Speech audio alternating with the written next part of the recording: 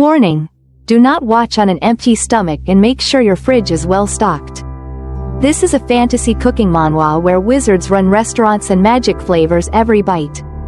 Expect enchanted recipes, mystical ingredients, and chefs who cast spells instead of salt. Let's stir up some sorcery in the kitchen. This is a somewhat familiar tale of time travel, where our young man was once a culinary student dreaming of becoming a renowned chef. But he got whisked away to another world. Welcome to the Empire of Luverne, the alternate realm where our protagonist wakes up after being truck-cooned to death. This world's got monsters, magic, and an empire at war with dragonkind, the legendary creatures across all realms. The ruins of war greet our guy, but it seems he's quick on the uptake. Human beings are adaptable creatures. Chin up, I should have died in that accident. But if I get to live again, this world might not be so bad. Our main character reassures himself with some positive thinking. But life isn't always a novel. Talk about bad luck. Our hero gets conscripted into military service as soon as he transmigrates. Ah well, this stint is only kinda short, not too long. Just 15 years? And during this time, under the name Ellison, our main man survives the war and becomes a legendary level 9 Archmage. A name that makes both the Empire and dragonkind bow their heads. Yes, our story isn't about this grand mage. It might sound strange, but not every tale needs to be about grand battles of magic or endless quests for power. This isn't the story of Ellison, the legendary Archmage who made the Empire of Luverne and the dragonkind alike kneel before him. It's not about earth-shattering spells or legends sung across generations. No, this is simply a story about a man, a kitchen, and the journey of creating meals. So, forget the image of a mighty Archmage standing atop the pinnacle of power. Instead, picture a man holding a razor-sharp knife, skillfully slicing meat and preparing ingredients with precision. Think of a restaurant owner, bustling to welcome diners from all walks of life. And all these roles, an archmage, a chef, a restaurant proprietor, are embodied in one single man. After all the trials and tribulations, Ellison finally fulfills his dream in this strange world. That is, opening a restaurant in Grake City. While Ellison is bawling his eyes out like a kid in front of his restaurant, a woman spots him. Thinking he's in trouble, she approaches and asks, "Are you okay?" Ellison, while wiping his tears, explained, "I'm fine. I'm just very happy because I finally managed to open my own restaurant." Seeing a young man who is the owner of such a large restaurant, and on top of a vast hill at that, the woman was a bit surprised. "Ah, you're the owner of this restaurant? Nice to meet you. My name is Rain." To avoid revealing his identity, Ellison introduced himself as Elle. The two quickly struck up a conversation and got to know each other. "I guess you haven't been here long. Have you? This is the first time I've seen you. Are you here alone?" Ellison smiled and replied, "Oh no, I'm here with a friend I fought with in the military. She sleeps a lot, so I don't think she'll be up until the afternoon." After chatting for a while, Rain eagerly asked, "Right. You said you're opening a restaurant, right? You'll need a place to get meat, won't you?" "Well, perfect timing. My husband owns a butcher shop. If you go left at the main village gate alleyway, you'll find Noel's butcher shop." Ellison nodded, feeling a stroke of luck. He'd just opened his restaurant and now needed supplies. Talk about timing. Though a bit ironic, he appreciated the help. He had to admit, everyone needs to find food suppliers before they can actually open a restaurant. Not after. The whole thing might not make perfect sense. But who was he to argue with fate? "Ah, really? Thank you. I'll go right away," he said, grateful for the direction. But just as he turned to leave, Rain became worried and hesitated. "Ah, just so you know, Noel's a bit hot-tempered. Sometimes I worry about him. If you think he's too gruff, just tell him I sent you." Despite this, Ellison wasn't too worried. She's kind-hearted. How bad can her husband be when he has such a wife? "I've met all sorts during my 15 years in service." That's what he thought. But upon seeing Noel's intimidating face, Ellison shrank back. "That thing. I'm the owner of the restaurant there. This is the meat shop. I'd like to buy some meat." Before he could finish speaking, Noel slammed the table and shouted, "I'm not selling." When Ellison asked why, Noel became even louder. "Are you deaf? I said I'm not selling meat to you.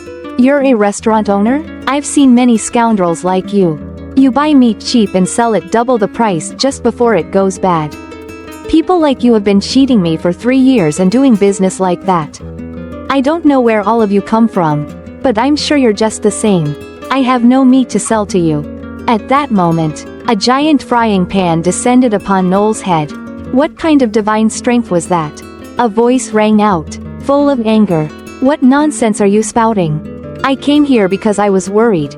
And just as I thought." Despite being extremely angry, Noel immediately became as docile as a puppy when he saw his wife. It's true what they say, outside he's a tiger, a wolf, but at home, he's just a little dog. After dealing with her husband, Rain turned to Ellison. "I'm sorry, Ellison. I apologize, Ellison." Once he gets upset, it takes him a long time to cool down.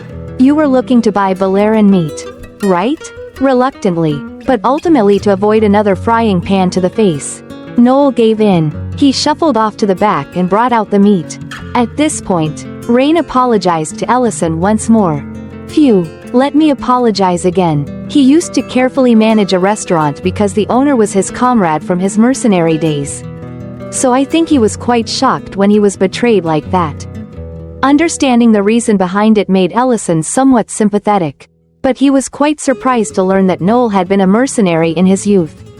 On this topic, Rain asked, "You don't look very old.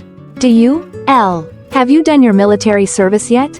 Thinking of the 15 beautiful years of youth lost, Ellison couldn't help but shed tears. "I've been burdened quite a few troubles." He choked up. "I've been through a lot of bad stuff over the past 15 years. Just as Ellison was about to open up about himself, Noel returned with a bag in hand. "Here's your meat," he said, still sounding gruff. "Why don't you show off your great skills?" Ellison checked the meat and was quite astonished.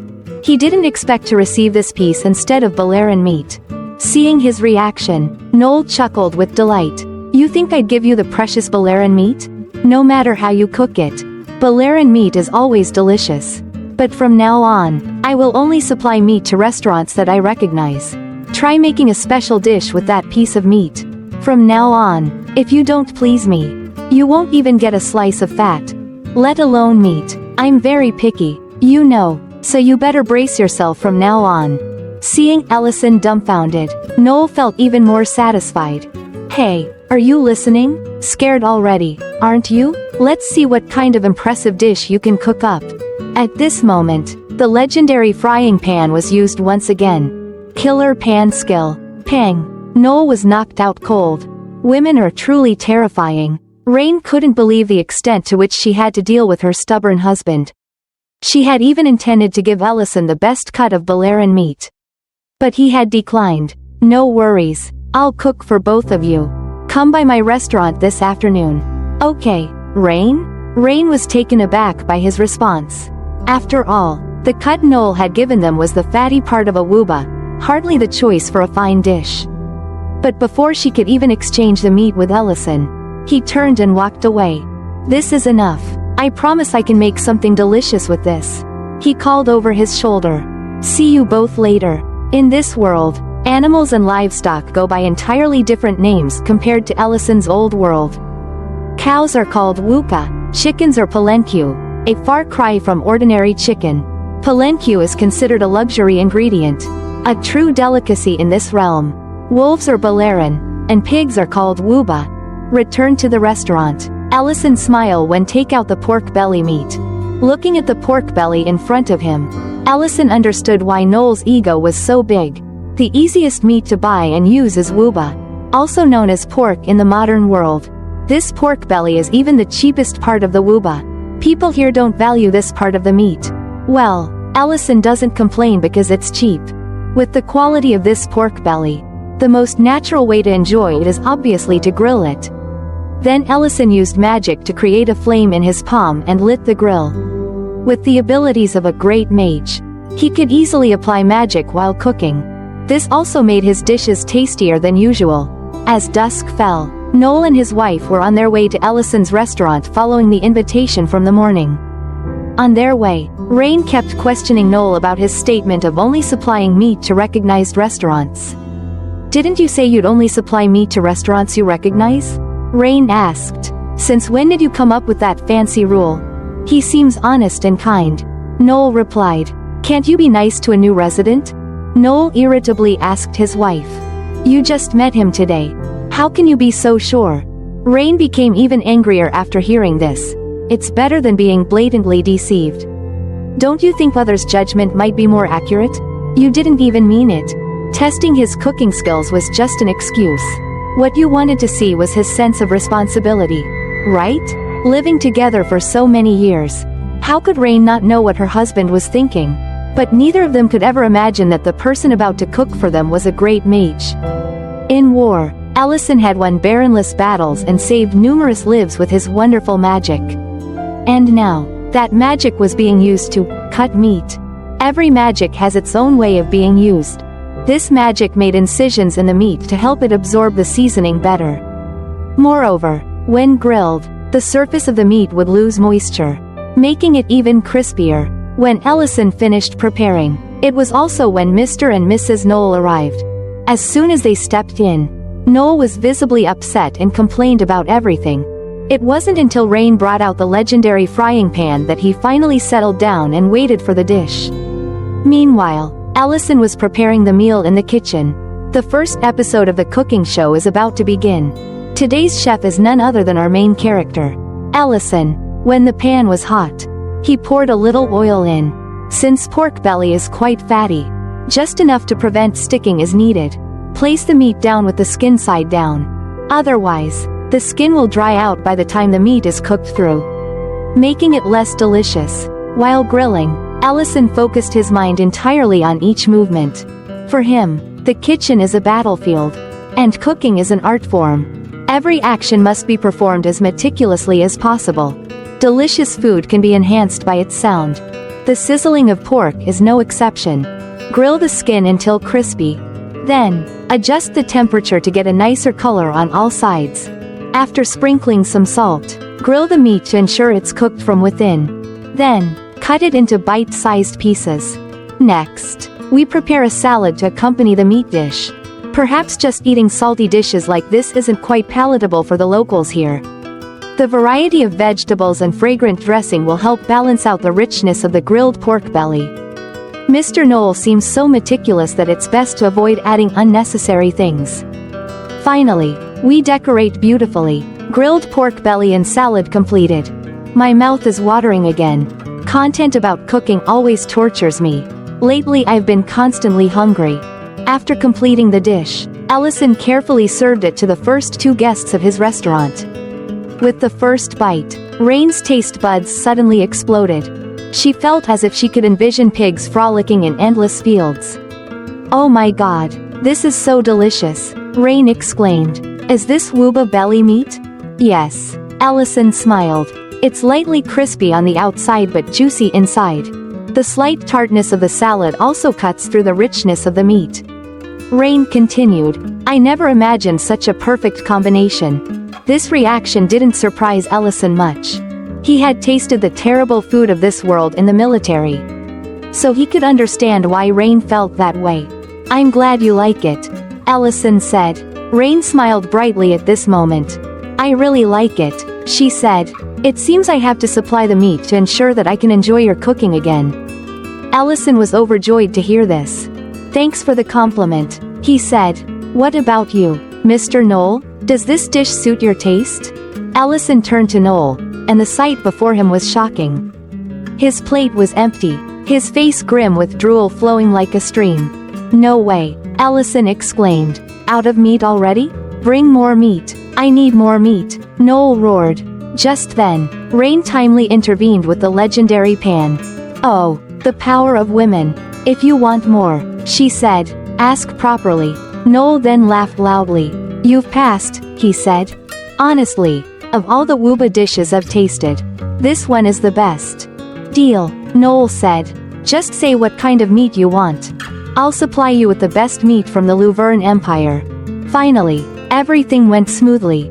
Ellison had found a good meat supplier like Noel, which was enough to consider the opening day a success. But just at that moment, someone woke up smelling food. Things are about to get interesting. Late afternoon in the suburbs of Grake. Ellison had easily adapted to his new life. Just a short time after opening, the number of guests was not crowded but stable enough. Everyone who tried Ellison's cooking came back many times afterward. After seeing off the last guests, Ellison prepared to start cleaning up the restaurant after a day's work. At that moment, he realized that he was running out of spices. Sauces and spices. Everyone should know how important these are in cooking.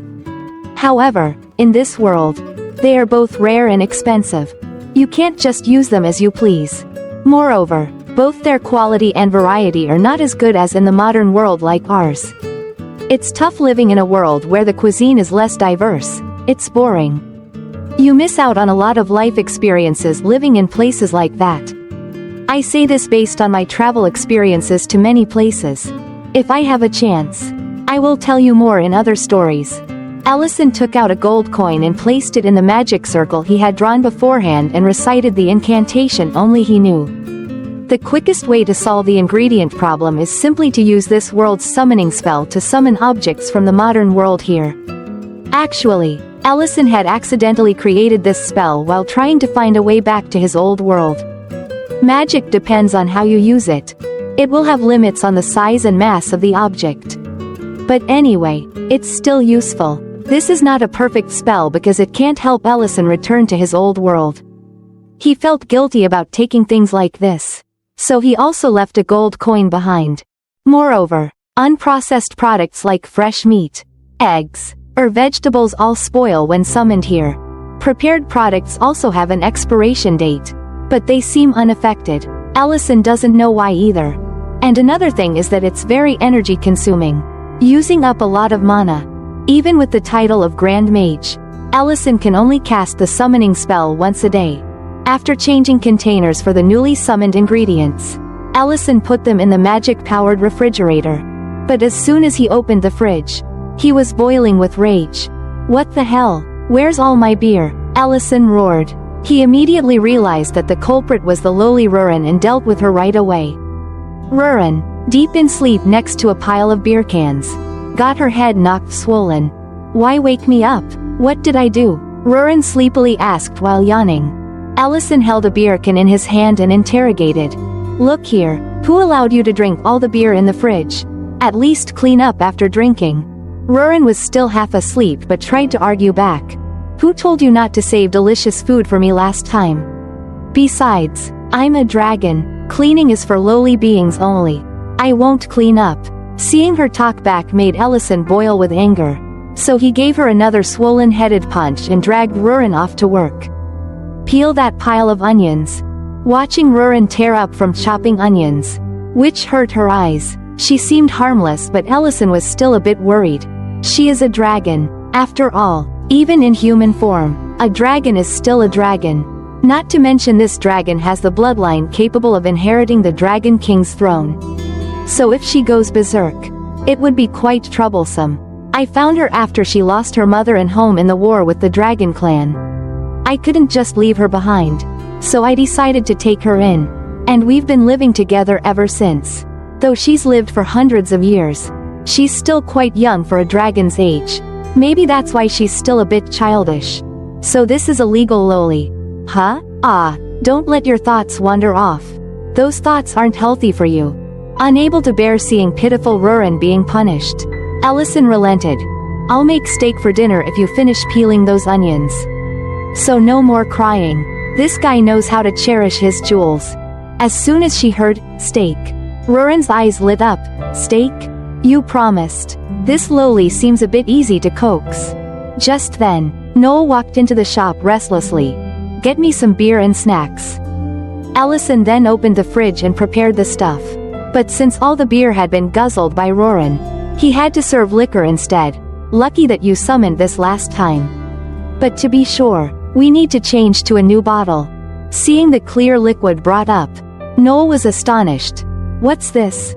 This isn't beer, is it water? Ellison poured the drink while explaining. Not at all. If you're curious, why not try some? It's soju, although it smells a bit odd. Noel trusted him enough to down a glass and pop some meat into his mouth. This is pretty good. It starts off a bit bitter, but the sweetness that follows blends perfectly with the meat. This snack is amazing with soju. It has an allure that's quite different from salad. Though I knew it beforehand. Your cooking skills are truly extraordinary. Can I have another bottle?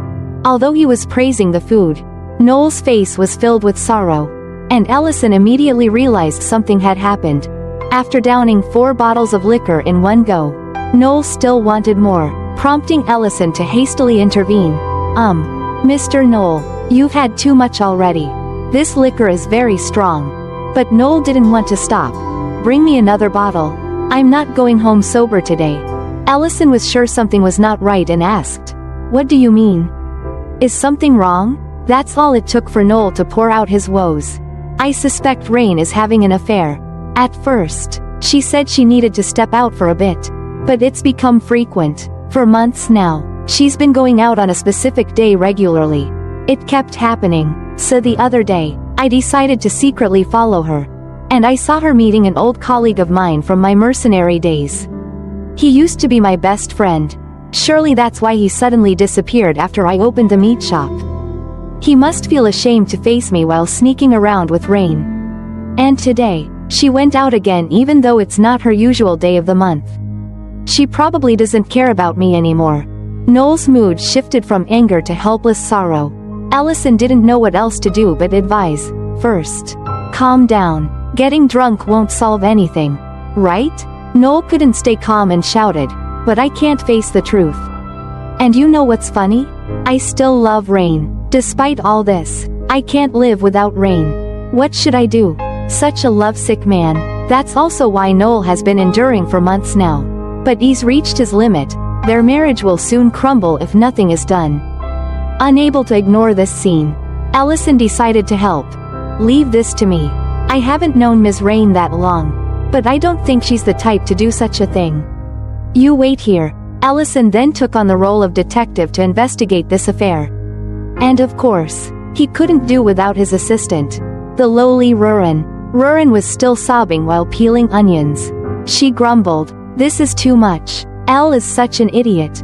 After getting dressed, Ellison called out to Rurin, "Stop peeling and come out. We have some things to do. Or you can just sit there peeling away." Of course, Rurin immediately chose to escape the tedious and tear-inducing task. No one in their right mind would sit peeling onions all day like that. So a human and a dragon set off to stake out the restaurant Noel had mentioned.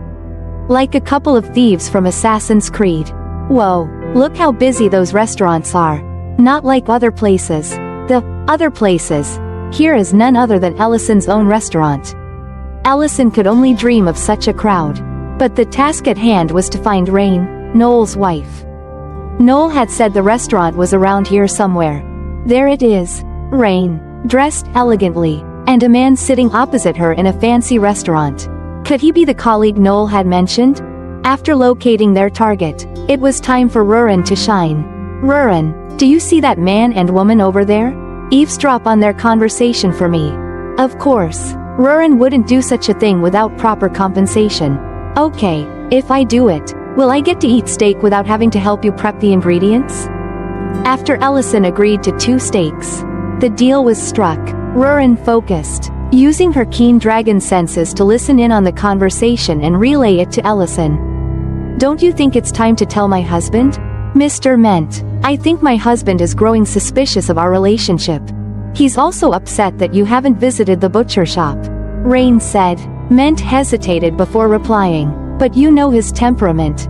If he knew I was helping him, he'd avoid me immediately." Hearing this, Ellison was somewhat surprised and sought confirmation. "Is that what the guy named Ment just said?" After confirming with Rurin, Ellison deduced that this didn't seem much like an affair. So he decided not to spy any longer and went down to talk directly with the two. Poor Rurin, once her usefulness was over, got sent straight home to guard the door. Quite bluntly too. Meanwhile, Rain continued her conversation. "I understand why you would think that way. But it's unfair for you to be misunderstood. You're only doing this for our marriage. Ellison popped up out of nowhere. Like a magician in a soap opera. Excuse me. May I join in? As you said, Mr. Knoll has completely misunderstood the two of you. Knoll, snoozing like a bear in winter at the restaurant table, got jolted awake by the grand entrance. The door swung open to reveal, drumroll please, Ment and his wife Rain. Knoll, it's been ages, Ment said. Knoll, shaking like a leaf in a typhoon, retorted, yeah, you two make quite the pair. Rain, in a rush like someone who forgot the stove on, clarified, you've got it twisted. It's not what it looks like. Knoll, fists ready like a boxer before the bell, roared, what's not what it looks like? Anybody else would have been fine. But why him? Ment? I trusted you, you backstabber. Unable to contain himself any longer, Knoll charged forward to punch Ment in the face. But a magical shield prevented things from going too far. Mr. Ment, please clear up this misunderstanding. Why would you let him punch you like that? The problem won't be solved that way. Mr. Knoll might calm down if you tell him that you were the one who lent him money to open his shop. Upon hearing Ellison's words, Knoll sobered up instantly. What did you say? Seeing Knoll calm down, Ellison moved towards the kitchen with a pile of ingredients, saying as he went, let's all sit down and talk first. I'm off to whip up some grub. Ellison had the perfect recipe for this soap opera scene. Mr. Knoll's been hitting the bottle all day, so let's go with a hot soup for the hangover cure. And since Ms. Rain brought me Balearan meat as usual, shabu shabu hot pot it is. Explanation. Shabu shabu is a Japanese nabemono hot pot dish featuring thinly sliced meat and vegetables boiled in broth and served with dipping sauces to taste. I'm not very fond of it because it feels a bit bland to me. I prefer Vietnamese hot pot for its variety of flavors and diverse tastes. And now, back to our regularly scheduled cooking extravaganza. Ellison grabbed his trusty deep pan and got down to business. I've got sauces galore and soy sauce for dunking the meat and got that broth going. He sifted through anchovies and tossed everything into the pot like a culinary wizard. The truth is that he is a magician. Voila! Shabu shabu hot pot is served. Meanwhile, outside, Knoll still couldn't believe what he had just heard and asked his wife again. Rain, what did you just say? Did Ment really lend us money to open our shop? Rain sighed deeply and explained, just like you said. When you were out of money after being scammed, Mr. Ment lent us almost all his savings to invest in our shop. Now that our shop's raking in the dough, I meet him monthly to pay off the debt. That's all, Rain explained. Knoll, sweating like he's in a sauna suit, stammered, but that money must have come from the Lord after they nabbed the scammer. Are you saying it was all a lie? Suddenly, everything Knoll knew turned faker than a $3 bill, leaving him struggling to swallow the truth. Ment chimed in, would you have taken the money if I told you the truth? I'm sorry for not popping champagne at your grand opening. I had no choice. Revealing the truth would have made me look like I conned you. I never knew you hit such a rough patch. Guess I did an oopsie. Ment continued. Knoll, dark as a thundercloud, grilled him, but weren't you planning to be a mercenary post-retirement? Why give me that money then? Just then, Ellison swooped in with the hot pot like a superhero interrupting a villain monologue. Sorry, can't overcook the veggies. Isn't it better to chat over food? And just like that, the tension popped like a soap bubble. As Ment eyed the thin slices of meat with curiosity, Ellison explained, this is Balearan meat from Mr. Knoll's butcher shop. I sliced it paper thin because it's a dish where you dip the meat into the hot pot and eat it right away. Please, everyone, have a taste. After trying a slice, Ment was over the moon about this novel dish. He then ladled out a bowl of soup for Knoll and started reminiscing. Remember the Battle of Perrin? That day, you took a sword for me. I remember it like it was yesterday. We ran out of food because the war dragged on longer than a movie marathon. And all we had left was bland broth. Then I caught a wild Balearan. Even though I passed out right next to you after catching just one.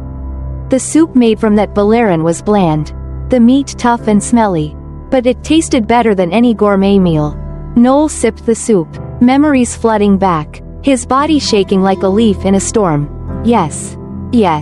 It was delicious. Ment scooped himself another bowl and added, "Earlier you asked why I helped you despite my retirement plans. Right? I didn't have any plans more important than helping you." Noel finally got it. Tears started streaming down the face of the gruff man. "I'm sorry. I'm really very sorry." Allison stood by, witnessing the old friends resolve their differences and felt happy for them. The friendship of warriors, those ready to sacrifice for their comrades. The sincere friendship of true men. But he had encountered a big problem named Rurin. A promise to a dragon is absolute. But you don't seem to take it seriously at all, Rurin said angrily. Allison quickly tried to appease. "It's not even evening yet. But let me make you a steak." But Rurin was still very angry. "It's already night. How dare you treat me this way when all I asked was for you to do your job as agreed?" Just then, Ment stepped in, so Allison could only gag Rurin and lift her into the air. "Does this Baron is abuse of a few hundred-year-old young dragon?" Ment, although confused by the scene before him, didn't dare ask much and went straight to the point. "I came here because I want to ask you something. Recently, the mercenary troop has been entrusted with escorting a very important person. And we want to organize a party to celebrate. That's why, if it's okay with you, I'd like a dinner at your restaurant before we depart. Is that possible?" This was indeed a great business opportunity, and Allison would certainly not refuse. The next day, Allison went to Noel's meat shop to buy palanque meat, also known as chicken meat. But there was none. If Noel could sell that meat, he'd be rich, Allison thought. "So you don't have it then? You promised you'd sell me any meat I wanted." Where did Noel's confidence go? Noel was annoyed but couldn't do anything about it. "Guy, palanque meat is different? So hard to catch them." "Right. I heard they've been appearing in Limona Forest recently. And that's why Allison went to Limona Forest. But things were not as easy as imagined. Palanque is a monster that looks like a chicken. However, in this world, their behavior is completely different. They change their habitat periodically, so it's very hard to find them. And they are extremely agile, which makes catching them even harder. That's why palanque meat is a very precious ingredient with high demand." After an exhausting chase, the palanque even stopped to taunt Allison, which made him boil with anger. "Should I just set this forest on fire?" Now he regretted adding this item to the menu for the mercenary troop. After struggling for a while and getting nowhere, Allison had to surrender and ask for Rurin's help. "After this, you'll have to do quite a bit of dishwashing," Rurin said, then released the powerful aura of the dragon race, which made the palanque too scared to move. With just one black dragon roar, the premium chicken meat was in hand. How does it feel? Quite terrifying, right? If you hadn't eaten the heart of the Dragon King, you would surely end up like that palanque. Because he had eaten the heart of the Dragon King, Allison was able to resist Rurin's attacks and keep her from running around causing chaos. That's true, but you forgot one thing. Elle had already slain the Dragon King before eating its heart. So even without eating the dragon's heart, he would still have enough power to handle all those dragons. Back in Limona Forest, after roaming around and hunting 15 more palanques, a man and a dragon returned to cook. After an incredibly hard day's work, Rurin returned to the restaurant and rewarded herself with a cold beer. But actually, she just wandered around and glared at the monsters without doing much. Drinking beer after finishing work is the best. Meanwhile, Allison was diligently preparing food for this afternoon's guests. This dish is perfect with beer. As dusk fell, Mr. Ment's guests arrived at the restaurant and prepared to dine.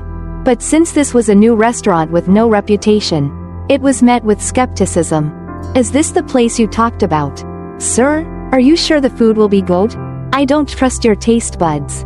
Ment. Only Miltine, Ment's junior mercenary, always believed unconditionally. People often joked that she would praise anything as delicious even if Ment fed her grass. At that moment, Allison appeared and began serving dishes. Ment took this opportunity to introduce Miltine to Allison. "This guy is my cherished juniors." Miltine was extremely excited. "I've heard so much about you. You don't know how much your senior has praised this restaurant. I'm very eager." Allison, despite being praised to the skies, remained calm. "Well then, I hope today's meal will meet your expectations. The food is ready." Seeing the pile of crispy fried chicken legs and wings before them made all the diners' mouths drop open in amazement. Ellison explained when he saw their reaction. "You know about palanque, right? This is crispy fried palanque." Upon hearing this name, Miltine excitedly stood up and shouted, "Palanque, that's a legendary monster that even professional hunters can't catch." This reaction surprised Ellison a bit. "It's not that legendary. Please eat before it gets cold." For Ellison, this was just a slightly hard to find cooking ingredient. While everyone was whispering and gossiping about it, Elle thought to himself, "Can't believe that a chicken is a legendary monster that even hunters fear." Right, when you have a winged serpent as big as a mountain always by your side. These chickens are nothing, you can catch them whenever you want. The diners who just took their first bite couldn't contain their emotions. "This is really delicious," Ment exclaimed. Unlike his usual self, Miltine, not one for words, grabbed a pile of food and stuffed it all into his mouth, leaving her speechless. Just fried chicken had everyone this excited already. It truly deserved its legendary ingredient status. Due to the crowd, Ellison had to go into the kitchen to seek help from Rurin. "We can't keep up like this, there are too many customers." "Can you help serve?" he asked. "But how can a noble black dragon serve tables? Are you seriously asking a dragon to serve humans?" Rurin retorted. "I am Rurin, who has captured legendary creatures that even professional hunters couldn't," she boasted. Left with no choice, Ellison resorted to emotional blackmail. "Well, if you don't want to, that's fine, but do you remember? We talked about opening a restaurant after the war ended. That we would overcome everything together. Dragons' hearts are fickle indeed. I was so happy thinking about it. I can make you go back on your own." Though hundreds of years old, Rurin was still just a child compared to her dragonkin and was easily swayed by these words. "I get it, I've changed my mind. Serving could be a new experience for dragons. I need to bring out the beer, right?" she conceded. And so, Ellison's plan was a resounding success. With the help of the lowly waitress, everything finally settled down smoothly. As a reward for her hard work, Ellison saved some chicken and beer for Rurin. After her strenuous efforts, Rurin enjoyed the pile of chicken on the table heartily. Noticing something amiss around him, Ellison asked, "By the way, I didn't ask you to clean up. What's going on? Have you finally grown up?" Rurin leaned her head on Ellison's shoulder and replied, "Because this is our restaurant. Our very own." Seizing the moment, Ellison wanted to talk about waiving the bet about washing dishes from a month ago. But life isn't like a novel. The fate of the world's strongest level 9 Archmage washing dishes for a month was unavoidable. At that moment, an ominous figure loomed outside the restaurant. Rurin, feeling the menacing aura, instantly scurried behind Ellison for cover. What could instill such dread in a dragon? Ellison was still piecing things together when the restaurant door ominously swung open. Such a bother. Human cities are always such ghastly places to drop by. A voice grumbled with disdain, yet Ellison showed no sign of surprise. "It's been quite some time, hasn't it, Elder Black Dragon Metadana?" Metadana's irritation with Ellison was palpable. "My esteemed title is not for mere humans to use so casually." Ellison rose to confront Metadana, poised for battle at any moment. "What business do you have here?" Metadana advanced slowly. "Isn't it a tad inconvenient to house a dragon in such a puny place?" Rurin barely dared to peek out and whispered. "No, it's not." She was evidently petrified of this so-called Elder Black Dragon. Ellison, usually so genial, now seemed transformed into someone else entirely, ready to engage in combat with anyone, with an icy demeanor. He inquired, "Have you come for Rurin?" "As far as I'm concerned, no one can challenge my guardianship over Rurin. You were condemned to flames last time. Remember?" Mentioning this seemed to unleash a dangerous edge in Metadana. "Your tongue is as sharp as ever, isn't it?" "Indeed, I'm here for Rurin." Rurin, though frightened, summoned her bravery to protest. "I will stay with Ellison." "Why this sudden change? You abandoned me anyway." Metadana's tone dropped to a murmur. "Child, who said I abandoned you? I merely arrived, belatedly, even though your mother committed a grave error against our clan." Ellison interjected firmly. "Let's not dwell on that now. What's important is the promise between us. I'm well aware of how sacred promises are to dragons. Medidana's lips curled into a cunning smile. Correct. I've come to talk about that very promise. Indeed, we agreed to entrust Rurin to you. But there was an accompanying condition to that promise. Shouldn't promises made earlier be honored first? When Ellison inquired about the condition, Medidana replied without hesitation. The age at which a black dragon is deemed mature in our clan is 800 years old. Until then, any dragon without its own lair is under protection and sent to the clan's holy sanctuary. Rurin had been using her mother's lair, but it was destroyed in the recent skirmish. Therefore, Rurin, who will turn 800 next year, must depart and seek her own sacred ground. This is our clan's decree. No one may contravene it. To do so would be seen as an act of war. Ellison sighed after hearing this. As you say. Let's proceed with that. Ellison responded. Medidana, upon hearing this, was infuriated and emitted a terrifying killing intent, but Ellison, far from intimidated, continued, I was just fretting over nothing. Why not? Can't we just do it? Thinking this was a declaration of war. Medidana nearly transformed into his true dragon form. You impudent child. You may have eaten our king's heart, but you underestimate us too much. True to his title as an elder black dragon, his emanating power was indeed fearsome if he unleashed his full strength. This place would be flattened in an instant. Rurin, sensing the danger, kept urging, Ellison, I'm fine. You can't declare war. Ellison looked bewildered and said, Declare war? I was just talking about making a dragon's lair. Medidana and Rurin were both stunned. This foolish youth almost reignited a war between dragons and humans. Speak clearly, for goodness sake. Why leave things hanging and complicate matters? But wait. Hold on for a second. That lowly dragon is 799 years old already? No way. Could there be a mistake? Ellison then continued. What I mean is we have a whole year. Right? We just need to perfect it. In this time we surely have enough treasures for it. So we can start now. We can do this. Right? Medidana didn't know what to do and decided to bail. Well then. That's feasible. I shall return after a year. And that was the beginning of Ellison's dragon lair creation adventure. A dragon lair, simply put, is a cave for dragons to live in. Grandeur and treasure are symbols of a dragon's lair. Creating one costs a fortune and takes time. That's why Ellison won't have any free time, even if he starts now. But alas, the restaurant suddenly became unusually busy. The influx of customers was due to rumors of palanque meat being sold at the restaurant, even though Ellison had said that he no longer sold that meat as it was a special menu item. The number of customers did not decrease even with Rurin's help. The workload was still overwhelming for just 2 people. Can't keep it up like this. Ellison had to find a way to reduce the number of customers. I'm stumped. People usually look for ways to increase staff when they have many customers. But this guy is doing the opposite. Reducing the number of customers. Truly, an extraordinary person always has their own path. The next day, Ellison took Noel into the forest to where the palanque where Noel was still clueless about what was going on. What's this? What in the world is this? Ellison explained promptly.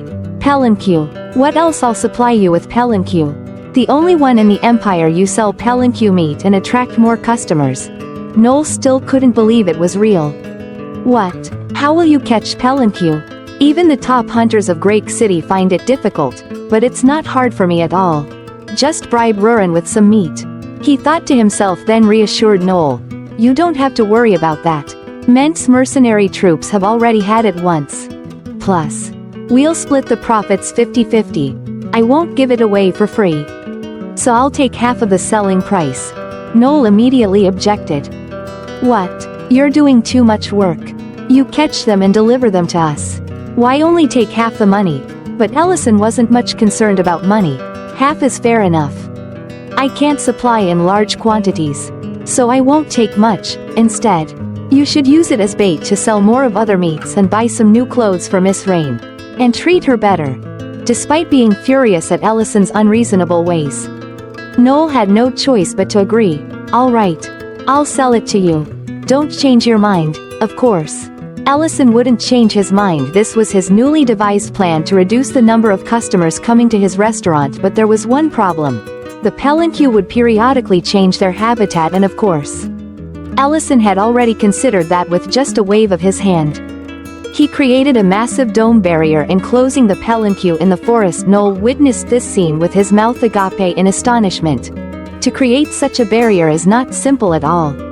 This isn't something you can do after just a few years of learning magic. Allison, who are you really? Allison just gestured for secrecy. Just a retired restaurant owner after the war. Like you, Mr. Noel, so please keep my use of magic a secret. That's how Allison's plan went off without a hitch. The next day, as planned, his restaurant was deserted with not a single customer in sight. This made Rurin wonder if this was indeed a sound business strategy and something to happy about. Allison's tears flowed like two streams, thinking that there would still be a few customers left. But it's okay. At least now they had time to build the dragon's lair. Hearing this, Rurin was very happy. Oh right, the lair, hee. Will you live with me when we finish building the lair? Allison immediately refused. Of course, he would live here, he had worked hard to build up his restaurant. Rurin struggled after hearing this. What? Then I don't need it. Let's declare war on the Black Dragon clan right away. It seems that humanity's fate would not be good with the temperament of this lowly dragon. If it grows up a bit more, there might really be a war. So let's rely on our main character Allison. Allison then had to say that the dragon lair to be built would be nearby for Rurin to finally calm down and listen. And the location of the dragon lair was none other than the hill right below the restaurant. Since the restaurant was located on the outskirts of town, all the surrounding land belonged to Allison. Therefore, they could do whatever they wanted. However, they needed to reinforce the inside of the lair with magic, otherwise, the whole hill would collapse. Rurin was brimming with enthusiasm, ready to start digging the tunnel right away. But at that very moment, Allison decided to slip away. I've got to head back to the restaurant. Keep it up, okay? I mean, I can't leave the place for too long. Right? Allison said, his voice dripping with excuses.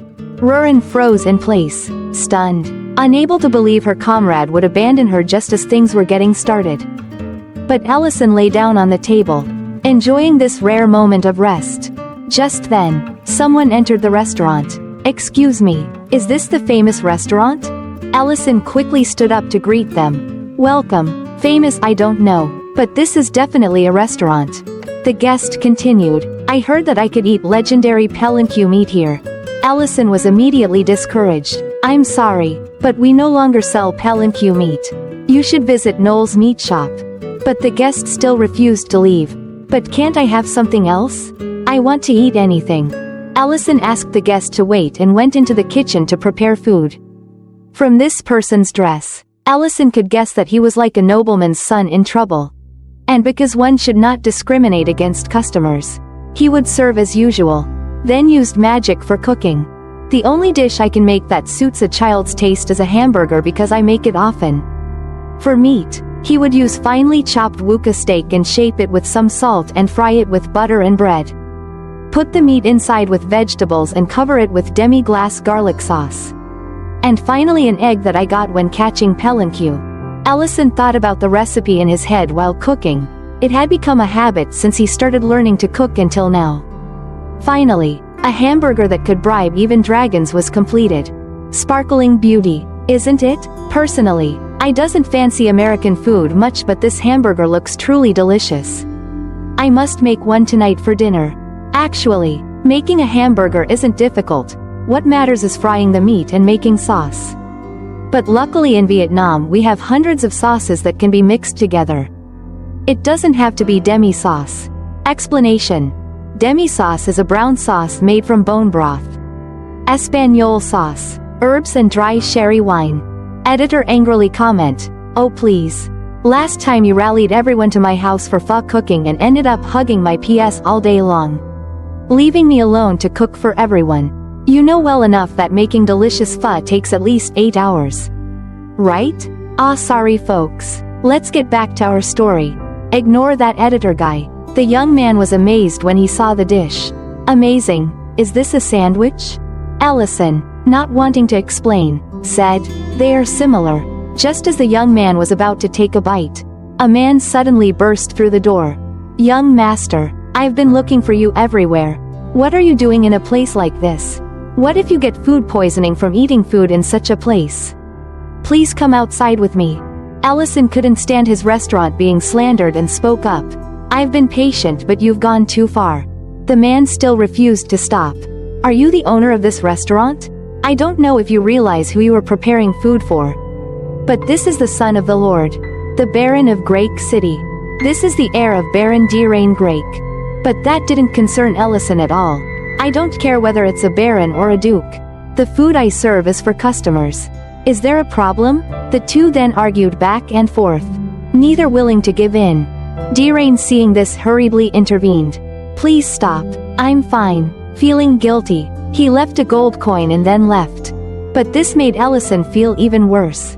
It seems our Ellison is starting to feel something isn't right with this little lord. Could the compassion of the great mage, the strongest person in the world, be awakening? Perhaps we'll have to keep watching to find out. After a while, Rurin came back covered in mud and crying. It's Ellison's turn now. I say it's Ellison's turn. I had to do all the work. I can't do it anymore. My hand hurts so much. But Ellison had changed clothes and was ready to go out. Don't be like that. I'll dig tomorrow. More importantly, I need to go somewhere. Rurin was curious upon hearing this. Where are you going all of a sudden? I'm hungry. Ellison focused on the gold coin in his hand and said, I'll cook something for you when we return. I've taken the money, so I must do it. We have to go to the Lord's castle. At the Lord's castle, Derain was moping alone in his room when suddenly, a teleportation portal appeared, stepping out were Ellison and Rurin. Greetings, young Baron Derain. Derain was so shocked he couldn't speak.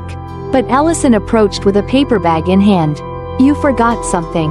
Haven't tried it yet, have you? I've reheated it, so take a bite. Is this an interworld delivery service? Wish I had that skill every time I needed to travel. Holding the hamburger made Derain drool. Despite his many questions, he decided to take a bite first and worry later. Is this guy really going to eat food from a suspicious teleporting stranger in his room? His brain must be on vacation. Just then, there was a knock on the door. Young master, I heard noise from your room. Is everything all right? Ellison's face was the epitome of boredom. He thinks, are you kidding? Let the kid eat his burger. You nuisance. Derain trembled and looked at Ellison for help. What now? Ellison reminded him. What do you mean, what now? Just tell him everything's fine. You're the heir to the lordship and a baron. They can't disobey you, so chin up. Derain looked down gloomily. But they've never listened to me before. They always ignore me. With no response, the knocking grew more insistent. Young master, I'm coming in if you don't answer. Unable to take it anymore, Rurin used magic to change her voice and shouted. Nothing's wrong. Go away. I didn't order you to come in. Derain was amazed at the voice that sounded just like his own, but still worriedly looked at the door since no one ever listened to him. The knocking stopped. A few seconds later came the reply. Understood. Sir, please call if you need anything. As Derain stood there with his mouth agape in astonishment, Ellison said, See? Told you so. You've got to assert yourself. Derain immediately knelt on the ground. Master, please become my mentor. Ellison was clueless about what was happening and looked completely stunned. This kid is surprisingly smart. He immediately recognized the quality of this person and knelt down to ask to be his disciple. This kid definitely has a bright future. He's not afraid of embarrassment or his noble status to kneel before someone else. This is going to cause trouble for our main character. Then Derain shared his past. My mother died after giving birth to me. My father remarried soon after. So I spent most of my time with my stepmother. My stepmother was quite strict. She told me to be careful with my actions because I am the son of the Lord. Despite that, I still loved her because it was also the happiest time for me. However, everything changed since my father became seriously ill and bedridden. She no longer looked at me or spoke directly to me during meals or parties. I want to become a good lord like my father. But the servants tried to control and restrict my activities on the orders of my stepmother. I had no one to talk to. Everyone ignored me since then. I feel that I will not be treated any better even after I inherit the lordship. But my thoughts changed after today's incident. Master, please teach me how to become a good lord. Diren's eyes sparkled with fierce hope. But Ellison bluntly replied, that conclusion is a bit odd. Isn't it? How did things turn out this way? I'm just a restaurant owner. Diren explained his reason, but this has never happened before. He would still come in even if I told him to leave. Ellison realized the problem. He lacked confidence. It seems he deliberately threw away his dynamism and became more introverted. Ellison sighed and said, look into people's eyes when you talk to them. You said you want to be a good lord, right? The position of a lord also comes with responsibility. So, you must take responsibility for every word you utter. I'm not telling you to ignore others' words. Make sure you have listened and thought carefully before making a decision that you fully trust in. If it's beneficial, then all will be well. If not, accept it and take responsibility. In my opinion, that's what makes a good lord. These words seemed to awaken something inside Diren, but before he could fully understand, Ellison was ready to leave. Anyway, eat this burger before it gets cold, and drop by the restaurant sometime. Afterward, Diren kept thinking about what was said earlier. Just as he took a bite of the hamburger, he suddenly realized, could it be? I get it. A good lord must be someone who ensures that all people can enjoy delicious food like this. It seems this young man misunderstood the earlier issue into something quite off. On the other side of town, Ellison and Rurin had teleported outside the city walls. To prevent Rurin from getting any wild ideas, Ellison carefully advised, I hope you won't take what he said too seriously. Rurin then asked, you mean that kid? But why do you bother so much and talk like that? You seem really concerned. Ellison then pulled out the gold coin he was paid earlier. I'm just doing the job I was paid for. Holding the gold coin in her hand, Rurin couldn't help but be surprised. This is 100,000 runs. A regular hamburger is sold for 200 runs. Did he really pay you this much just for a hamburger? Ellison replied, exactly. That's why we need to provide him with proper service for that price. This isn't a discount diner. You know, he's as rich as a dragon. I hope from now on, he'll become a regular at our restaurant. But Rurin wasn't happy about that at all. I'm not thrilled because it means fewer hamburgers for me to eat. Typical of a gluttonous dragon. Putting the restaurant aside, let's visit the locals and scenery where Elle lives. In a forest on the outskirts of Grake City, there's a peculiar clinic that's quite famous around here. The doctor there must be skilled and has even learned healing magic. But that's not what makes it famous. The biggest reason patients trek to this remote place far from town is because the clinic owner is an elf, not human.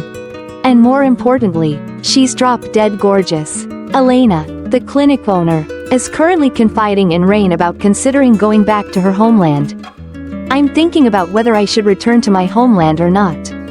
I love helping and healing people so much that I left my village despite everyone's objections.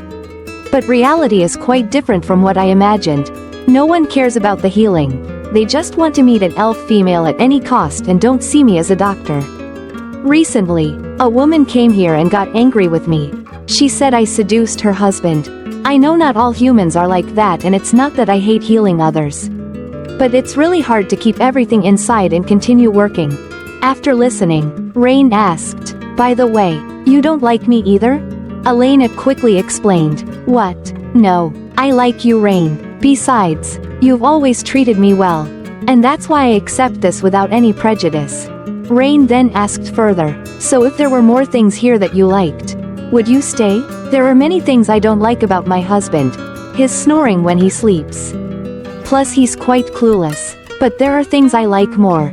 I like his reliability, how he only has eyes for me, and always does his best in everything he does. You said you still love healing people, right? Then try having dinner at the restaurant next to the hillside tonight. The reasons for you to love this place might just increase bit by bit. And Ellison's restaurant could be one such place. On the flip side, Ellison was caught red-handed by Noel while digging a hole with a pickaxe. Hey, Ellison, what are you up to here? I was just about to head to the restaurant. Ellison greeted him back with a smile. I'm on my way there too. Just got caught up in some construction work. And who might this be? As introduced by Noel, this was Nellin, his grandson. They had matters to discuss. so they decided to talk over a meal at the restaurant. At that moment, Noel mentioned that his wife and an elf would be visiting the restaurant. Hearing this, Ellison immediately shouldered his pickaxe and headed back to the restaurant. On the way, he asked Noel, "Usually, elves don't leave their home forests. That person must be quite famous, right?" This topic seemed to irk Noel. "You don't need to ask me, apparently. All the boys in town have been flocking there even if it's just for a splinter in their finger. It's despicable really. Hearing such things makes me understand why elves despise humans so much." Ellison responded, "Not all elves are like that. You shouldn't stereotype them. I do acknowledge that elves are a very proud race." But before Ellison could retract his statement, he witnessed an astonishing scene. Elena, a noble elf, was kneeling down trembling in fear before Rurin. You are a great being. Please forgive my rudeness." Rurin radiated a menacing aura. "So you realize your rudeness? I'll overlook it if you spend the rest of your life as my servant." Ellison was agape with shock at this scene. Rurin boasted upon seeing Ellison return. "Oh, you're back? I've just acquired a useful elf servant for myself." At this moment, Ellison's hands clenched tightly, engulfed by flames of anger. "What are you doing with our customer? Huh?" Rewinding a few minutes earlier, when Rurin was lounging on the table and Elena pushed the door open. "Is anyone here? Is this Ellison's restaurant?" Rurin stood up to greet her. "Yes, it is, but he's not here right now. More importantly, you're an elf?" Once again being noticed for her race. Elena bowed her head to the ground. "Yes, that's right." Rurin then approached. "The elf race is very beautiful. Indeed, it's no exaggeration." Elena awkwardly replied, "Oh, you are beautiful too, and you look much younger than me." Rurin gave a dangerous smile. "Younger? Are you saying I look young? I may be young compared to my race, but I'm still much older than you. Who allowed you to speak so casually to me?" A terrifying aura was immediately released, causing Elena to kneel trembling on the ground. And this was the scene that Ellison witnessed just now. And of course, our main character immediately took action. After handling the situation, Ellison cheerfully opened the door for customers. "Sorry for the noise. Please come in." After getting a bump on her head, Rurin cried tragically. Elena, witnessing this scene, was wide-eyed in astonishment. "Am I dreaming? Is she really a dragon?" One thing that everyone from children to the elderly knows is never to anger a dragon. Dragons are walking natural disasters that can whimsically burn down entire villages. They are the strongest race, the pinnacle of all species. I've heard legends about dragons since I was a child, so much so that I'm sick of them. However, he is treating that dragon like a child. Who really is he? While Elena was still bewildered, Ellison approached. "I apologize on her behalf for what happened earlier. I really didn't expect such a thing to happen while I was away." Elena, still frightened, asked again, "Are you really human?" Ellison was a bit surprised by the question but then realized that Rurin had revealed her dragon identity. With no other choice, Ellison whispered to Elena, "Yes, I am human, and that girl is a dragon. As you already know, living with a dragon is quite strange. But it's hard to explain. Can you keep a secret?" Elena trembled with fear. "Of course, I have no intention of disturbing a dragon. I don't want to die yet." Ellison didn't know what else to say other than reassuring her that she wouldn't be killed here. It seems like Rurin has left an extremely bad first impression. At this point, Ellison asked, "Speaking of which, are you Dr. Elena that Noel referred here?" Elena with a haggard face replied, "Ah yes, it's me. I am Elena." Ellison grimaced upon hearing that. You can imagine a half-star review about the restaurant like in the modern world. "I came here on a friend's recommendation, but ended up being captured as a subordinate. Oppressed unbelievably. Such a terrible first impression indeed. If this were Earth, this place would have been shut down by the online community already." Elena continued, "I've heard that you can eat very delicious dishes here even if they are only made from vegetables. When it comes to food, Ellison is extremely professional." "Yes, that's possible. Do you have any allergies?" Elena explained, "Not for humanitarian reasons, but my body can't digest meat. So as long as I don't eat meat, I'm fine. Allison thought for a moment and then started preparing food in the kitchen. The cooking show begins. Today's topic will be nutritious vegetarian dishes. There are many delicious dishes that don't need meat, but I think pasta is one of the best. Add thinly sliced onions, garlic, and mushrooms to a pan with hot olive oil and sauté. This way, different flavors will combine to create a harmonious taste. Next, strain crushed tomatoes through a sieve and add to the pan. Season with salt, sugar, and other spices. Then reduce the heat and watch so the sauce doesn't burn. While waiting for the sauce to thicken, boil pasta for 8 minutes. Additional explanation. Pasta comes in many numbers. Each number will have different boiling times. Please pay attention to the packaging. Remember to save some pasta water. Finally, mix the pasta with the sauce and add some pasta water to help thin the sauce. And the pasta dish is complete. Afterward, Allison served the dish to Elena. Please eat this with a fork. I didn't add any meat so you don't have to worry. Just seeing the dish made Elena want to eat it immediately. She picked up a fork and carefully enjoyed this delicious pasta dish. Meanwhile, Allison continued serving wuba meat to his nephew Noel but noticed that Nellen seemed unhappy. Could it be that he doesn't like this dish? When he turned to look at Elena, Allison almost couldn't believe his eyes. The noble elf image had completely disappeared, replaced by a gluttonous girl enjoying her meal. Elena happily thought to herself, delicious. Until now I've only been eating raw vegetables. I never knew there could be such delicious food. Elena needed only a few bites to quickly finish off the plate of pasta. At that moment, Allison approached her side, startling her. It seems that you really enjoy pasta? Elena hastily covered her face in embarrassment. I'm sorry, it was so delicious that I couldn't help myself. Allison gave a friendly smile and handed her a handkerchief. Don't worry about it, I'm glad you like it. Elena blushed and replied, yes, I attract quite the stares in town. So I usually just munch on veggies I snag from the market. It's not like I haven't thought about chowing down at a restaurant. But they don't have much of a menu for us herbivores. And even if they did, the food is pretty much like eating raw veggies. So I wondered if cooking was really necessary. Allison totally got Elena's vibe. Everyone here doesn't spice things up much.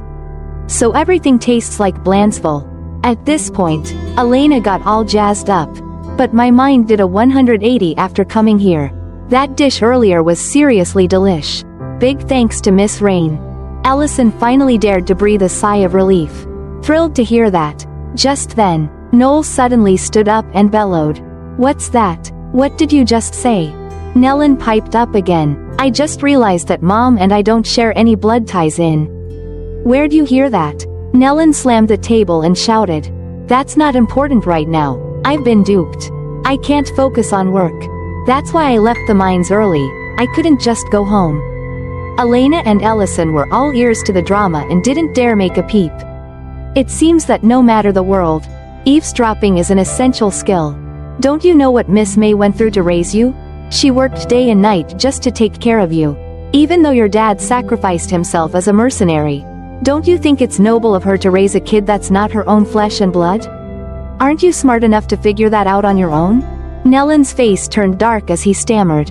I know that. I know I'm at fault. But this morning I was too hot-headed and angry. So I refused the lunch Mom prepared and called her an old hag. At this point, Noel grabbed Nellen by the collar in rage. What? There are things you can say. And things you absolutely cannot. You blockhead. Things were spiraling out of control and Ellison had to step in. 1 hour before Noel and Nellen arrived at the restaurant. Nellen's mom was so worried she brought food deep into the mines for her son. But she had no clue Nellen wasn't even there. And right then, Rain burst through the door in a panic and screamed, Nellen. It's a disaster. Hurry up and follow me to the mines. The mine collapsed where your mom is right now. She's trapped inside. Noel was so agitated that he shouted, What do you mean the mine collapsed? And what happened to Miss May? After the recount, I'm not sure anymore, but it seems she went inside to look for Nellen, and then... Nellen couldn't keep his cool and dashed towards the mine alone. Allison and Elena also wanted to join, hoping to be of some help. At the mine, Everyone was trying to calm down an agitated Nellen, who now just wanted to dive into the rubble to save his mother. Calm down, Nellen, it's dangerous. It could collapse again, they pleaded. Allison and Elena arrived shortly after. Please stay calm, we will go inside and save Nellen's mother. Allison explained. This girl is a healer with healing magic. There are many injured people inside the mine. You guys are wasting time saving people. Finally, after some explaining, they were allowed to proceed inside. On their way, Elena spoke up to Allison. I appreciate your help, but you didn't have to follow me in here, it's dangerous. Just then, the mine shook and countless rocks fell. But luckily they were all blocked by Allison's magic shield. You see, I'm quite adept at magic, I'll block any rocks that dare attack you. Allison said. Elena was amazed. So you're a wizard? Allison continued as they moved deeper into the mine. I was quite successful in my youth. But now I've hung up my sword. But I'm curious why you decided to come here. Elle continued. I heard you own a clinic in the city. Because one of my friends is also an elf. I don't think you own that clinic just because you're an elf. And surely humans haven't always treated you well. Yet you decided to go into a collapsed mine to save people. Is there a special reason why you did that? Right at that moment, as Elena was about to respond, they reached a fork in the road.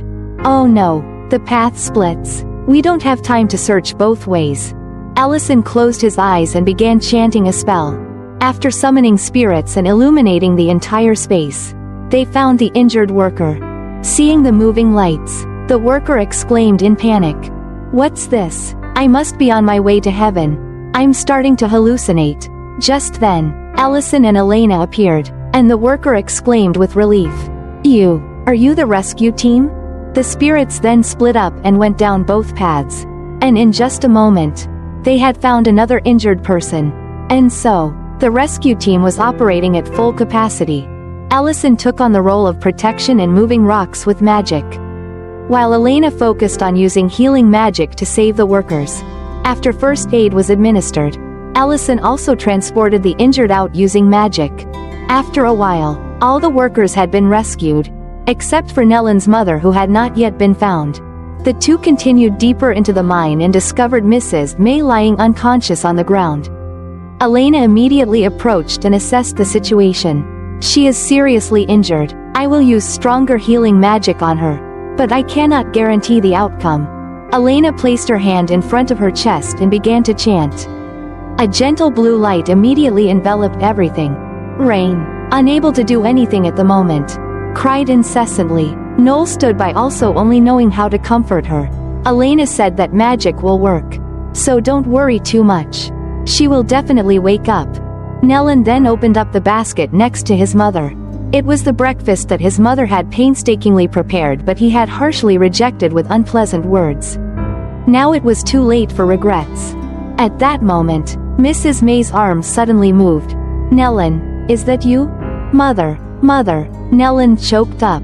I'm so scared. What if the words I said to you this morning end up being my last words to you? Mrs. May heard this and shed tears. You called me mother again.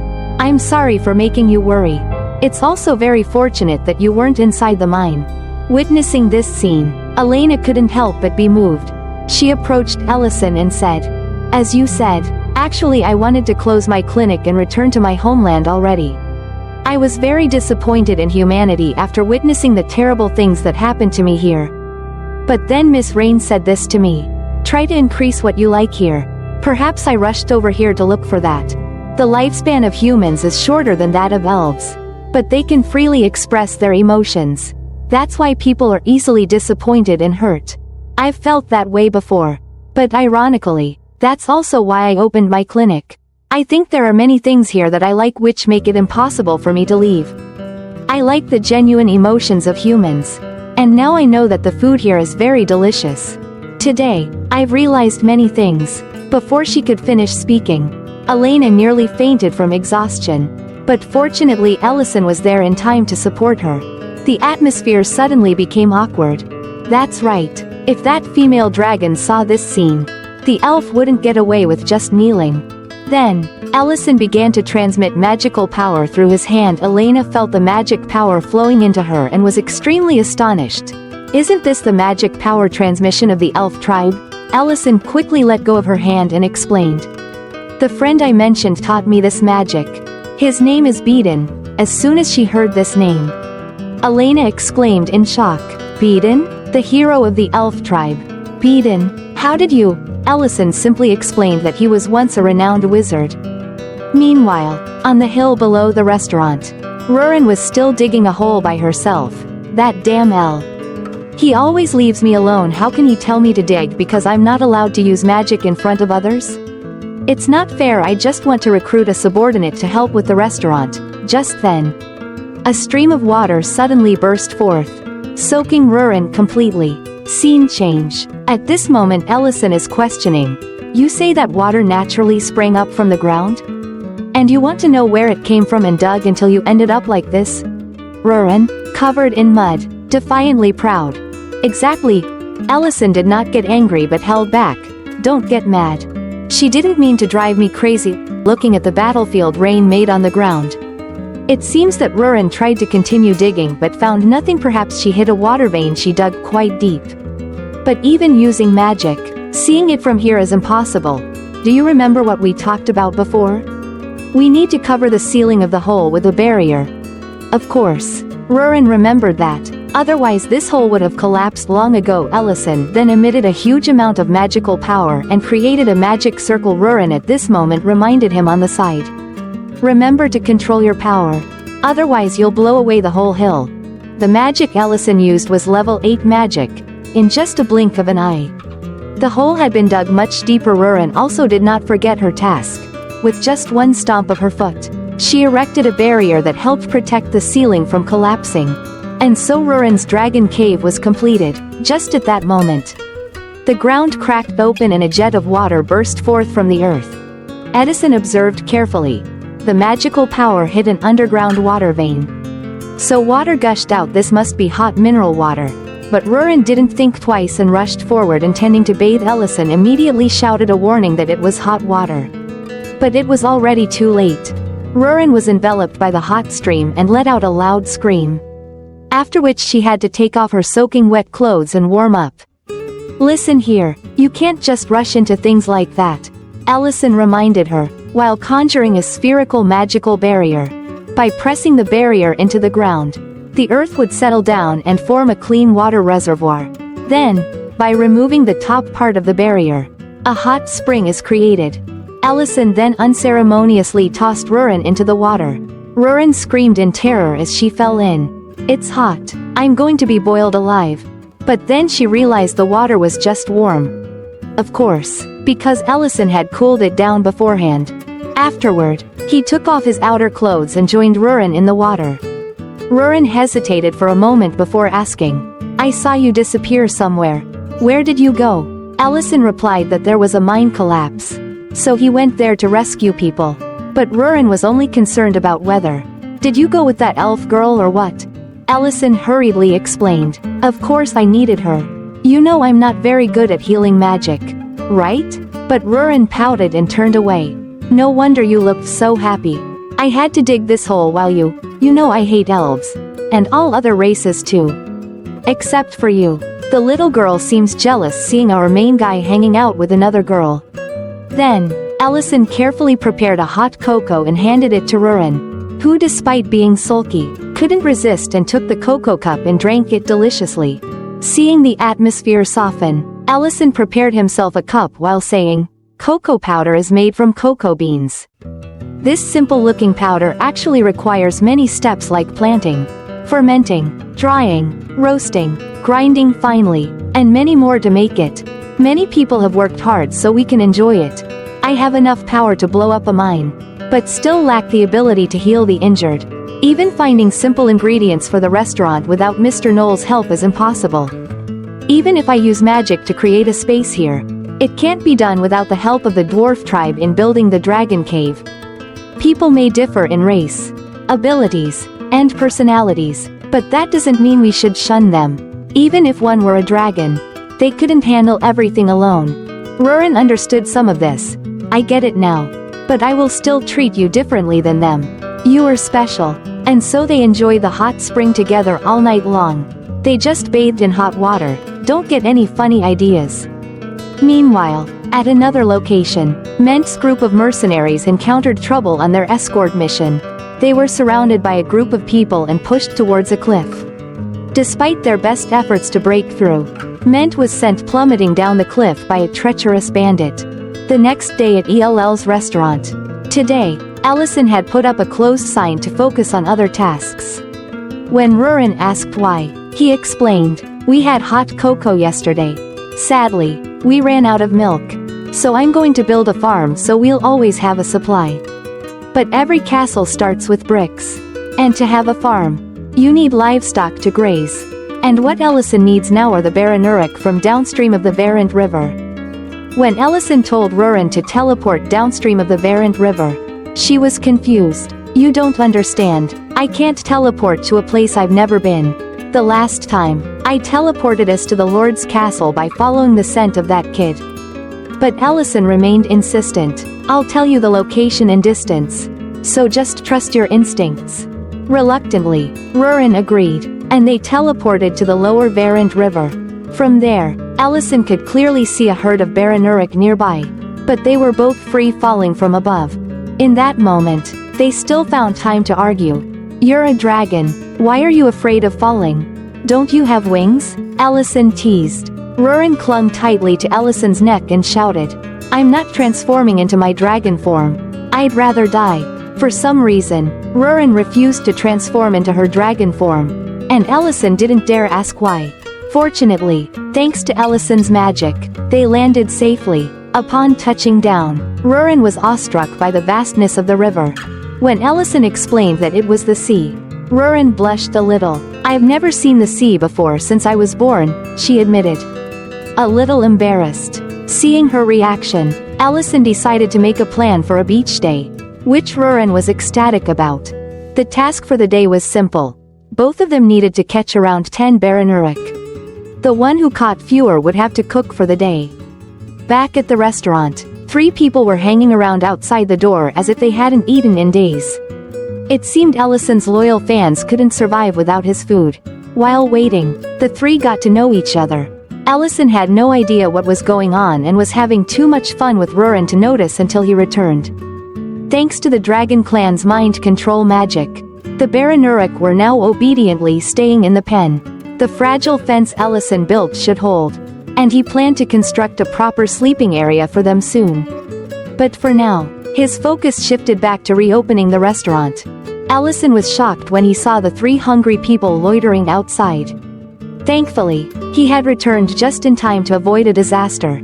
The trio was soon treated to their favorite dishes. One of them asked jokingly, "Honestly, what would you have done if I hadn't come back today? Just waited outside like that?" Another replied casually, "I guess you would have had to dig 3 graves next to the restaurant." Cause of death: starvation. Ellison couldn't help but laugh. But there were truly no words for this situation. Meanwhile, Rurin was stuck washing a mountain of dishes since she lost the bet to Ellison. While she worked, one of the 3 people asked, "So, how are you going to manage the Baranuric? Aren't you short on staff?" Ellison thought for a moment before answering, "I'm planning to hire some employees. The pasture needs careful tending. So I can't just hire anyone. I'll need to set up some recruitment tests."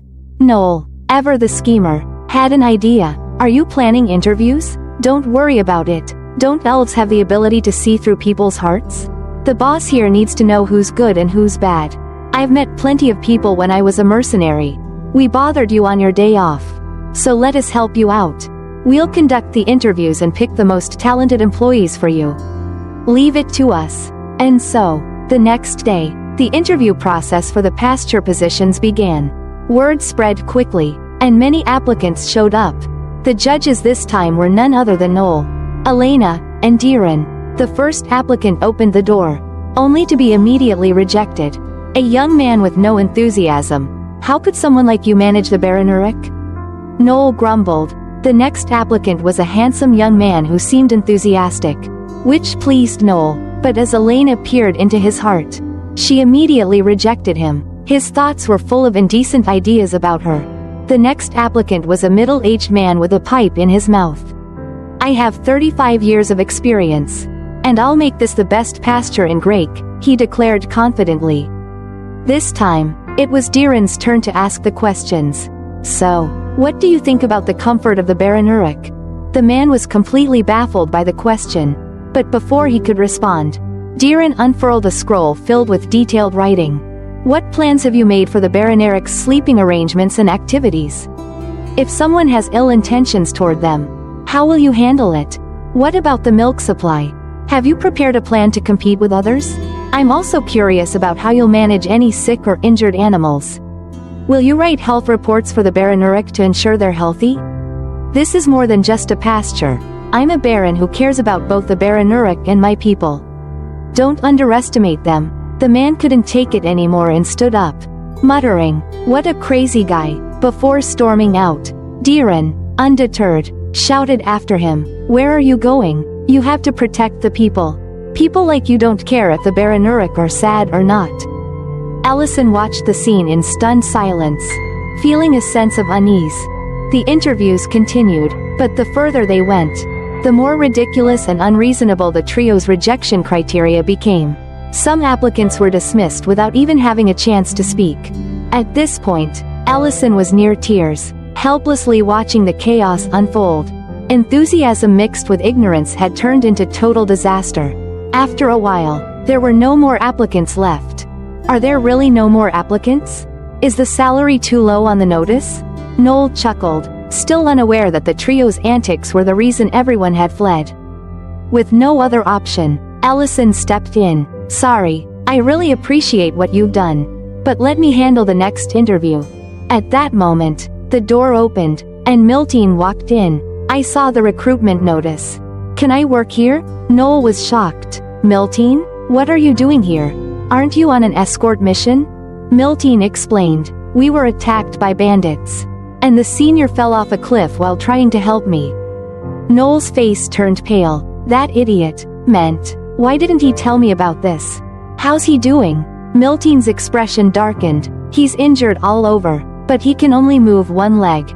He had to retire from being a mercenary." Even though Elena really wanted to help, too much time had passed, and she couldn't do anything. All she could do was examine him and check on his condition. Rurin, overhearing, interjected, "But why are you the one looking for a job when Ment is the one who's injured?" Allison immediately scolded her. "Mind your words. She's already under a lot of stress. And you're complaining." But Rurin, still curious, pressed on. "Aren't you curious? It seems she's also quit being a mercenary. It's strange that she's with Ment and is now applying to work here." Miltine shyly explained, "I just want to find a suitable job for Mr. Ment so we can work together." She blushed as she spoke. Everyone could immediately understand the situation. Noel couldn't believe it and asked, "Wait, how old are you?" When Miltine said she was 29, Noel explained, "You're 13 years apart." Miltine wasn't bothered. "I only see age as a number." Elena, ever the observer, commented, "Why not? Among elves, a 13-year difference is considered an age-matched relationship." Allison explained, "You can't view this through the lens of elf lifespans. Humans live much shorter lives than elves. So 13 years is quite significant." Miltine, however, was resolute. "It doesn't matter. I've already made my decision. I left the mercenary group. If you won't let me work here, I'll starve on the streets." Rurin was intrigued. "That enthusiasm. I like you. Age doesn't matter. You're hired, right now." It seemed Rurin was trying to prove that a 700-year age gap between her and Ellison wasn't a problem. Miltine was delighted at the offer. But Ellison spoke up. "I appreciate that you and Mr. Ment want to work here, but we haven't heard his opinion on the matter." Miltine blushed. "That's true. I haven't asked for his opinion yet. I plan to tell him after I milked a jug. The senior is the one who taught me how to wield a sword, from how to hold it to how to maintain it. Working on the pasture is tough, but I want to learn how to handle it on my own. Then I want to show him how things are done here." Already thinking about these things before even being hired, impressive. This touching story of love deeply moved Elena. How wonderful. Such determination, such a beautiful longing, but maybe the wording is a bit off. After a brief pause, Allison smiled. When you get that first jug of milk. Ah, I just thought of a perfect dish for when we visit Mr. Ment. I'm looking forward to working with you. And so, the restaurant staff grew by one. The next day, Miltine arrived early, eager to work. Her first task was to lead the Baranuric out so they could graze. Miltine was excited and approached the first Baranuric carefully. She was surprised at how obedient the Baranuric were. I don't know what magic they used, but the Baranuric are incredibly well behaved. There shouldn't be any problems. But things weren't that easy. The Baranuric didn't attack proactively, but even a gentle push was enough to knock Miltine to the ground. Despite using various methods, all Miltine received was their abuse. After struggling to get the Baranuric to the pasture, Allison reluctantly gave her another far from easy task. Wild Baranuric are very active, so their hooves don't need trimming.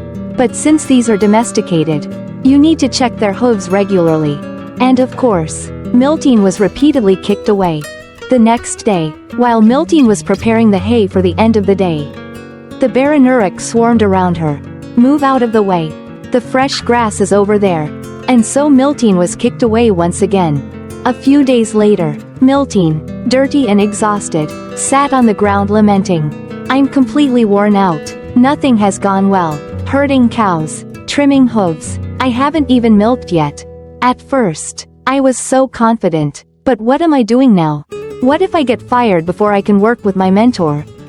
As if understanding Miltine's distress, the Baranuric came over to comfort her. They seemed to understand and actively wanted to be milked. And so Miltine cheerfully carried the first bucket of milk to show Ellison.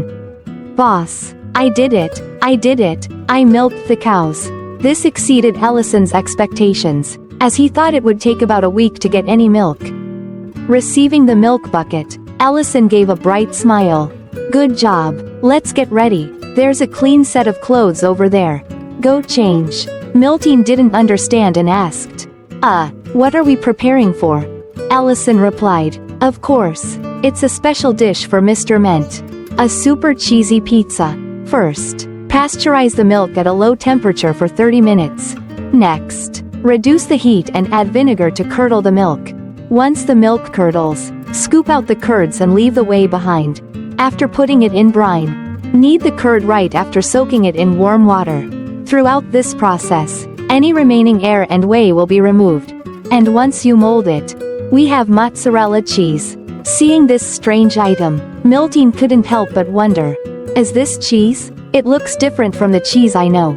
Ellison explained. It's just a different type of cheese. We'll place it on top of the bread and bake it.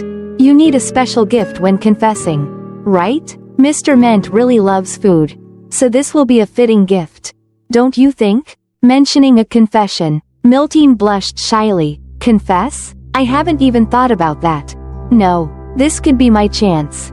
Ellison, kneading the dough, boasted. Trust me, when I was young, many women pursued me. Why does this sound so unconvincing? Seeing this, Miltine bashfully asked, so you have a lot of dating experience? Ellison casually replied that he didn't date at all, which almost made Miltine punch him. Ellison then brought the pizza and continued. However, there's one thing I know for sure. Sincerity always works. So put your sincerity, Miltine, into this dish. Mr. Ment will surely realize it. Love experts always speak with such wisdom. After the preparations were complete, everyone went to Mr. Ment's house to check on his health, while Miltine nervously held the pizza outside. What will her decision be? After a while, Ellison introduced Elena. This is Ms. Elena, who runs a clinic. Ment was very surprised by everyone's visit. Oh, the famous elf? But how did you all know? You couldn't have known unless you were with the mercenary group. At that moment, Miltine blushed as she stepped in. Senior, how are you feeling? Now, Ment understood the reason. Afterward, Elena used healing magic on Ment's leg. Although it couldn't fully heal, she would help with physical therapy. Ment then moved closer to Miltine. Oh, I thought you had something to say? Miltine blushed deeply, sweating all over. This is a big deal.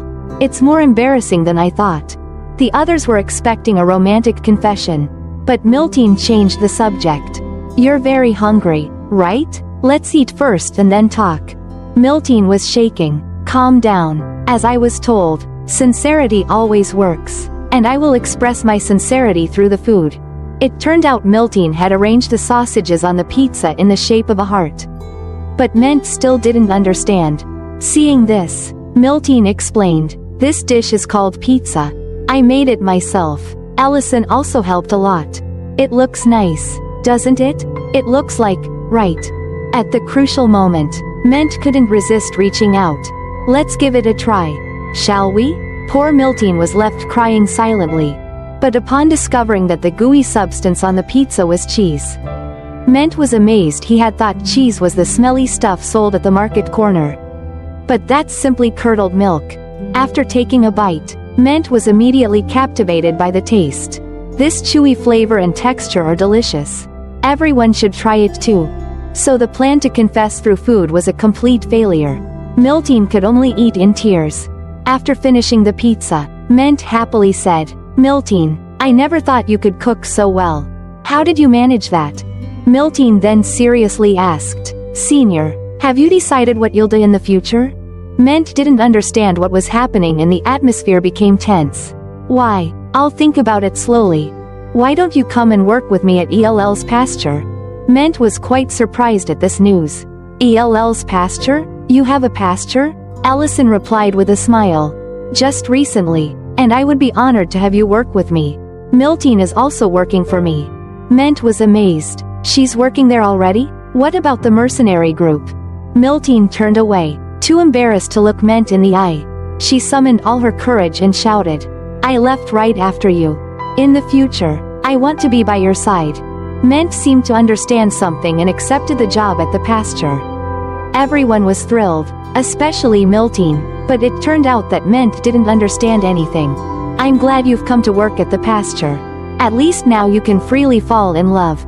Right? I don't think you could have dated anyone while being a mercenary. Now that you're grown up, you should try dating a few guys. I think I owe L for this one. When can I start working?"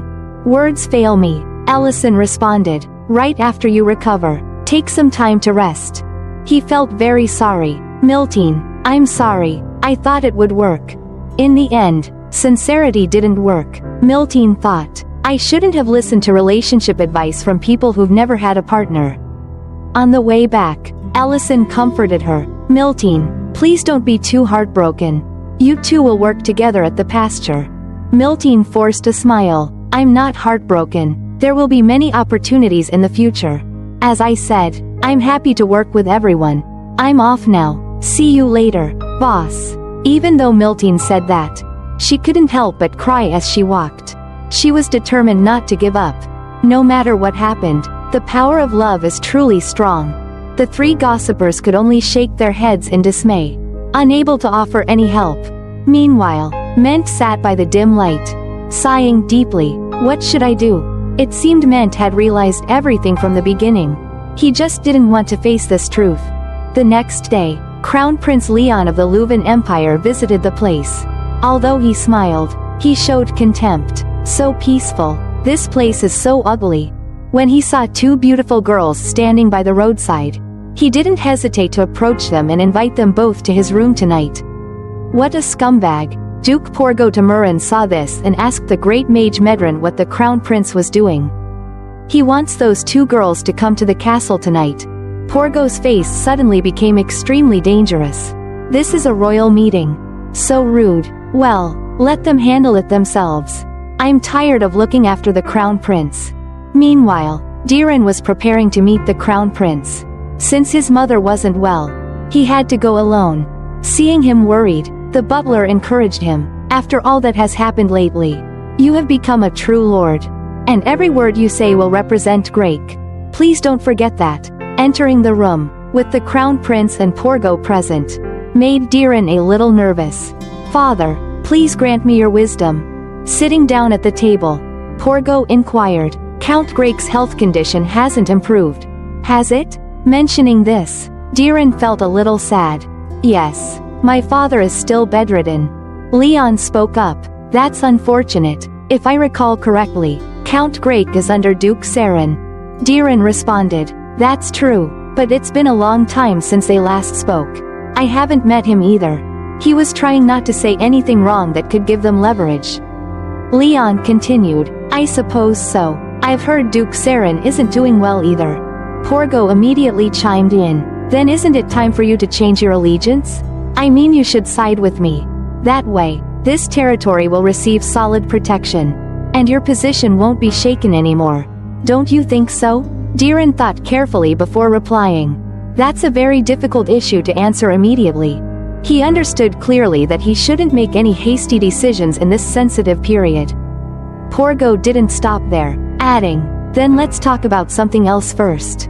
With large-scale irrigation and the neighboring kingdom's civil war, many things are happening, which means that Grake, like other territories, will have to pay more taxes. Diren immediately froze. Is that an official request from the Central Royal Authority? Porgo smiled slyly. Does that really matter? Managing the territory is the Count's responsibility. Of course, if you accept my earlier proposal, this issue will be reconsidered. So, even this is hard for you to answer? A Count always has to make choices. Whether it's good or bad, you have to make a decision because doing nothing isn't an option. So what will you decide? Porgo was like a venomous snake tightening its grip on the inexperienced Diren. If nothing is done, Grake will be ruthlessly torn apart by the power struggles. With no other choice, Diren shouted, all right, I'll host a great banquet and then give you my answer. Porgo, thinking, there's nothing delicious in this backwater place, was about to refuse. At this point, Leon interjected, sounds good, just in time. I need something to entertain me until dinner. So, can you bring out a dish that can satisfy me? I'm sick of the dishes in the royal palace. Diren could only force a smile. Of course, because in Grake there is an excellent restaurant. Now, he could only rely on his self-proclaimed mentor, Ellison. At the restaurant, Ellison was serving lunch to his staff. Today's menu had fried rice, and just looking at it made their mouths water. Before eating, Rurin complained, the food I'll eat is decreasing. Truly a gluttonous dragon. Fortunately, Ellison had made plenty, so she could have another plate if she wanted. Actually, if we had it all, our Ellison would cook another dish for this girl to eat right away. What's so special about love? At that moment, the door was kicked open, and a group of knights walked in. You're the owner of this restaurant, right? They didn't know they had messed with the wrong person. Ellison fearlessly stepped forward. Yes, but what is this about? And you, put away your sword. The knight still didn't back down. Who do you think you're ordering around? You've recognized who we are, haven't you? Ellison replied. I know you're members of the Order of the Origin. Meanwhile, Rurin was still focused on eating. She needed to eat quickly to ask for another plate, but she still paid attention to the conversation. What's happening? Ellison assured her that he would handle it, so there was no need to worry. And again, can you put your sword down? People are eating. The knight put his sword to Ellison's neck and threatened. You don't seem to understand the current situation. Kneel. Otherwise, today will be the last day you see the sun. Ellison couldn't take it any longer. This is your last warning. Get out of the restaurant now. He was ready to use magic at any moment. The knight, oblivious to the danger, angrily swung his sword. Looks like there's an action movie coming out soon. Just before the knight almost lost his head for his foolishness, a voice rang out. Stop. What are these idiots doing? Who ordered you to do this? It turned out to be someone Ellison knew. Deputy Commander Duriant, please forgive our rudeness. It's been a long time. Sir Ellison. Afterward, the foolish knights were punished by being made to kneel. Hands in the air, outside the restaurant. I sincerely apologize on behalf of my men. I had ordered them to keep an eye out in case you left again.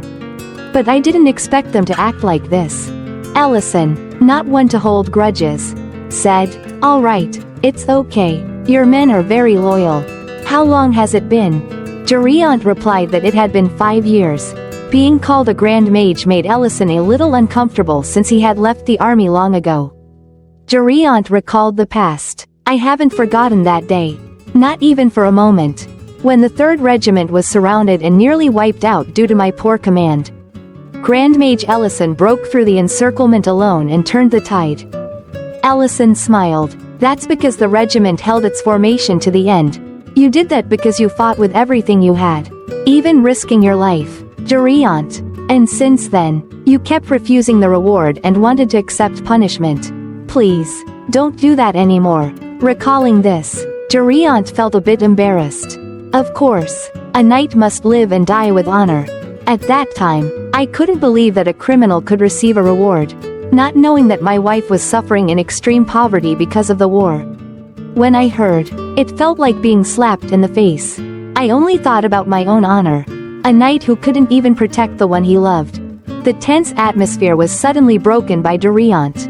But then I found out that Grand Mage Ellison had secretly sent the reward money I refused to my wife.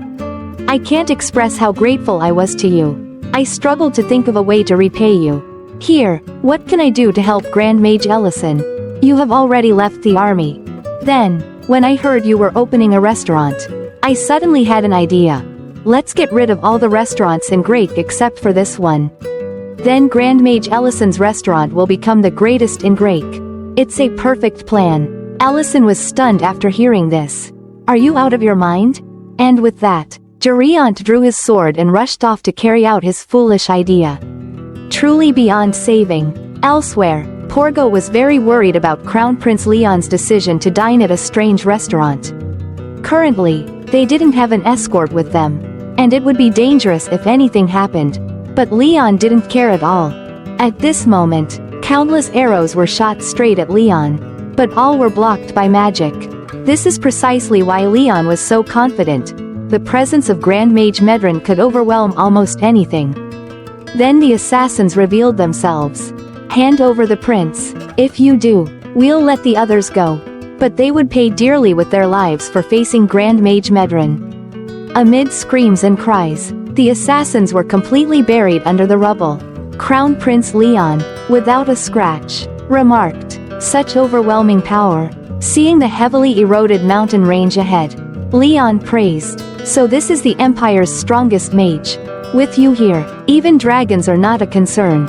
Medrin chuckled softly, saying he flattered her. Surprisingly, one assassin survived being buried under the rocks and had enough strength left to gasp. Medrin is a monster, Crown Prince Leon, with a friendly smile but poisonous words, said. Enough. They'll only repeat the same thing over and over again. So this is my order. Leave no one alive. After Medrin's, as you command. Another landslide occurred. The surviving assassin didn't even have time for last words before meeting his fate. Diren thought to himself, what's happening in front of me is truly extraordinary. It seems the rumors are true. Only one mage in the Empire can single-handedly face an entire army. This Grand Mage Medrin is a level 7 mage. Conveniently, she cleared the path, and the prince could proceed. Meanwhile, at Ellison's restaurant, he was talking to Drenched about a bad habit he had. He wanted to know what it was.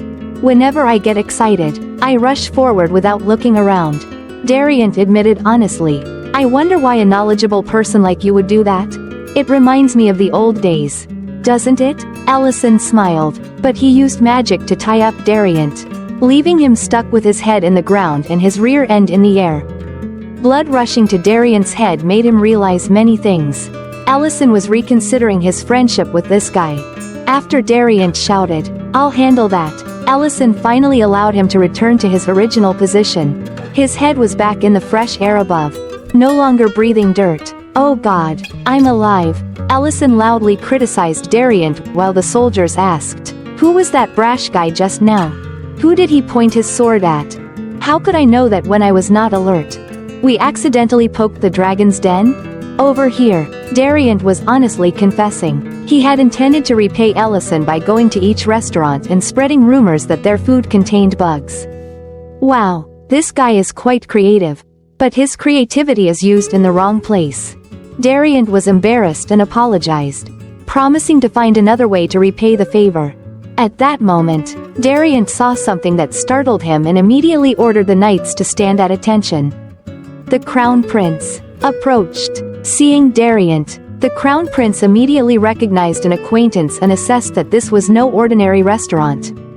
Dariant knelt on the ground to greet. "Your Highness, I'm deeply sorry. I heard you would be staying with Count Grake until the evening. I was planning to, but then I heard about an excellent restaurant, so I decided to check it out for myself. And, of course, I'm not alone." The Crown Prince introduced his attentive entourage. Dariant seemed uneasy to see Medren here. Crown Prince Leon turned to warmly greet Ellison.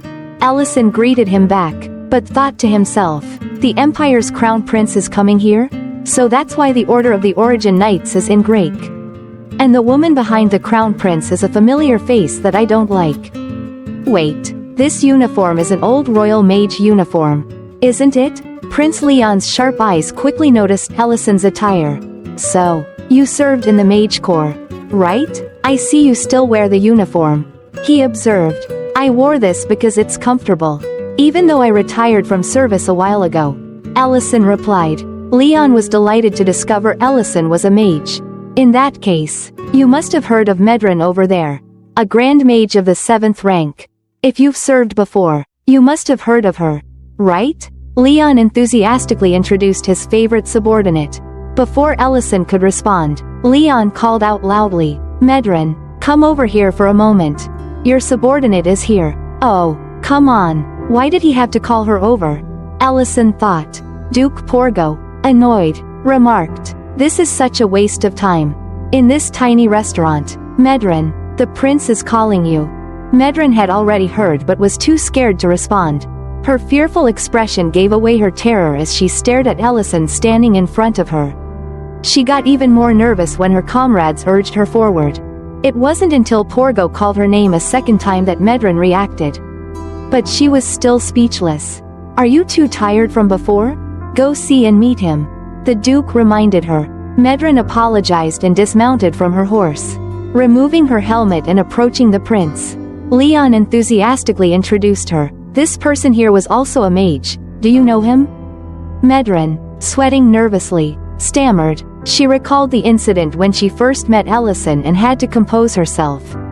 "If I make a mistake, everyone here will get buried along with me," she thought fearfully. At that moment, Ellison smiled. "This is my first time meeting you. I'm Elle." Although it seemed like a simple greeting, this was the warning sign that Ellison gave to Medren. She quickly responded accordingly. "I'm Medren. It's my first time meeting you too." Leon was disappointed to realize they were strangers, missing the fact that Medren was putting all her effort into deciphering Ellison's intentions. Since he was pretending not to know her, he didn't want any trouble. She had to act as naturally as possible.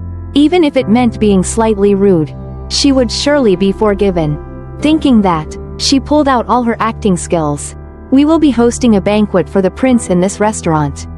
It is a great honor for any chef. So, can you please prepare a splendid meal right away?"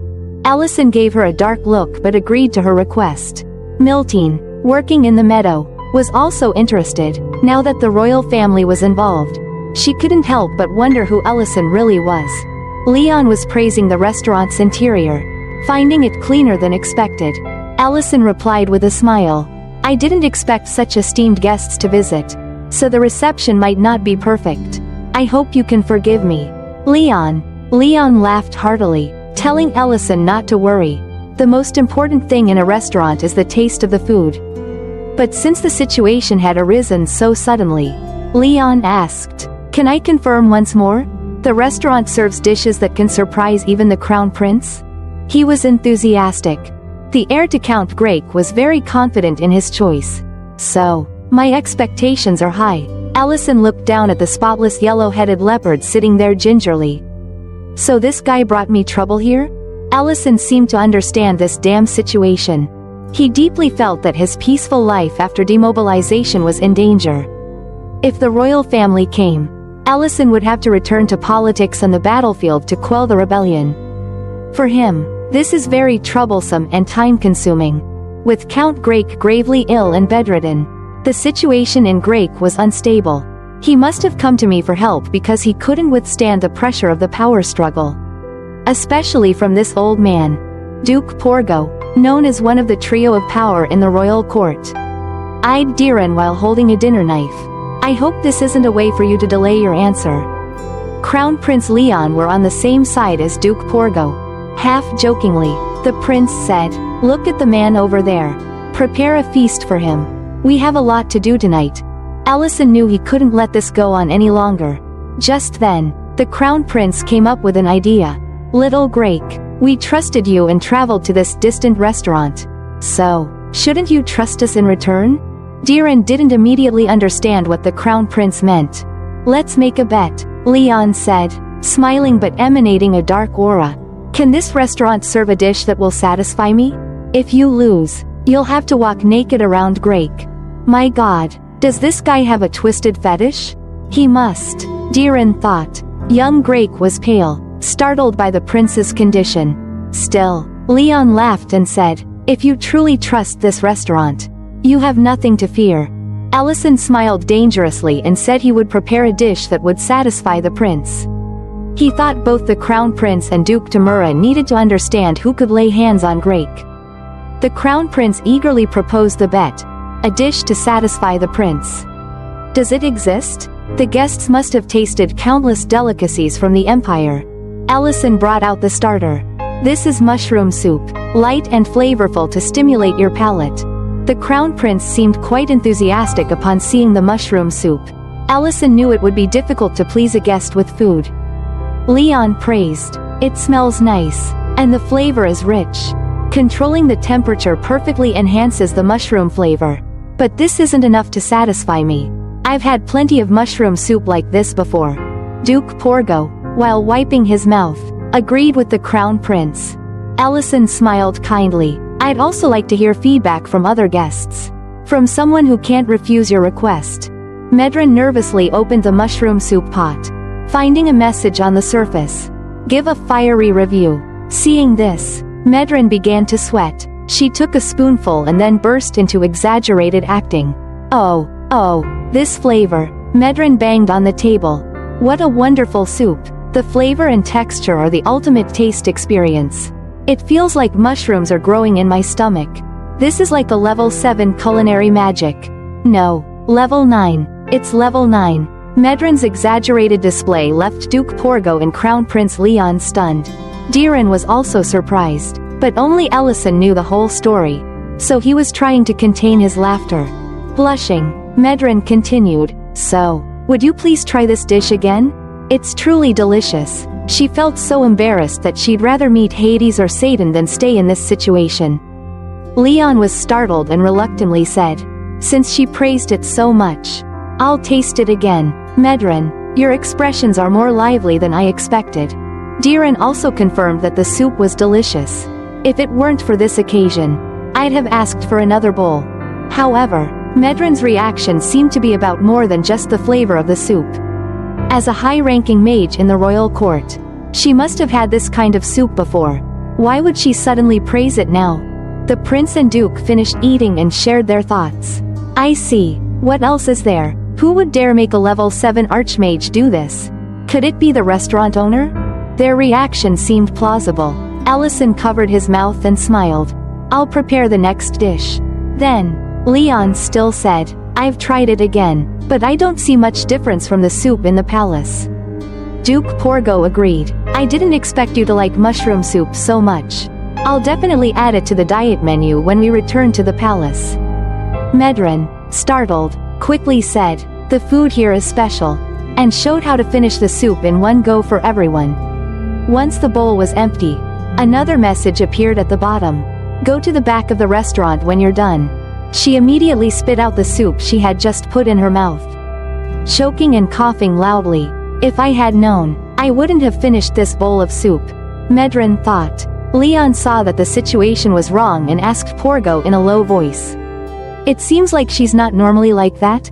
Waiting for her choking to finish, Medren walked out to the meeting place with Ellison and saw him standing on the balcony looking into the distance. Medren tiptoed around without daring to come close, so she decided to stand far away and talk. "Did you call me?" A rainbow barrier appeared. Medren immediately knew it was soundproofing magic. Ellison turned around with a harmless smile. "Long time no see. Medren, your comments on the soup were excellent. Although Ellison complimented her, Medrin felt as if she was being reprimanded. She stammered, but he continued, "You shouldn't have done that." Ellison still kept his smile, but the aura around him radiated a formidable force. "I'm glad to see you. But last time I warned you clearly that I don't want to see you again." Medrin quickly responded, "I swear, I really didn't know you were here." Ellison narrowed his eyes and asked why she had come here.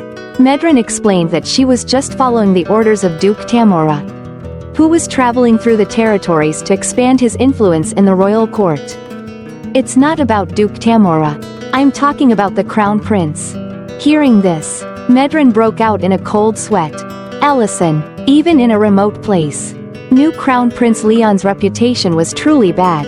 It is said that he is notorious for being morally depraved, not only desiring women and power but also being insensitive and only caring about his own pleasures. "I still believe that to be true until today." Ellison sighed, but he only pretends to oppose power while knowing how to take advantage of his position.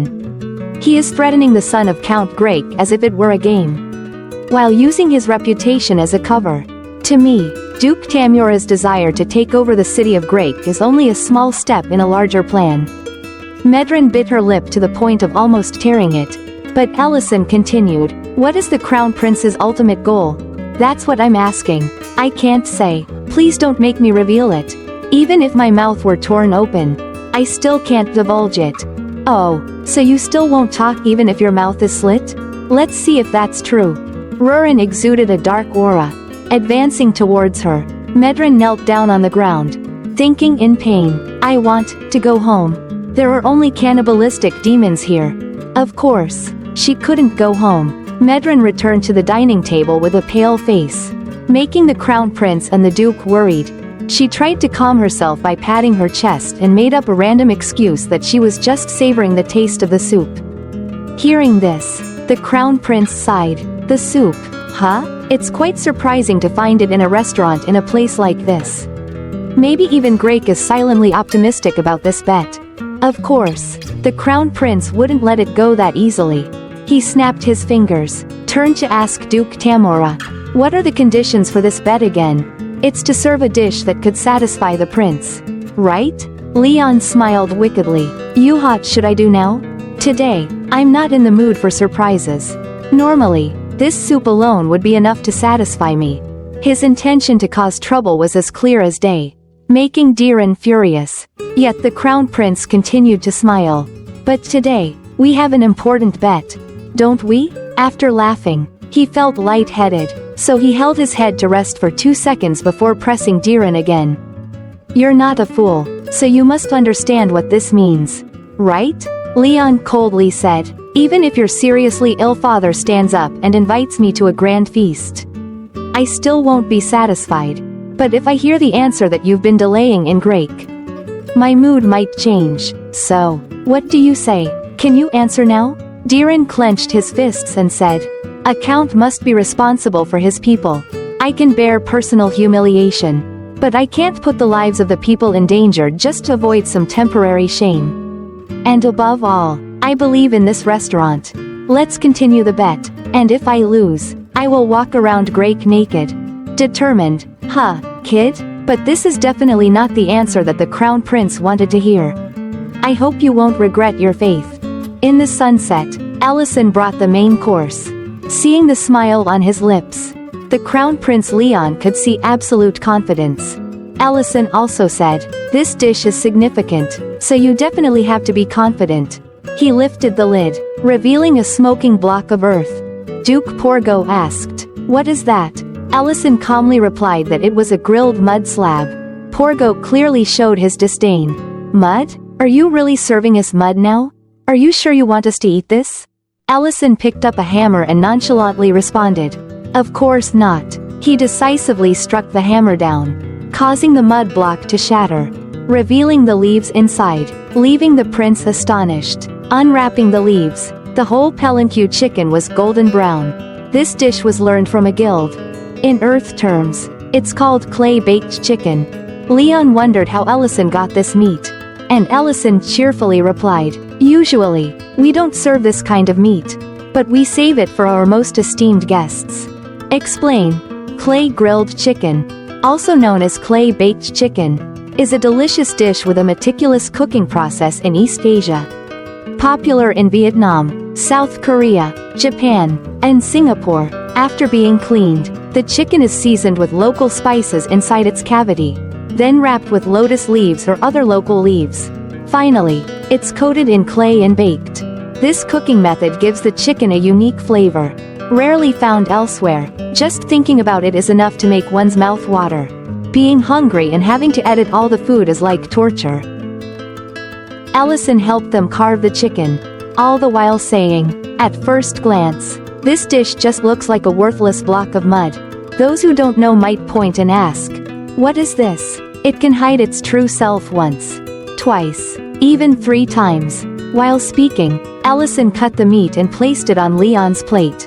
He smiled warmly, but that's only because the chefs haven't truly understood the dish's essence. Once the outer mud layer is broken, the delicious palanque meat inside is revealed. And everyone's reaction will be, "Hee hee." The prince very much wanted to know who this guy was insinuating about. Ellison turned his back to them, holding a broken piece of clay in his hand, leisurely remarking, "Oh, nothing. This dish is just like a deep scheme to eliminate the nobility and consolidate royal power." Acting like a fool, just like the crown prince. Damn, he dare say this. Ellison made everyone's faces freeze. Everyone with an expression of horror. Yet Ellison acted as if nothing had happened, coldly breaking the clay in his hand and saying, "Of course, just like this dish, even if it breaks, it still holds its true value inside. Right, Prince?" The situation turned around so quickly that it was hard to believe. Let's talk about the current situation of the Empire. The Empire has been weakened by the war with the Dragon Tribe. The king is loosely controlling the realm, which has led to counts openly expanding their influence in their territories. Ellison held the broken clay and stroked his chin, reasoning like the famous detective Conan. The king's power has hit rock bottom. In the middle of such a situation, the crown prince has to find a way to survive.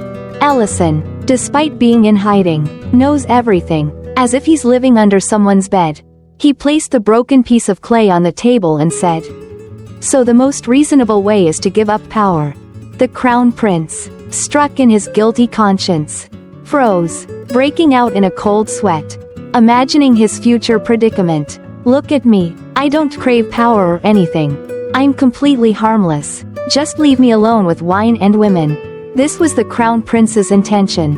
Exactly what he had done. A clever ploy to prepare for his grand schemes in the future. This tactic has also been frequently employed by prominent figures throughout history when they hadn't yet secured power but found themselves in the crosshairs of other factions. Under the scrutiny of others, Leon is completely immersed in beauties and wine. Facing Ellison's revelations, the prince sat still, like a child waiting for judgment. Ellison casually said, "All the above is just my guess." Meanwhile, Duke Porgo looked at him with dangerous eyes. "Are you crazy? Do you understand what you're babbling about?" Ellison turned his back to them, calmly saying, "Be patient and listen a little longer. The most surprising part is yet to come." The truth is that the prince's actions are just a charade. The prince is secretly preparing every step to counter the nobles, aiming to regain the lost royal power. Not sure how much of it was true, but the prince trembled as if he had a stroke. Ellison smirked. What will happen if this plan is exposed? The assassination plots so far are just child's play. Duke Porgo slammed the table, calling out, "Dariant!" Dariant immediately burst through the door. Deputy Leader Dariant is ready for orders. Porgo looked at Ellison as if he would be quartered immediately if he uttered another word. He said, "It's an interesting thought, but don't you understand the current situation? This restaurant will be wiped out today, including its owner." Dariant was extremely worried, not knowing what trouble Lord Ellison had caused that was this serious. "What? You plan to silence me? Do you think it's that easy?" Ellison chuckled. This old man is truly a fool. Al could take on all 10 of those dragons, and he even ate the Dragon King's heart. These primal soldiers are nothing. Truly, the deaf do not fear the gun.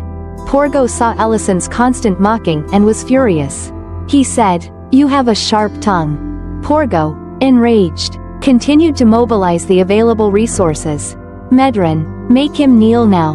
Help. Can I log out of this conversation? Boo-hoo? Medrin was trembling. She was terrified, biting her lips. Make him kneel, please. For the love of God. Don't provoke him any further. She thought. She stammered. I can't do it. Porgo had no idea, but Medrin knew all too well how terrifying Ellison could be. Despite signaling the warning so clearly, her comrades couldn't understand, and now a disaster was about to descend. Porgo was shocked. What are you saying? Unbelievable. Ellison didn't bother hiding his mocking smile anymore and said bluntly, Medrin is the wisest. Medrin giving up didn't mean Porgo would let it slide. He was so angry that his facial features twisted. How dare you, Knights of the Origin, I order you to behead this man now. Before the Knights of the Origin could raise the white flag and lose face.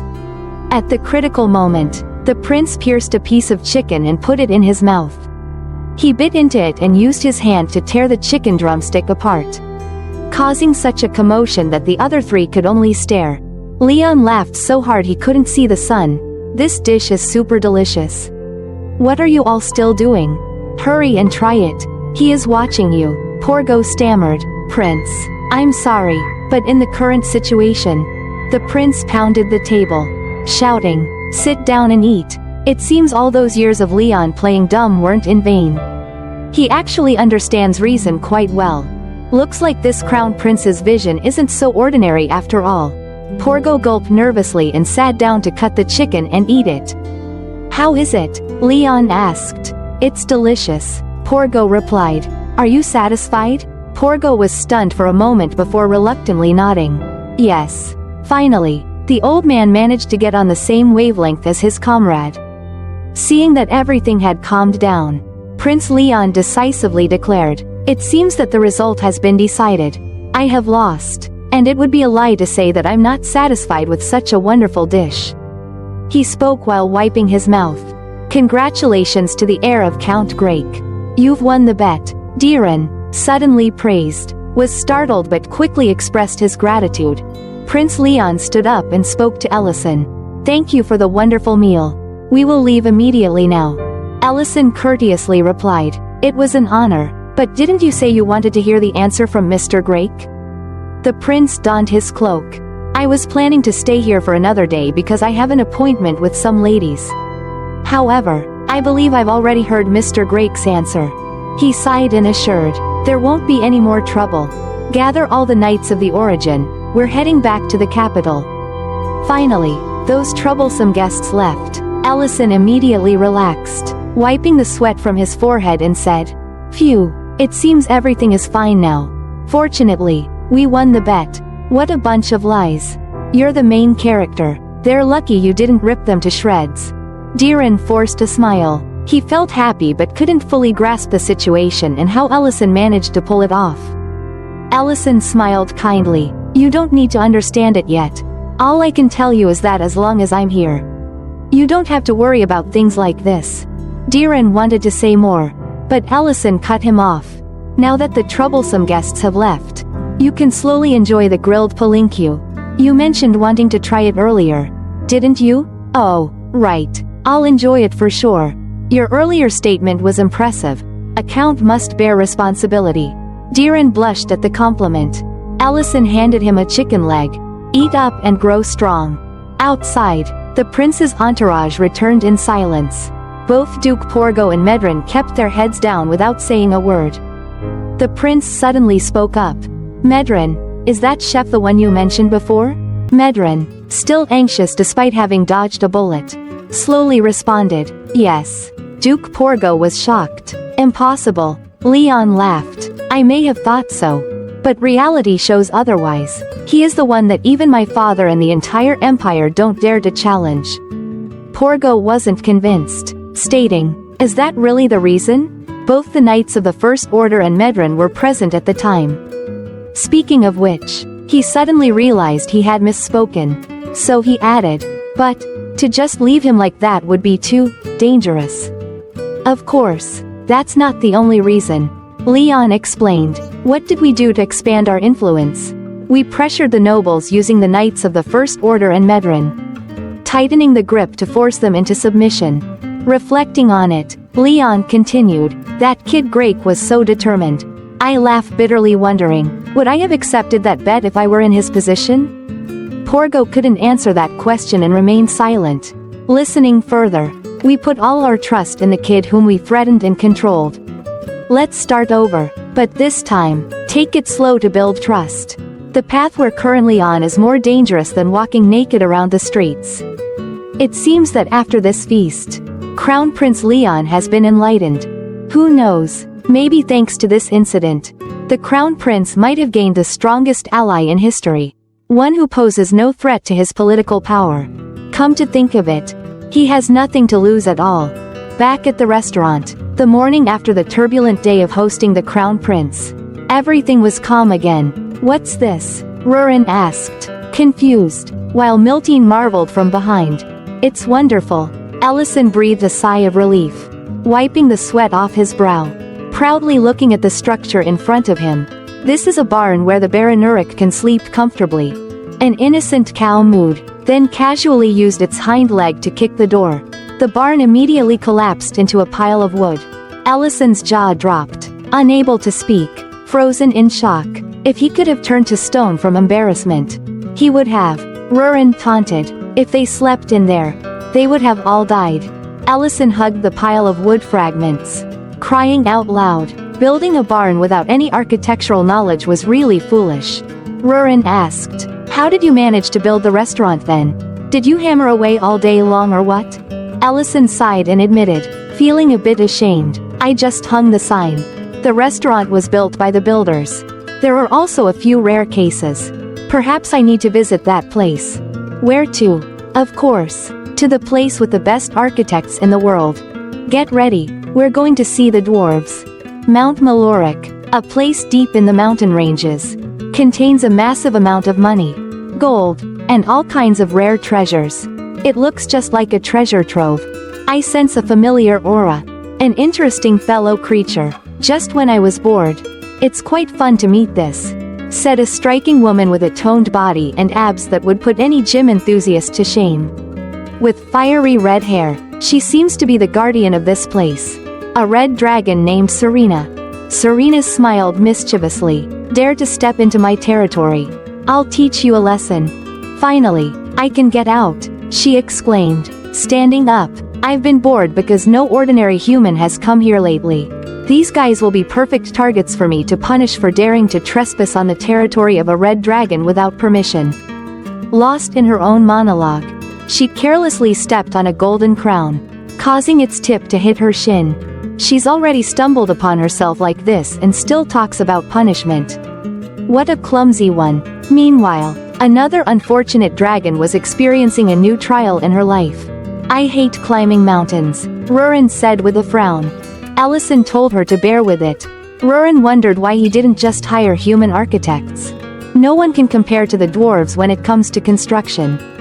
Seeing Ellison so certain, Rurin became much more excited. Are they that talented? So their village must be amazing. Right? It's been a while since I last visited. But it should be around here somewhere. The gate is cracked on one side, scarred on the other, and covered in moss. How does it look? Wild beauty? Rurin marveled. The gate is big, but something feels off. Ellison didn't expect this place to look like this now. There were no guards at the entrance. And inside, there were piles of bones. It seemed like someone had been here before. Rurin immediately went on the defensive.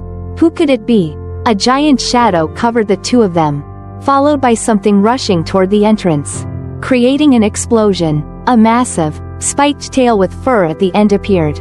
What is this? I rushed out eagerly, thinking it was my kin. But it turned out to be just an arrogant brat? What a disappointment. The huge red dragon looked down on Rurin and Ellison, visibly upset. I thought it was someone daring to trespass on my territory. But it's just a human and a young dragon. Hey, are you the culprit? The red dragon's face fell for a moment. You there, are you talking to me? How dare you show such disrespect toward a dragon? The pinnacle of living creatures? Ellison threw his stuff down and ordered. Answer my question. The red dragon immediately roared. You must have lost your mind. You lowly insect. The red dragon opened its jaws and unleashed a massive flame. Rurin cried out in alarm. That's a red dragon roar. Ellison, you can't block that with a magic shield. Ellison switched to cold mode. He had already activated a magic circle somehow, and his eyes emitted lightning. The spell was level 9. The red dragon's terrifying flame was reduced to the size of a torch. The red dragon's eyes widened in shock. My red dragon roar, Ellison said coldly. Fire control. A powerful blue light struck the red dragon. The spot where it hit was charred.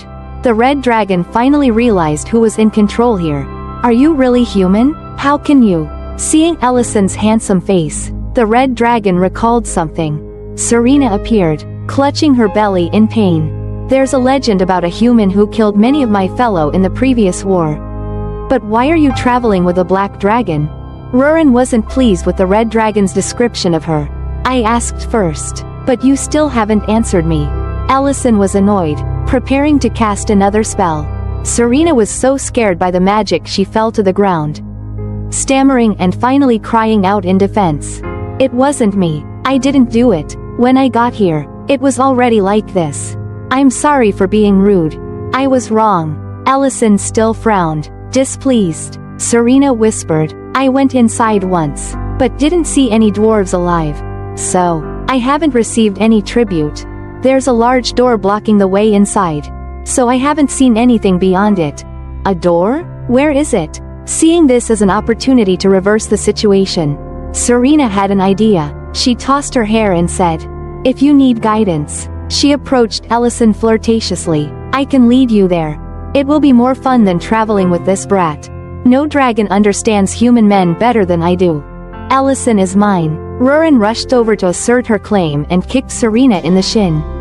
Why does it have to be there? Serena, in pain, clutched her injured shin. Rurin shouted, tell us the location, now. Ellison had something to say about Rurin's claim. Serena, still in pain and unable to stand, could only give the location to these two unruly guests.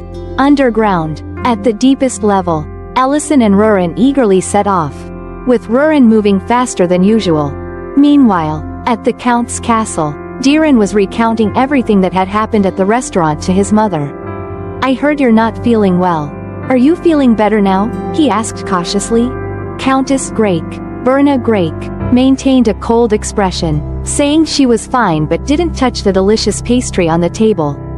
Diren was worried. You skipped breakfast again. If you don't like the dishes on the menu, we can change them. Don't worry about that. Berna was indeed very cold toward Diren, making the boy feel distressed. Returning to her room and sitting by the bed, looking at her unconscious husband, Berna began to pour out her heart. I feel suffocated. This vast space is like a coffin enclosing me. Even the sweet breakfast tastes like sand. Can you hear me? I can't take it anymore. The emaciated man kept his eyes tightly shut. Every moment with Diren felt like torture. Back to the ruined dwarf village. The path was littered with corpses, with no survivors. This was definitely caused by a dragon.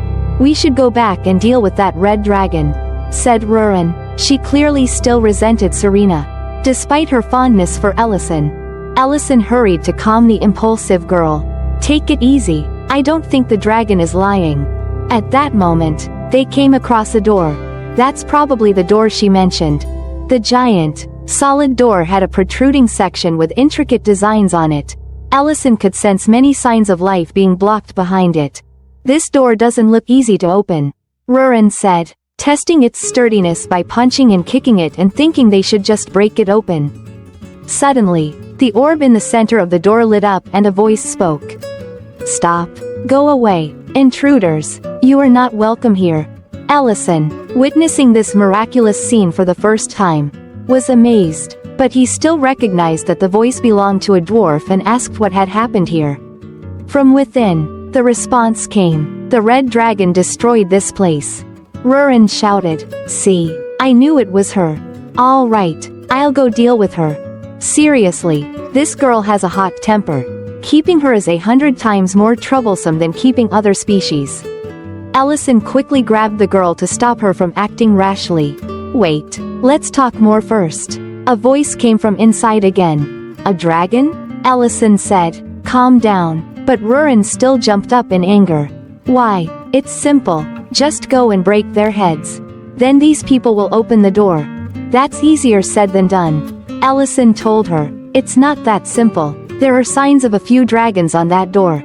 Inside the door, a trembling voice said, No, dragons, the pinnacle of living creatures. Rurin, with hot blood rushing to her head, said loudly, Then let's find another red dragon and crush its head. This girl, if she gets any bigger, probably won't care about anyone. Allison whispered to her, Calm down, I have an idea. What are you going to do now? Calm her down? Peaceful measures are always preferred. Allison smiled cryptically. When it comes to scheming, he doesn't lose to anyone. How long have you been behind this door? Allison asked. Probably about a year. Then it's not surprising if there are a few issues. Such as food. For example, are you really not going to open the door? I say this because I want to help everyone. Why should we trust you? How can you prove you're not a servant of the Red Dragon? Hearing this, Rurin became furious again. How dare you compare us to those minions? We can't be compared. Allison quickly covered her mouth. He sighed. All right, I'll respect your decision. Thank you for understanding us. Allison told Rurin, Go bring the luggage here. Rurin gasped. Allison arranged stones and used magic to create a fire to form a stove. The person inside began to grow curious. What are you doing? Nothing much. We need to get back to the surface. But the journey is quite long. Right? It would be exhausting. So, we need to eat something before we go. Eating right in front of the hungry house is so cruel. Wait, why are you eating here? Go eat somewhere else. The person inside couldn't bear it and ordered them to leave. Allison, with his innocent expression, said, It's a long way out. So we have to eat first. Take it out, Rurin. Rurin immediately pulled out a bunch of sausages.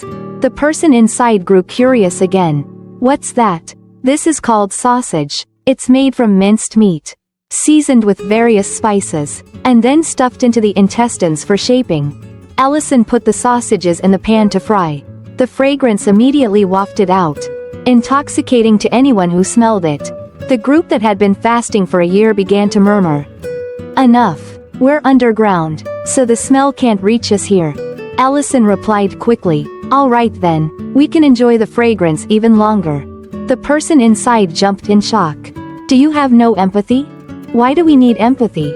From inside, there were sounds of bickering. Leader, it really does smell delicious. Let's try a little. Shut up. Allison cheerfully whistled outside. Rurin realized this was his peace-loving idea. He said, Actually, these foods are gifts I brought to ask for a favor from the dwarfs. But seeing the current situation, it doesn't seem like the right time to ask. However, I still want to know what happened here. Could you tell us about that? The person inside still seemed stubborn and unwilling to reveal more. Allison then opened his package. No choice. Time to open the beer. Inside, they reacted. What's that sound? Allison shook the pan of sausages and explained. Actually, these sausages are quite salty to preserve them, so they go perfectly with beer. He and Rurin each grabbed a sausage and a can of beer. Count to 3. Cheer. At this point, the door began to open. Allison smirked. Looks like we're getting results. The large door swung wide open along with a voice full of longing. Just one bite. Hot, crispy fried sausages were laid out in front of them. The 4 dwarves were drooling. Allison noticed that everyone looked so thin, it must be a severe food shortage. He told them to eat slowly, as he had prepared enough for everyone. The white-bearded dwarf took a bite and was moved to tears. One of them sipped the beer and sighed. It's best when combined with beer. I never thought I'd get to eat something this delicious again. Allison thought. Normally you shouldn't give beer to hungry people. But the dwarfs have a high tolerance for alcohol and weren't on the verge of passing out from hunger. Chief, how do you find the taste? The dwarf wearing a helmet was the chief. Although he was worried about being poisoned, he was the first to take a bite. The dwarf chief laughed heartily. This is an exception. We owe you a big favor. I'm glad to hear that. I plan to share some sausages with the other dwarfs too. Is Geltzer here? The dwarf chief was astonished. How do you know him? I've met him before. I have something to discuss. Recognizing that Ellison had connections with higher-ups, the dwarf chief said he would personally lead him to meet whoever he wanted. After eating and drinking to their fill, the dwarves became much more agreeable. Within the dark mines was an entire village, with winding roads. An estimated 20 to 30 dwarves still lived and survived there. Ellison truly didn't understand why things had turned out this way. Soon, they arrived at a room guarded by soldiers outside. The chief called out to the person inside. Lord Geltzer, a human wishes to see you. Meanwhile, Ellison asked, Rurin, have you given out all the sausages?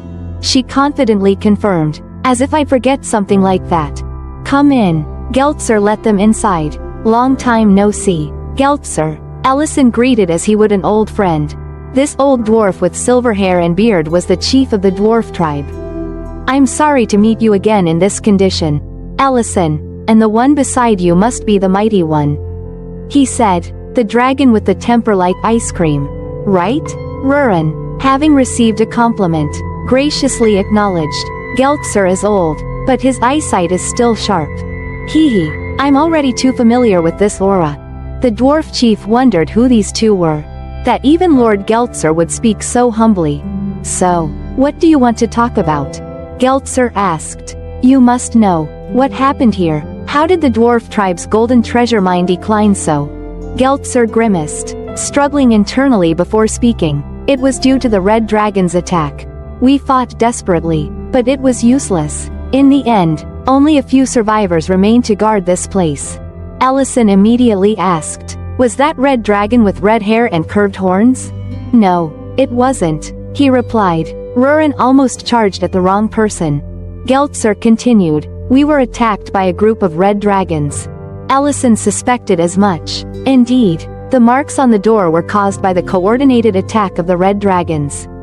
I can't believe those proud dragons would work together. Have they gone mad, or is there a major issue forcing them to lower their pride? There is something here, Ellison said quietly, startling the dwarf chief. Geltzer calmly stroked his beard, hesitated a moment, then reached under the table to press the secret red button there. Ellison, you'll be fine. The bookshelf beside them opened like a sliding door, revealing an entrance to a secret room. Geltzer led the way. Please come this way. Ellison and Rurin stood dumbfounded at this secret room. There is something I want to show you, Geltzer said. In fact, this isn't the first time we've been attacked by dragons. Geltzer narrated as they walked. This hidden chamber was quite spacious. Maybe it was to demand tribute or just for fun. But our mine has been attacked multiple times in the past. However, we have been able to stay here for so long because we have a guardian. Geltzer dropped the ring that held a gemstone emitting a mysterious blue light, illuminating the entire space inside, revealing a massive skeleton. He introduced, this is their guardian, the noble golden dragon Kulert, the protector god of the dwarf tribe. Ellison was taken aback by the enormous size of the dragon skeleton. With this size, this dragon must have lived at least 5,000 years. Did you offer tributes to this dragon for protection? Geltzer immediately denied it. He never accepted tributes. He simply helped us, protected us from invaders, and imparted wisdom while maintaining his generosity and warmth. But in the end, he could not withstand the passage of time. Ellison and Rurin were momentarily speechless. Geltzer raised the glowing ring and turned back to look at them. You're curious too, Ellison, aren't you? Why did the red dragons attack us? Why do we insist on staying in this dilapidated mine? The glowing ring transformed into a gemstone. Rurin seemed entranced by its light. Geltzer said, it's all because of this. The ancient jewel is the essence of magic, capable of creating a dragon king. Our dwarf tribe must protect it. The dragon king was said to have commanded the dragons. It is said that if the supreme dragons acted like an independent nation, no country or hero could stand in their way. Especially since this embodies the will of all species. This world might be destroyed, and only a few dragons could create the ancient jewel, essential for the birth of a dragon king. Golden Dragon Kulert was one of them. He hid and protected this place to prevent this jewel from being used for evil purposes, as well as to prevent the birth of a new Dragon King. The number of jewels needed to create a Dragon King remains uncertain. Dragon King colored. Ruren's face grew increasingly pale, recalling some old memories. At that time, she was still a little black dragon, joyfully playing around. Ruren trembled, remembering the silhouette of a woman attacked by the black dragon. Elder Metadonna. That person had previously come to the restaurant, pressing her and Ellison. At this moment, Geltzer mentioned another name, Gatira. This name completely awakened the memories Ruren thought had long been dormant. It was her mother. Ruren remembered being with her mother, lying in her mother's arms and laughing so hard the sun couldn't be seen. Ruren, I told you not to come here. But Ruren just grinned and responded, you always were a fool. Present-day Ruren clutched her chest and collapsed to the ground, her face as pale as a ghost. The scene of rivers of blood flashed in her mind, and Ruren's tears fell as she called out for her mother. Ellison hurriedly embraced Ruren to console her while answering Geltzer's inquiry. It takes 3 crystals, collected by a dragon, to fully awaken a Dragon King that can destroy everything. Geltzer held the gemstone, closed his eyes, and said, I understand the pain you must endure. I'm truly selfish.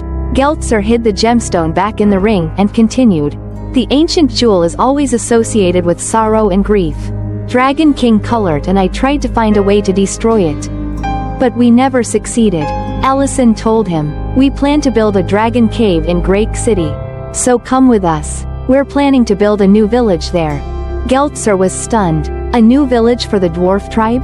As you saw from Ruren's reaction, we have no intention of using the ancient jewel to create a Dragon King, and this place has already become a target. Dragons will continue to attack. Geltzer looked longingly at the dragon's bones. He seemed reluctant to leave this place. Ellison quickly said, I'm not forcing you. I know that for the dwarf tribe, nothing is more valuable than one's homeland. The decision is yours. Geltzer, struck to the heart, stood still without saying a word. Outside, Ruren stopped crying, her eyes still brimming with tears. Are you feeling better? Ruren wiped her tears and replied to Ellison with a single word. Then asked, are we just leaving like this? Shouldn't we take the ancient jewel with us? Ellison said, I've set up some magic traps for intruders, so we can provide support if needed. With that said, Ruren accepted it. Ellison explained that leaving suddenly is hard for them to accept, given the many memories tied to this place. Meanwhile, Geltzer remained deep in thought.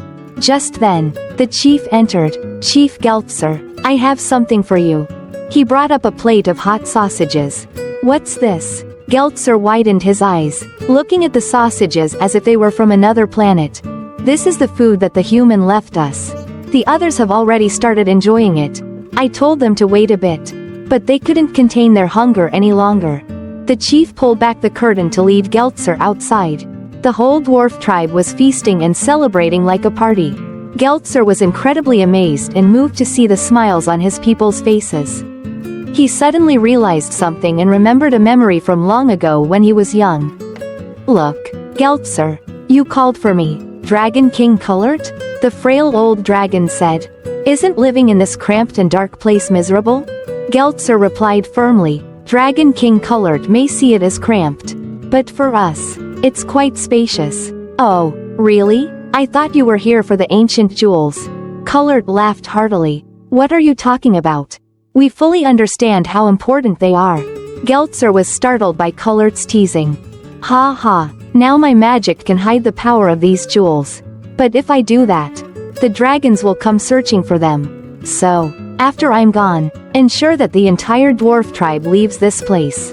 Geltzer was surprised. What? Why would you ask us to abandon both Dragon King Colored and our homeland? Dragon King Colored laughed in a foolish manner. What's left after my time will just be a pile of bones. Please don't say that. The Dragon King became serious. Listen here, if no one remembers me, then both I and this homeland will just become meaningless ashes. So, survive. What is the point of departure if it only eats away at the pain of the living? Eat, grieve, and become happier for the next generation. I'm not here to make you suffer. You What do you mean? You have helped us so much. Geltzer choked up. Colored laughed out loud. I don't expect you to protect the ancient jewels anyway. Lord Colored. It had been a long time since Geltzer last saw his people laugh. I'm sorry, Colored. Geltzer collapsed to the ground. Chief Geltzer. The chief called out in alarm. By this time, Rurin and Ellison had already left the village. Ellison. Suddenly, there was a call. The two turned around and saw someone approaching. Please wait a moment, I was wrong. Ellison had the smile of a victor. The Maloric Mountain Dwarf tribe will help you build the Dragon Cave. Geltzer led his fully packed people, breathlessly saying, please accept us. And so, the dwarf tribe came to live in Grake. With just a few sausages, he managed to recruit an entire tribe to work as builders. Amazing. Upon arrival, the dwarfs immediately began building the Dragon Cave for Rurin. Now there's no need to worry about Elder Black Dragon Metadona coming after them. The problem of Rurin's nest was solved. They may be small, but they work with incredible efficiency. Ellison looked at the construction before him with confidence. Then I'll leave this matter to you. Elle also had to marvel. They're really fast. Geltzer assured. Leave it to them. But is it alright to start right away? Don't worry. Although they're hungry, everyone is very healthy, but I still want to eat a few more sausages. Ha ha. Don't worry about food. Ellison turned to ask. Rurin, how about it? Looks nice, right? Yeah, I'm really excited. Rurin smiled, utterly satisfied. How could she not be? When she no longer has to dig a muddy nest every day. Now, the remaining issue is this. Ellison held the ancient jewel with hesitation. I trust that you, Ellison, will use it properly. Geltzer smiled with confidence. That's why I trust the future of the dwarf tribe to you. Ellison's face went blank. Rurin will absorb it? Rurin snapped. Don't joke around like that. She extended her hand and gave him a playful punch as Ellison placed the jewel into his pocket. So, I'll have to keep it from now on? He patted Rurin on the head to comfort her as she was in shock. Rurin said grimly, the birth of a new Dragon King will never happen. Ellison agreed. To prevent that, we need to do something. At the same time, someone was crying. What is this? I was so excited to go out and breathe the fresh air. But I'm almost broke because I was defeated by those bastards? Serena held her shin and cried like rain.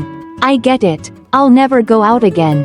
Suddenly, she noticed something and furrowed her brow, asking, who's there? Don't tell me it's Gyard. Get out of here, I have nothing to say to you. Gyard? Who's that? These two shadows seemed familiar. So, you're hiding something, Ellison said. Serena was startled. No, how did you? Ellison and Rurin exuded a terrifying aura, ready to use brute force. You never accepted tributes, but this nest is filled with treasures. Huh? I came here to ask a few things. But after seeing this, it seems like we don't need to do that anymore. Serena fell headfirst to the ground, looking at the two monsters before her, sobbing. I told you everything I knew last time. Get away from me. Why me? Why are you doing this to me?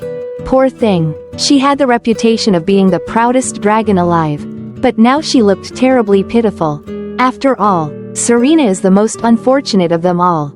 Of course, Serena wasn't spared just because of a few tears and a pitiful face. Who is Gyard? From the conversation, it seems like he's one of your kind. Huh? Does that mean you attacked the dwarf tribe's mine with him? No. Serena immediately denied it. She stammered, shyly mumbling. He's my ex. Ellison said. I can't hear what she's saying. Serena blushed and yelled at the top of her lungs. I said he's my ex. I mistook you two for him because he was always around. Ellison went along, sorry for poking at Serena's pain. She began to cry again. I've only been here for 6 months. So I haven't met any gangs. Rurin didn't believe her and kept pressing. So where did all these treasures come from? You said you don't accept tributes?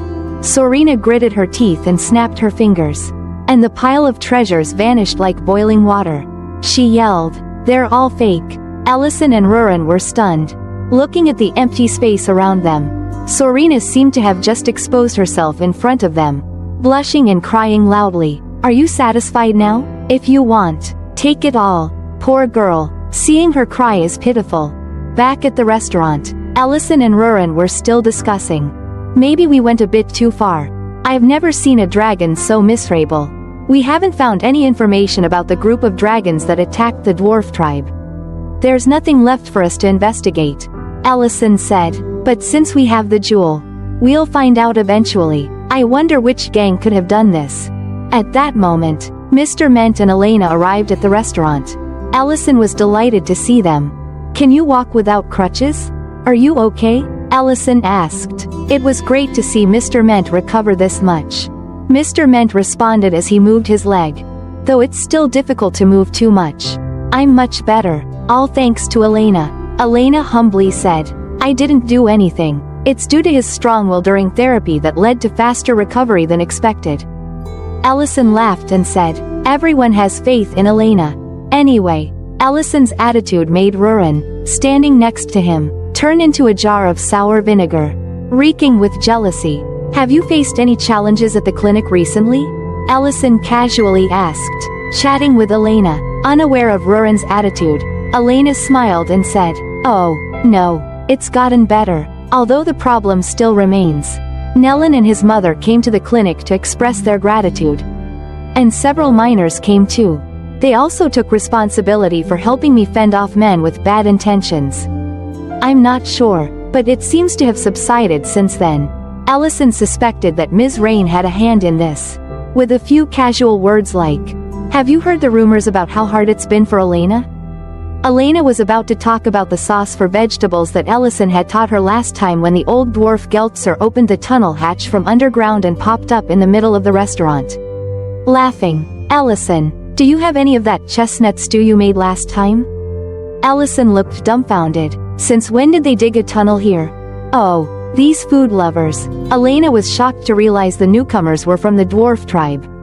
And Ellison was left speechless, not knowing when the dwarves had dug all the way to the restaurant. Geltzer kindly told Elena not to see them as monsters. Elena judged that he knew the elf tribe's etiquette well, but Geltzer didn't want to hear her say that. At this moment, the restaurant's front door burst open, and Mr. Knoll was shouting, pork belly. Conveniently, the whole group was there, and each person added to the lively commotion. Elle laughed with Rurin. It really does look like a restaurant now, doesn't it? Rurin had already put on her apron and sighed. Weren't you aiming for a peaceful life? The food was quickly served. Sausages, pork belly, salad, and pizza. Mr. Ment took a bite of pizza and praised. I missed this pizza so much. We should learn properly from Miltine. Just a casual remark like that was enough to make Miltine's heart flutter. Her face turned bright red, as if being embarrassed wasn't enough. Rurin added, hee hee, why is your face so red? Give her some dignity. Of course. The others who enjoyed the delicious food were also extremely satisfied. Ellison smiled wryly. Should I cook some more? The dwarves were also happily toasting with sausage plates beside them. The warm, bustling atmosphere of the restaurant made Diren outside seem quite sad.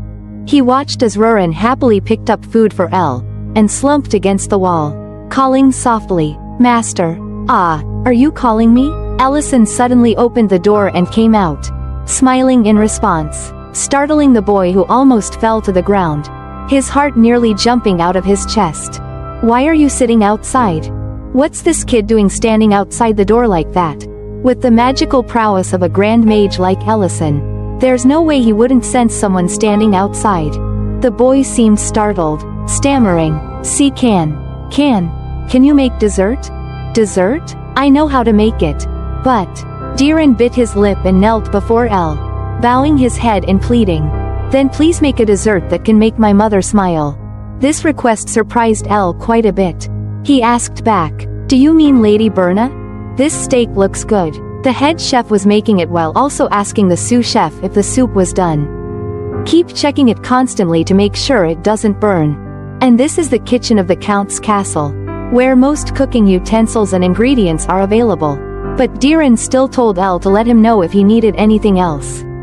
Elle looked at this abundance of ingredients and marveled that the Count's castle was indeed different from his restaurant. These spices can't be found in an ordinary restaurant.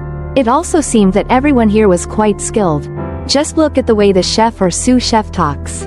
It's overcooked, redo it. I'm sorry, the sous chef replied. At this point, Diren said shyly, the atmosphere here isn't usually this tense. Elle didn't take issue with it. The Count had already stepped into the kitchen. Usually, head chefs don't talk much. Really? Looking at the head chef smiling at the crying staff. It's hard to believe. In any case, with all of this, I think we can make a delicious dessert. Diren eagerly asked. Really? Ellison assured him. That's right. And he told him to wait. At dinner, Lady Berna wiped her mouth and praised the meal but left the delicious-looking cake untouched. Without eating a single bite. Looking at the untouched cake. For the first time, Ellison doubted his cooking skills. Seeing him standing there dazed, Diren said shyly, I didn't expect her not to take even a bite. Ellison replied shakily, no, if she had eaten even a bite, it would have been more hurtful. I understand. After regaining his composure, Ellison turned to Diren and asked, You're still keeping your distance from the Count, aren't you? Since when did Lady Berna stop eating dessert? Diren bowed his head sadly. Normally, it's not like this. She used to love eating dessert. But dessert is the key to unlocking my mother's closed heart. As he had said before, Lady Berna was a strict person. For many years after she came to Grake, neither father nor son saw her smile. And Count Grake was very uneasy about this. The Lord of Grake City, Count Leiden Grake, was still healthy at the time. During the meal, Leiden and Berna had some discussions about raising Diren. It seems like Diren follows you a lot. Huh? But you don't have to be so strict with the boy. He's still young, right? I'm teaching him to behave like a noble. Diren obediently sat eating and didn't interfere with his parents' conversation. Leiden smiled kindly. Behavior, huh? So you don't smile because of those rules? This question startled Berna. I've noticed for a while that you seem to be bound by responsibilities. What you like and want to do. I haven't seen in the past 4 years. Can't you be more at ease? This is our home now. Seeing Berna's empty plate, Leiden exclaimed, You finished your dessert? Even Berna was surprised to see only a few crumbs left on her plate. Count Leiden grinned widely with joy. I see. You like desserts? Berna blushed, embarrassed and about to deny it. But Leiden remained incredibly excited. I couldn't make desserts while restoring the territory. But now that I know what you like, we're still at war, so it's hard to get sugar. But I'll make sure dessert is always on the table. Little Diren heard his father say this and was happy too. And that's how he learned that his mother liked desserts. Since that day, Count Leiden brought desserts continuously. It started with an attractive 2-tier cake and the radiant faces of the father and son. Next, Count Leiden provided a menu full of desserts that made Diren listen in awe. A dessert appetizer, a main dessert, and another dessert for dessert. Leiden enthusiastically cheered. Dad, please calm down. The result of the obsession with desserts was that, after finishing the menu, both father and son looked pale from being too full. However, Leiden still insisted on keeping the menu intact regardless of the risk of diabetes. Lady Berna couldn't hold back her laughter. You can stop now. When he saw her smile, the Count and his son were as happy as if they had found gold. The Countess's smile was truly beautiful. No wonder the Count risked diabetes just to make a full menu of sweet dishes. One day, Diren was walking down the hall when he heard a shout. I can't believe you still haven't had a successor. The boy was startled but quickly witted and stopped to listen at the door. His eavesdropping paid off. The booming voice continued from inside. And it seemed the person inside was extremely angry. It's been 5 years. 5 years? Recently, you haven't even responded to me anymore. What are you doing? Don't test my patience any longer. After that, the person inside opened the door and walked out. Diren couldn't react in time and got hit by the door. His unprofessional eavesdropping led to him getting caught. The man seemed too angry and stormed off without even noticing what he had done. Diren, Berna walked out and was surprised to see her son sitting on the ground. Diren asked his mother awkwardly. Mom, what happened? Berna gently helped her son up and explained. Nothing. I think your grandfather is upset because I haven't replied to him. Grandfather? You mean Count Dedren? The head of the Dedran family? Berna smiled kindly. You don't have to worry. After all, I'm still a part of Grake. Now let's go eat. Berna cheerfully held the hand of her husband's stepson and led him to eat. Young and naive, Diren didn't notice much. In hindsight, he realized something was off. Since then, Diren thought that desserts had changed his mother a lot. For example, during meals, when he made a mess around his mouth, Berna would still frown and remind him, Diren, mind your table manners. He knew that though she remained strict, she now smiled. Proof was that while she scolded him 1 second, in the next she smiled gently and handed Diren a handkerchief. Use this to wipe. Diren was very happy. When Berna played the piano, he and his father would sit and listen, clapping enthusiastically. Only then were they truly a family. But that time was brief. That day, mother and son were learning to bake together. Lady Berna may have been a good pianist, but she certainly wasn't a good baker. You could tell just by looking at the cake. Another failure, Lady Berna lamented.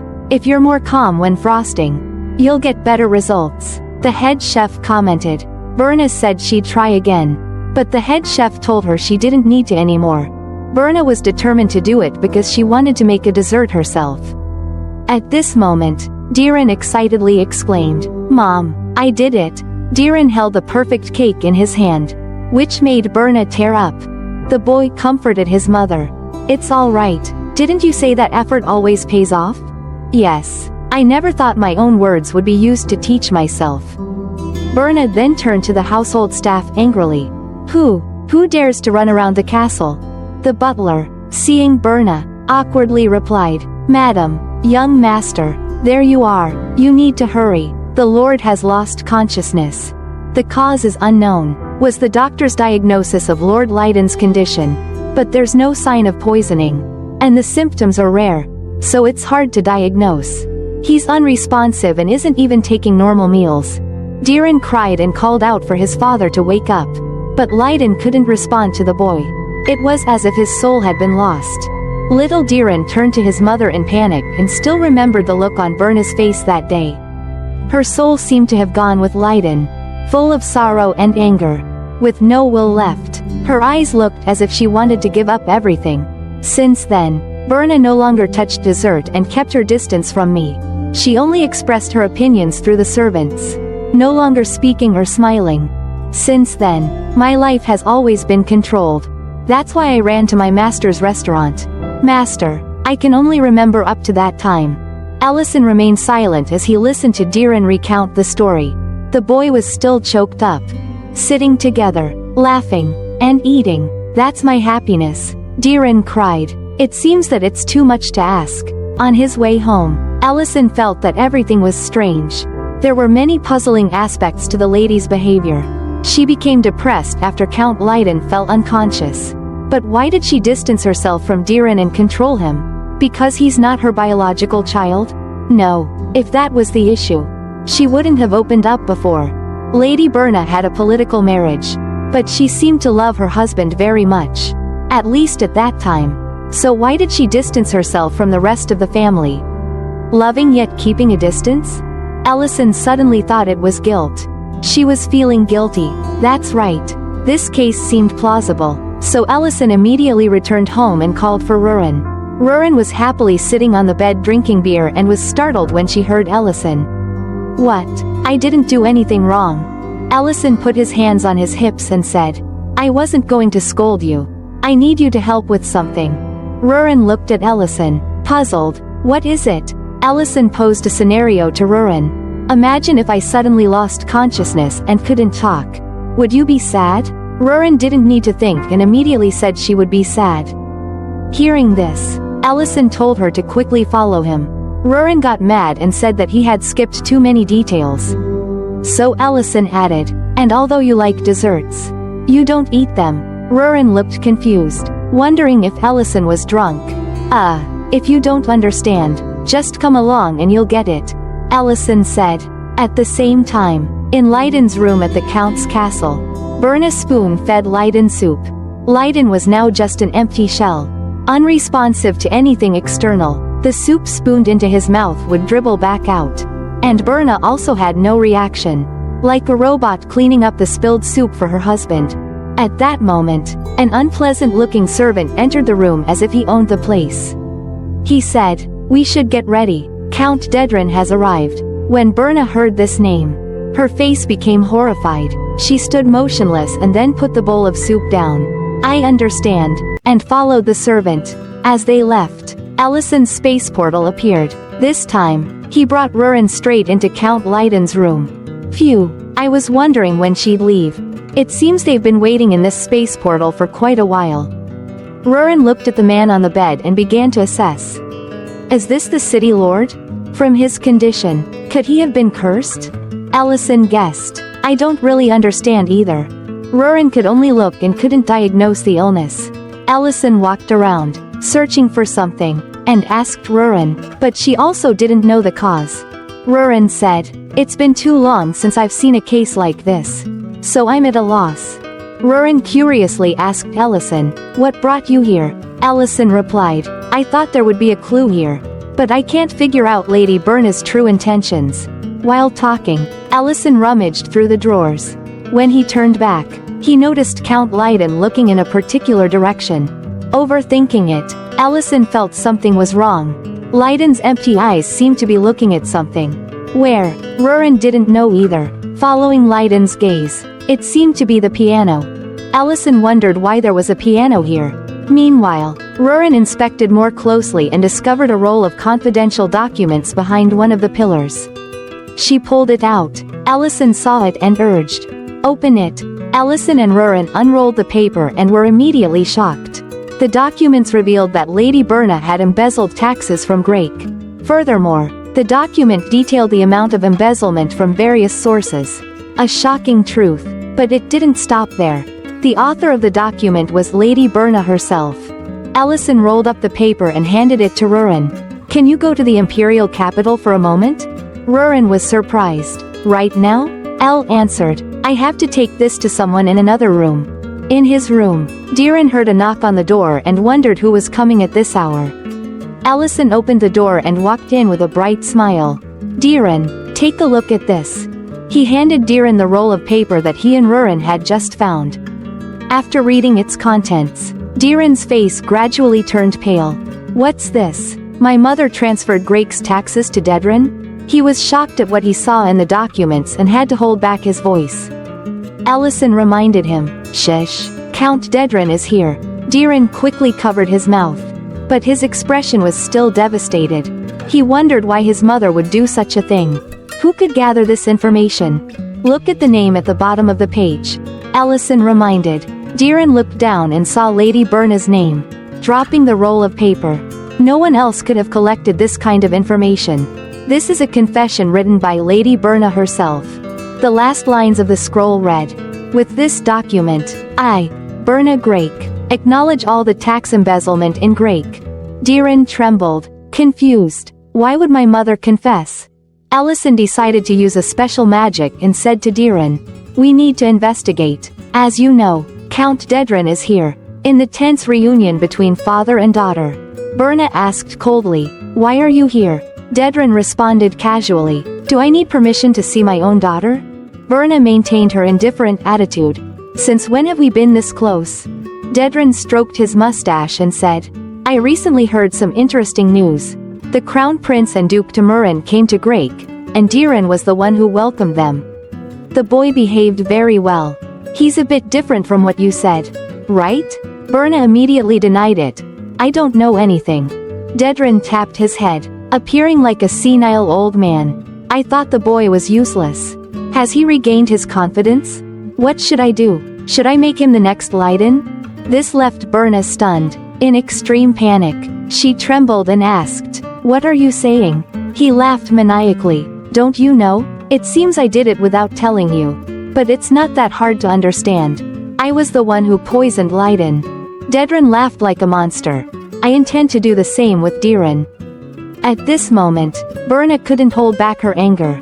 "You bastard, I won't let you touch Diren. My daughter, I didn't ask for your permission," he said, and the man who had called her here appeared behind Berna with a rope in his hand. What happened next was predictable. Diren and Ellison could hear everything from the other side. Dedren was telling his henchmen to be careful. We can't let Lady Berna get hurt. Ellison frowned upon realizing that Count Dedren had poisoned Leiden. The reason behind Lady Berna's confession also became clear. Meanwhile, Count Dedren continued with his plan. Lock her in the basement where no one can find her. Diren was extremely angry. He banged on the table and demanded that the soldiers from the city lord's castle be summoned immediately. But Ellison tied him up with magic. He shouted, "Master, what are you doing?" Ellison coldly told him, "Observe the situation. Count Dedren's spies have infiltrated deeply enough to poison the city lord's meals and kidnap the lady. Can we trust the soldiers in the castle?" As he said, even the bespectacled butler was stopped by the soldiers. Ellison held Lady Berna's confession and told Diren, "We can catch them with my help. But it's unlikely that Count Dedren has poison with him. Even if we catch him, we don't have any evidence. We can only charge him with kidnapping, not poisoning the city lord. Are you planning to use this document as evidence? This way, we can lock up both the Count and Lady Berna." Diren asked helplessly, "So what should I do?" Ellison offered a plan. "We need to create a situation with solid evidence, executed by someone of high standing." At that moment, Rurin appeared, bringing someone of high status. In the middle of the night, Medren was brought here tied up. She didn't understand what was happening. Poor girl, she's been having a run of bad luck since getting involved with Ellison. She has no idea what's happening. One minute she was minding her own business. The next she's ambushed and brought here. "Is this the person?" a shocked Diren asked. Ellison smiled. "I have an idea." He looked at Diren. "Can you act a little?" The long night passed, and a new day arrived at Count Dedren's castle. Berna's head was uncovered. She was tied up and gagged. Count Dedren acted like a concerned father. "Daughter, are you all right? It's already daylight outside, but it's still dark in here. There's a place we need to go. Follow me." Berna hadn't recovered from the shock her father had caused the night before. Once freed, she shouted, "Why? Embezzling Grake's taxes and constantly controlling Diren's every move. You have everything you want. So why are you targeting Diren?" He laughed as if he had heard a joke. "I told you, I can't stand his behavior. By the way, I originally planned to poison Diren first. And after ensuring an heir, I intended to take over all of Grake. Is it because the Count has changed? Or because you're not charming enough?" he said, leading Berna out of the basement. Dedren suddenly turned back and yanked Berna's hair hard. "This is my judgment. You know I'm the one who poisoned him, right? Aren't you surprised?" Berna was in pain, her forehead bleeding. She pleaded in anguish, "Please, I'm begging you, spare Diren." Dedren grinned. "Even if you say that, I've already poisoned his breakfast." He eagerly opened the door to the room to show Berna his handiwork. Inside, Diren had a face just like Count Leiden's. Dedren mocked as he saw Berna's stunned expression. "But don't worry too much. You'll never know what I can do." Berna cried, "You're a monster. It's disgusting to share blood with you." She sobbed uncontrollably, repeatedly calling out Diren's name. Dedren showed a look of pity but was smiling. At that moment, a guard pulled out a scroll. "Count, what is this?" Dedren was quite surprised to see it. This was found in Count Leiden's room. The guard continued, "The lady collected evidence of tax embezzlement in Grake under your orders, Count Dedren." Count Dedren was stunned as he read the contents of the scroll. Berna saw it and lost all hope. No way. She wanted to rush to seize the scroll. But the guards stopped her. Count Dedren laughed maniacally. "Is this what you're relying on? My dear daughter, it's over." Dedren burned the scroll containing the evidence. Berna froze as she watched the fire consume the scroll. He was delivering the conclusion to this story. After her husband was poisoned, all she had left was her son. And when her son became like her husband, she ended them both and herself. A perfect story. He trembled with admiration for his own storytelling skills. Meanwhile, the guard holding Berna leaned in and whispered to her, "It's all right." Count Dedren wanted to quickly finish off Diren, sending him to the afterlife with praise. "You've done well, Diren." The guard removed his helmet, revealing a handsome face and a charming smile. "A perfect story, but not like that. Ellison used magic to block Count Dedren's blow, destroying his weapon. Dedren clutched his hand, not understanding what had happened to him. At that moment, Medren charged in. Count Dedren, I accuse you of attempting to murder the Grake family. Medren, the mage captain? His face turned pale at the sight of her. Game over, Count Dedren, Medren declared. Lady Berna trembled uncontrollably when she saw that her son was unharmed. Unable to contain her emotions, tears streaming down like a broken dam, Diren, Countess Berna, still tied up and deeply worried for her son, felt a surge of gratitude as if a savior had appeared. Tears still fresh on her face, she stammered, Thank you, sir. Truly, thank you so much. This is nothing for this master, self-proclaimed. How could he let his disciples' family fall into trouble? But, at this moment, Diren looked angry, while Dedren still didn't understand why his plan had failed. He didn't understand how Diren was still alive.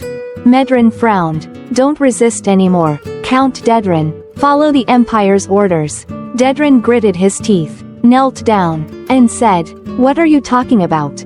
This dagger was just for self-defense. I accidentally dropped it. I swear I didn't intend to harm Diren. Medren responded coldly. And you didn't intend to kill the Grake family either? Isn't Count Leiden Grake currently sick? Medren turned, and a plate of steak and bread was brought out. I have the breakfast that was given to Diren earlier. Eat it and prove your innocence. Dedren was stunned, trembling, and took the bread, squeezing and twisting it before throwing it away. His true nature was completely revealed. So what? He overturned the plate of food. You think I'm the only culprit? Berna has been embezzling taxes from Grake for years. If you want to talk about crime, lock her up first. Lady Berna didn't know what else to say except to cry.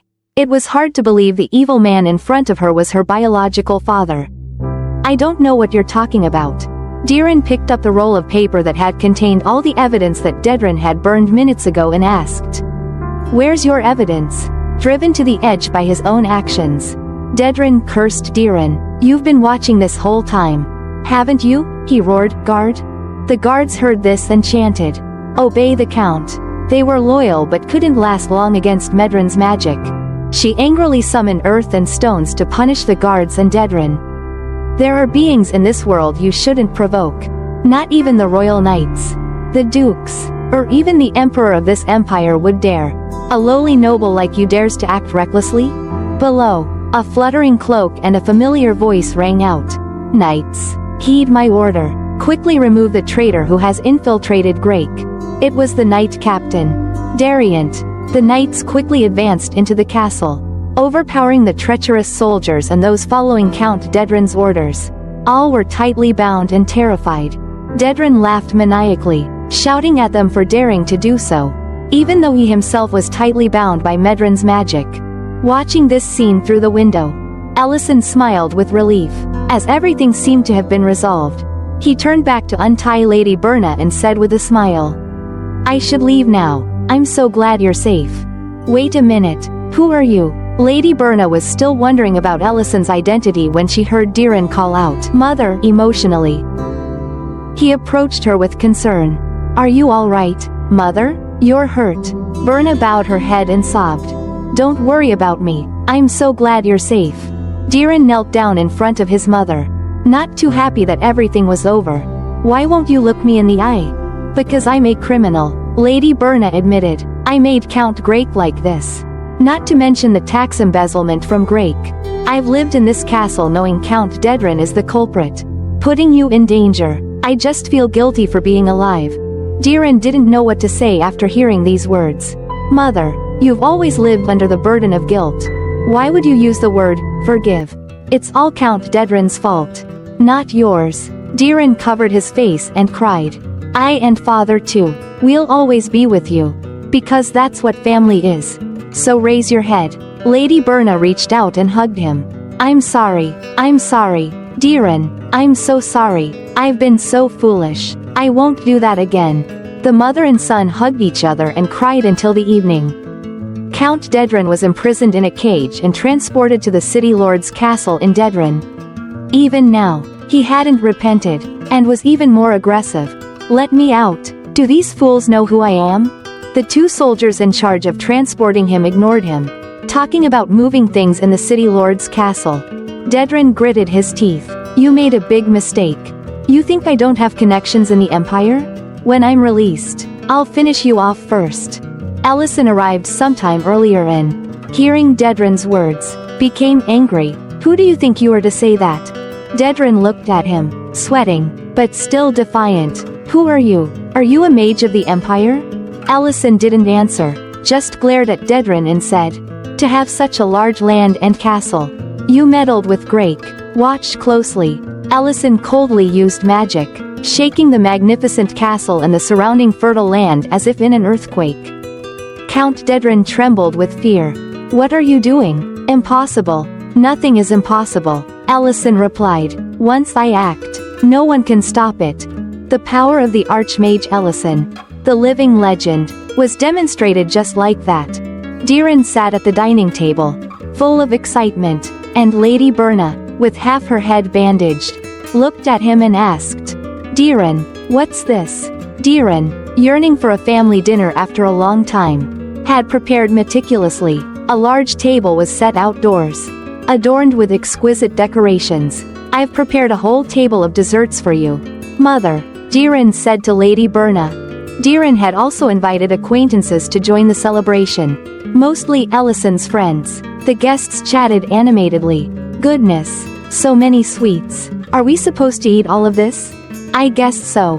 Miss Rain's eyes sparkled at the sight of the desserts, while Mr. Knoll reminded her that eating too much would lead to weight gain. He was immediately rewarded with a punch to the head from his wife. Another bump appeared on Mr. Knoll's head.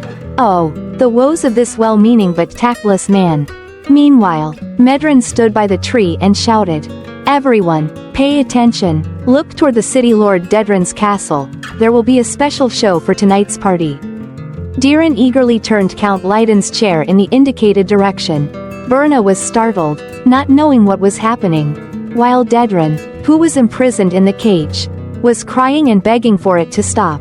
The city lord's castle in Dedren was uprooted, flying into the air, surrounded by a strange light.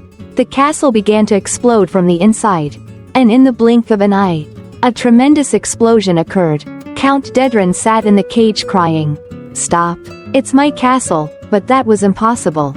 Ellison smiled in satisfaction. You will no longer see the light. Enjoy it while you can. Diren watched the fireworks in awe and asked his mother, What do you think? Lady Berna, with sparkling eyes, picked up a cream puff, trembling as she ate it, tears streaming down. It's wonderful. After finishing eating, the moon was already high in the sky.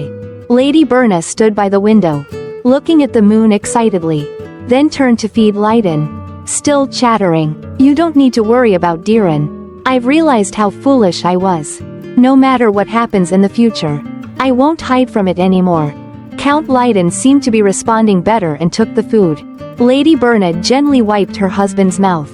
I, Berna Grake, love my husband, Leiden Grake, very much and always will.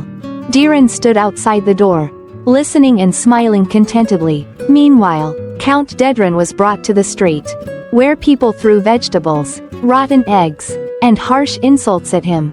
Count Dedren was just confused, muttering regrets about his castle.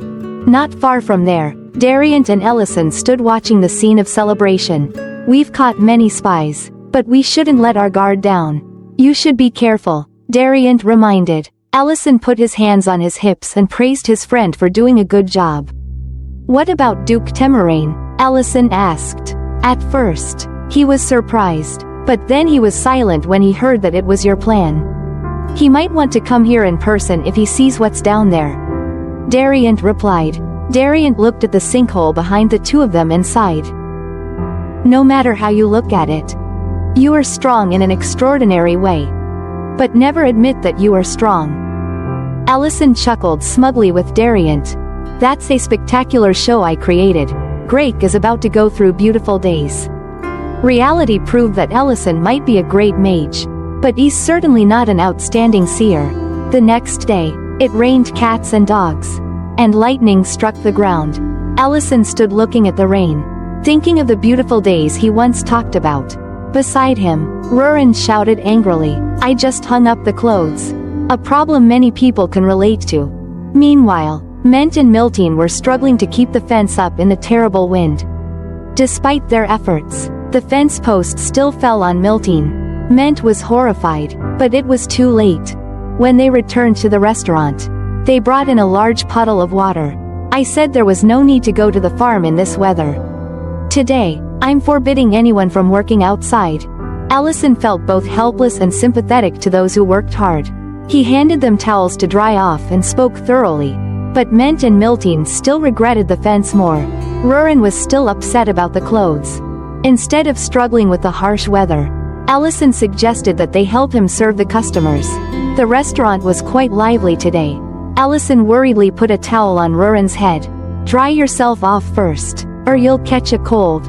Ment and Miltine stood awkwardly as they saw the two close to each other like that. Allison continued drying Rurin off without hesitation. The two were intimate out in the open, without a hint of embarrassment. At this moment, a guest arrived, drenched in the rain. "What a peaceful scene," the guest sighed, immediately attracting Allison's attention. He looked up and recognized that the visitor was Benin. He took off his cloak and ordered something warm for the rainy day.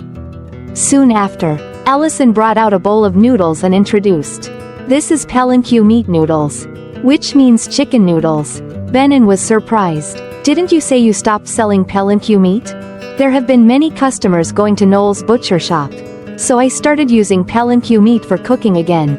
More importantly, how is your orchard? Is it okay? Isn't this the first time you've come here to try to buy my orchard? Would it be better for you if I gave up my orchard?" Allison laughed. "What do you mean? The price you asked for is several times higher than the market price.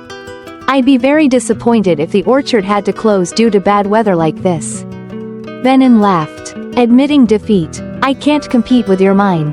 He continued, "It seems the rain won't stop if I just stand in the orchard and try to do something. I've done all I can." He took a bite of the noodles and said, "This dish is really delicious. It's worth braving the rain to come here."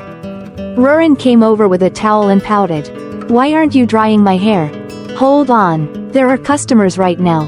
Allison tried to comfort her, but Rurin still sulked. Benin watched this scene, then called Allison and poured himself a glass of wine.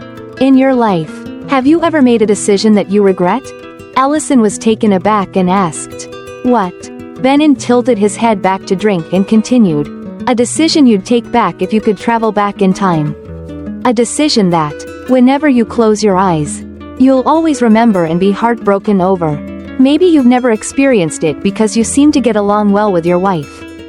Allison grimaced. "Wife? Rurin and I aren't like that." But Benin didn't seem to listen and continued, "I live alone, but there was once someone I loved with all my heart." He innocently continued, "I've loved her since I was 10 years old, and it's been over 35 years now. You could say she was my childhood friend, the only one who made my heart skip a beat." "Who was she?" Allison asked. "Her name was Meal. No matter how much time passes, I can't forget that name." "Meal?" Allison was surprised. "Is she the one you've pined for 35 years? Why didn't you confess to her?" Benin gave a wry smile. "That's exactly what I'm talking about. A decision that one regrets. When I was younger, I wasn't mature enough and thought that she and I would become a couple because we had happy times together. That's what I thought." Benin reminisced about the past. "When she matured and started talking about marriage, I woke up to reality. But that was just before Meal decided to move to a nearby village to start a family. I had arranged to meet her on the outskirts of Grake and told her I had something to say. At that time, I was going to confess." Benin eagerly carried a basket, walking in the middle of the night. But he never saw her. A dragon attacked at the same time. Yes, that was 15 years ago, when the war with the dragon clan began. He said, "I ran for my life. After that night, I found out she was safe. But I no longer had the courage to find her because I was a coward who couldn't even keep my promise. In the past 15 years, I haven't heard any news about her. But recently she returned to Grake." Benin looked at Allison with sad eyes, as if seeking sympathy. "Do you understand my situation? I'm always tormented by regret every day. unable to forget or fix what happened. I've always remembered her during every moment we've been apart. But I'm afraid to go out if I see her again. So, take care of your wife with all your sincerity. Rurin sneezed and coughed, said she had a cold and felt tired, and asked Ellison to take care of her. At this time, Benin had put on a raincoat and was ready to leave. But before leaving, he enthusiastically shared his experience. Even if you have to leave tomorrow, you won't regret it. Ellison tried to explain that Rurin wasn't his wife. But Benin didn't listen anymore. That night, while Rurin slept soundly, Ellison stayed awake. He looked at her and wondered, what is 15 years of human longing compared to 155 years for a dragon? He then reminded himself that this matter shouldn't concern him. Remembering Benin's words, that meal had come to Grake. Ellison thought, I should ask around tomorrow. Rain was surprised to hear that name. Then she smiled brightly. Of course I know her. She recently opened a clothes repair shop. And we even became friends. Ellison had found the right person to ask. Rain was a little surprised. Why are you asking about her? Recently, she seems very troubled. Troubled? Yes. Last time she asked me something with a very sad expression on her face. Rain tried to recall. Meal asked if in my life I've ever made a decision that I regret. Ellison was astonished. How could they have the exact same question? Rain was also surprised. Benin, isn't he the orchard manager? Ellison thought she knew a lot. So he asked her to continue. To learn how to handle things for Benin. What did Meal talk to you about? Rain recalled. She asked if I'd lived here long. And I told her that I had moved here because of the war and then settled down with my husband. Meal said she left Grake 15 years ago and only recently returned. So she found me a bit strange. 15 years ago? Why did she leave? There's a man I once loved. Meal said, no, I still love him. But I can't meet him anymore. 15 years ago, he wanted to see me one last time. But I couldn't make it. I fled from there, but he had bought flowers and went to meet me. I ran away like a coward. As she recounted the story from 15 years ago, Meal still trembled. After hearing this, Ellison was sure, the man she's talking about is definitely Benin. Rain was stunned, forgetting her expression. Wait, so she also regrets Benin? Yes. They both went to their meeting place but ran from the dragon clan's attack. They both thought the other had abandoned them and left, regretting it for 15 years. They're both really heartbroken. It's so unfair. Rain was touched. Meal has lived alone since then and rejected every proposal her father forced on her. She chose to live alone for so long because of a misunderstanding. Don't worry, Ellison smiled. Can you tell Meal about this? Ellison brought Benin a box. While he was harvesting apples. Here's a pair of reading glasses as a gift. Meal said her eyesight has been declining recently. If she feels eye strain while using them, you can bring them to me for adjustment. A gift for Meal? Ellison smiled mysteriously at Benin. Tonight, Meal will be waiting for you on the outskirts of Grake. You can give it to her. Benin was stunned, his eyes widening. What are you saying? I can't meet her. Didn't you say that was the decision you regretted? Ellison said, I believe everyone has made mistakes. No one wants to make mistakes. And no one can predict the future. But worrying about the same problem just creates more problems. You know what to do. In the evening, Benin walked on the old path, feeling like his feet were heavy as lead. After a few steps, he had already thought of countless scenarios. Will she be angry with me? What if she calls me a coward? It's been 15 years, but what if she doesn't come? I miss her so much. He told himself. But before dying of longing, our Benin might be done in by overthinking. Seeing the familiar figure of the girl under the tree, Benin burst into tears. He was still the same person as before. Meal turned back. Benin?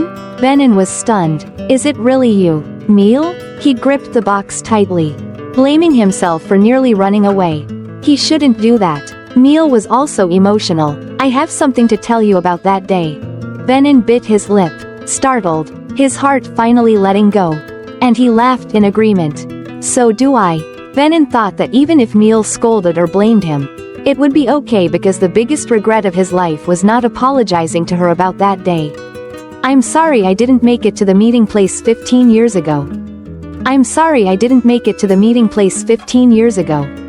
Neil also said. They both shouted in unison, tears in their eyes. Then, they froze. Venin forgot to cry. Neil stopped her tears. We both. Then they both burst out laughing. My God, there are two crazy people here. Rain was thrilled. She and Ellison had found a nice spot to watch the lovers' reunion. She looked at Ellison, puzzled. Why didn't you tell them the truth earlier? Ellison smiled. It's something they needed to solve themselves. We couldn't tell them beforehand, otherwise. We wouldn't have such a good story to watch. But don't you think it's unfair that they were alone for so long because of a small misunderstanding? Isn't it better that the misunderstanding has been resolved? Ellison looked at the results of his intervention. And they have found each other again. Venin gave Neil the glasses. And they walked hand in hand, not letting go for the entire journey back. A few days later, Venin and Neil stopped by Ellison's restaurant. They came to discuss the sale of the orchard that Venin had tended for years. This time, Venin resolutely sold the land, determined to use the money to build a house in the heart of Grake, where he and Neil could start a new life together. He gently took Neil's hand, pressed a kiss upon it, and said, his voice brimming with emotion, I've hesitated for 15 years, but I won't hesitate any longer.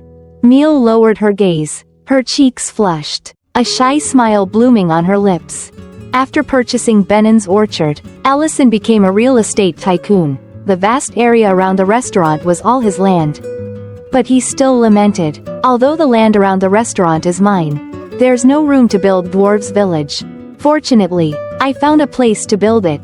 Rurin agreed with Ellison's plan as she gnawed on an apple. She didn't like the idea of the dwarf people living in the dragon's lair, as that was her space and she didn't want anyone else living there. Except for one person. Rurin was sad. Even though you'll be at the restaurant, the cave is still very spacious. Ellison looked at her sadness and remembered Venin's advice. Blushing, should I live in the dragon's lair after it's finished? Rurin was initially stunned, then her eyes lit up like car headlights. And she grinned ear to ear before springing up to hug Ellison like a spring. Really? Are you serious? Are you sure? But the more space, the better. Plus, you can always build a tunnel to the restaurant, so getting around isn't a problem. This time, Rurin was the happiest. Remember, you can't go back on your word. Now I'm even more excited for the dragon's lair to be finished. Leaves fell as autumn arrived. The dragon's lair was 70% complete, expected to be finished next year.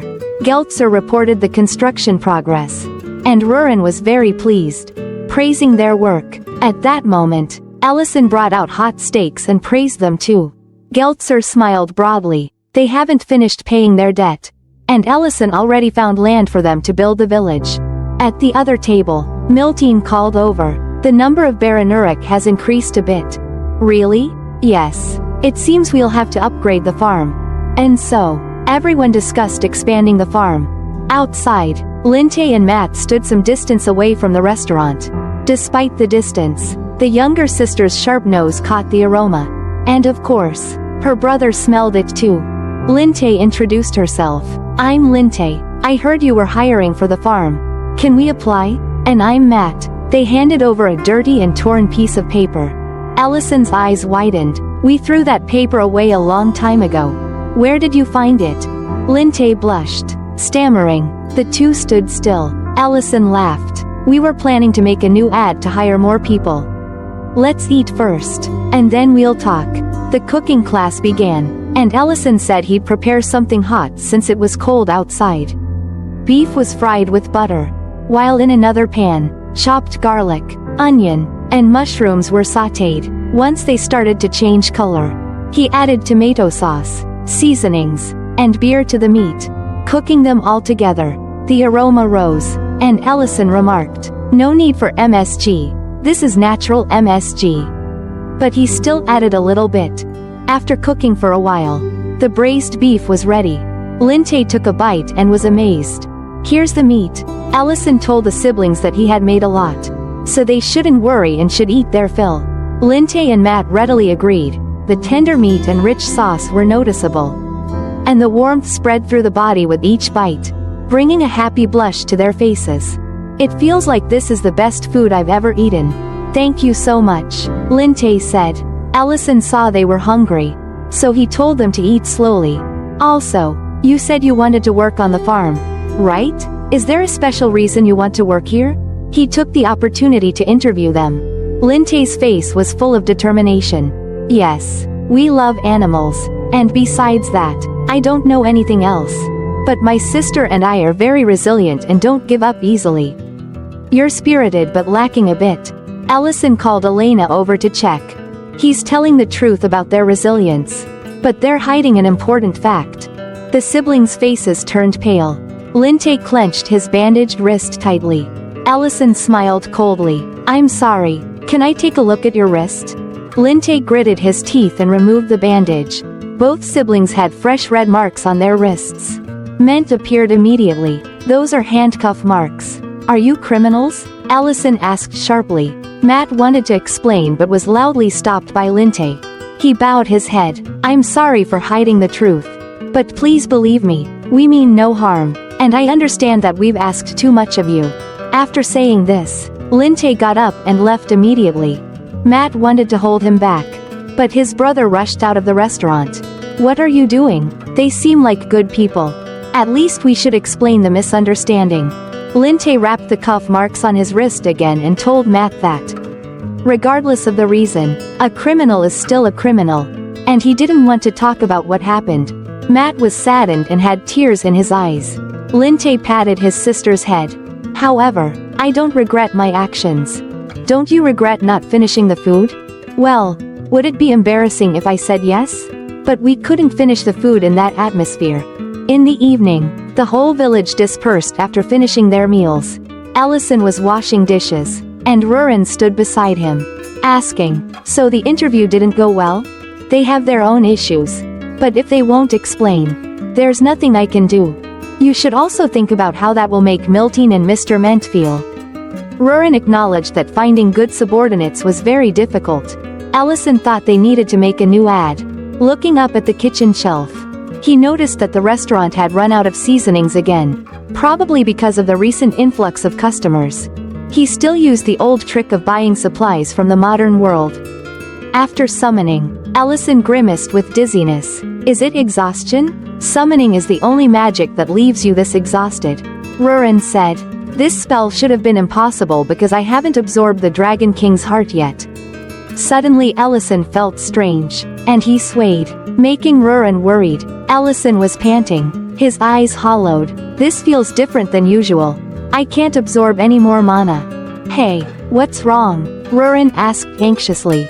Allison collapsed to the ground, unconscious. If I had known this would happen, I would have listened to you. His blurred vision gradually cleared, and Rurin, with tears in her eyes, called Allison. His face was red as if he had been roasted, and he was sweating profusely. Are you okay? This little dragon really is something. Looking and not realizing what's wrong and still asking, Allison replied, I'm fine, don't worry, it's just that I'm out of mana. Out of mana? You're a level 9 mage. Allison comforted her. I just need to rest. And I'll recover. Just stay calm. Is there anything I can do to help? Just let me know, and I'll take care of you today. Rurin declared boldly, surprising even the exhausted Allison. He smiled happily. Can you help me with something? Rurin put on an apron, looking at the familiar cooking ingredients. I did offer to help. But why did he make me cook? Rurin complained. This is worse than being caught by those dragons. She wondered, what do you expect of me? Maybe he's so feverish that he doesn't know what he's doing, trusting a reckless creature like her to cook. Let's hope our main character survives this meal, folks. Meanwhile, Linte and Matt were wandering in the cold night. No matter how hard we try to find a job, people in the city won't hire us because we're ex-convicts. That's why we went to the restaurant on the outskirts. How will we survive this winter? Being in prison is warmer. Linte and Matt were struggling with a difficult life. They no longer cared about others, only finding ways to survive. This made them scavenge for food in the trash or even steal food. We've become actual criminals, Linte said, while rummaging for food in the trash. They found the restaurant's flyer. Linte noticed a stray cat meowing and felt a pang of compassion. He seemed to really love animals. Let's search the trash more carefully. Suddenly, a fat nobleman appeared with his men. Are you sure Linte and Matt got out of prison today? Yes, I'm sure. Find them right away. When Linte saw the fat nobleman, he went mad, his face filled with hatred. Matt also remembered him well. Rotunda, the overseer of the construction site. I didn't expect he would still be looking for us. Linte gritted his teeth in anger. Unable to endure it anymore, he never stopped his wrongdoings. He stood up, but Matt held him back. Brother, we have to be patient. This time it won't be just 2 years. 2 years ago, in a room, there were inappropriate sounds. The fat Rotunda had pinned a woman against the wall. Ignoring her crying, he laughed indecently. Does it make sense to kick me out while the construction site is operating? He reached out to caress her cheek. Think of your husband, he's working hard without getting paid. It must be tough. The woman bit her lip. Not saying a word, Rotunda continued, I'm more of a man than you think. Don't worry. At that moment, outside the door, Linte and Matt rushed in, urgently calling for him. They were both bleeding. The scaffolding in Area 3 collapsed, injuring many people. We need medical attention. Hearing about Area 3, the crying woman in Rotunda's grasp ran away. He couldn't stop her in time, so he vented his anger on Linte and Matt. These idiots, they didn't help at all but caused this mess. His face, when angry, looked like a deformed piece of fat. We followed the plan, but the scaffolding suddenly collapsed. He muttered, then turned and had someone restrain Linte. What are you trying to say? That I'm embezzling the construction funds? Rotunda kicked Linte hard in the chest, beating him continuously. I even take in orphans and give them jobs. You'll be fired, and the damages from the accident will be deducted from your wages. Converted into debt, Matt saw her brother getting beaten so badly. She cried and begged, I'm sorry, Lord Rotunda, please forgive us. The lecherous fat man, having just lost his prey, then set his sights on Matt. He smirked, lifting her face. It seems you have another way to make money. Many nobles have strange tastes. What do you think? Linte flew into a rage upon seeing his sister insulted. He broke free in Rantada's astonishment. Linte charged at him, landing a punch straight to the fat man's face, making his nose bleed and knocking out a few teeth. The fat man was beaten to tears. Rotunda's 2 henchmen rushed to stop Linte but couldn't. Linte fought fiercely, taking on all 3 alone. After the fight, Linte and Matt went hand in hand to prison. In prison, Linte was always fighting with other inmates and getting injured. Matt held his brother's hand, trembling. I don't want to see you like this anymore. Linte thought about it too. If he ended up in prison again, how would he ever get married?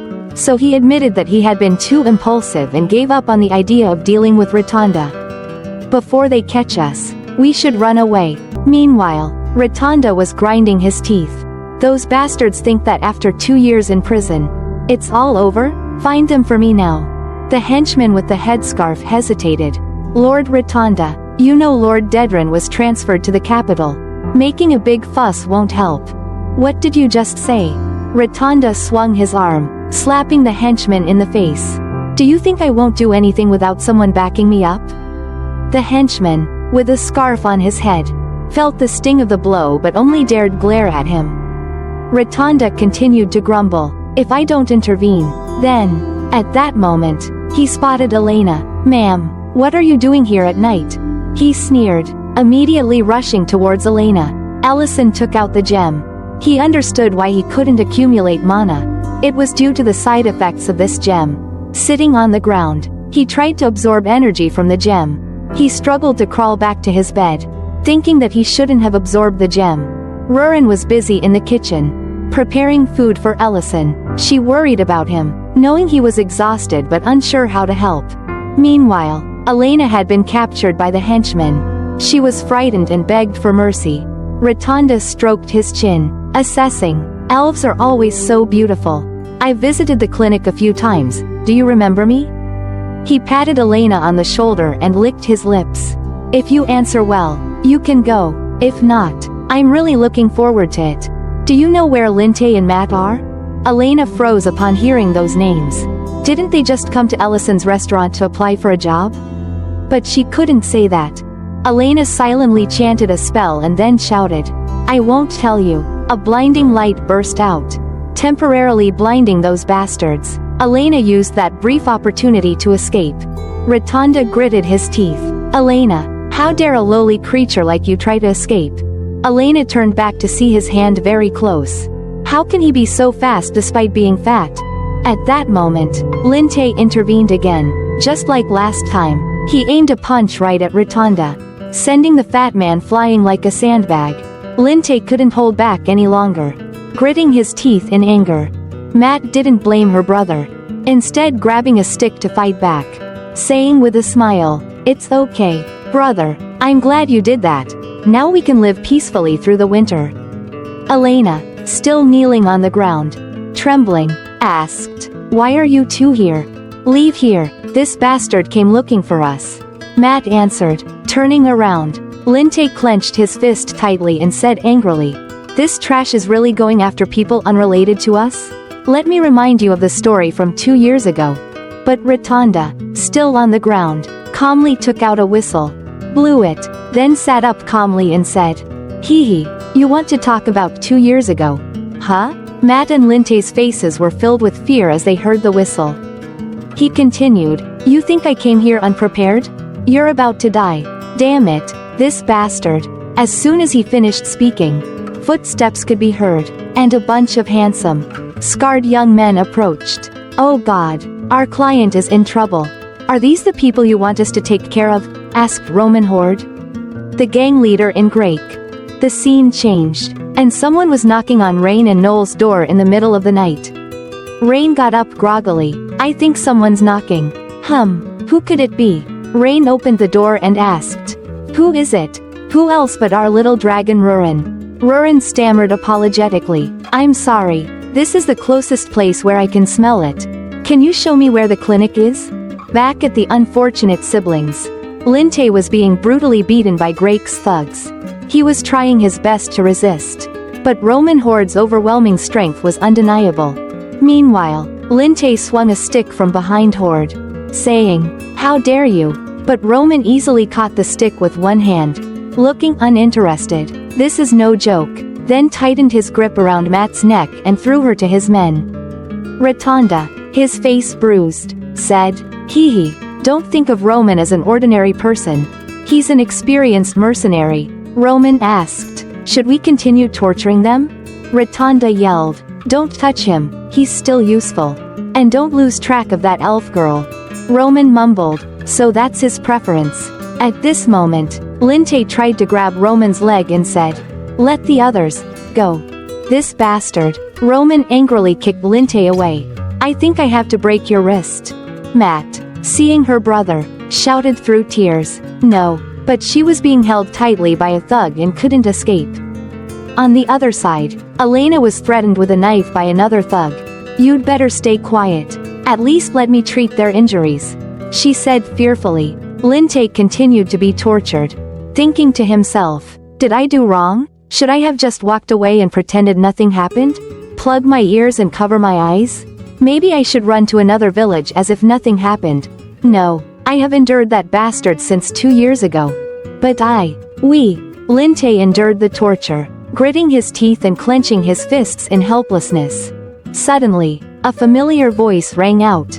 "Found you. Oh, Rurin, I've never seen her appear. And I feel like an angel has just arrived." Not using teleportation while deep in the forest was the right decision.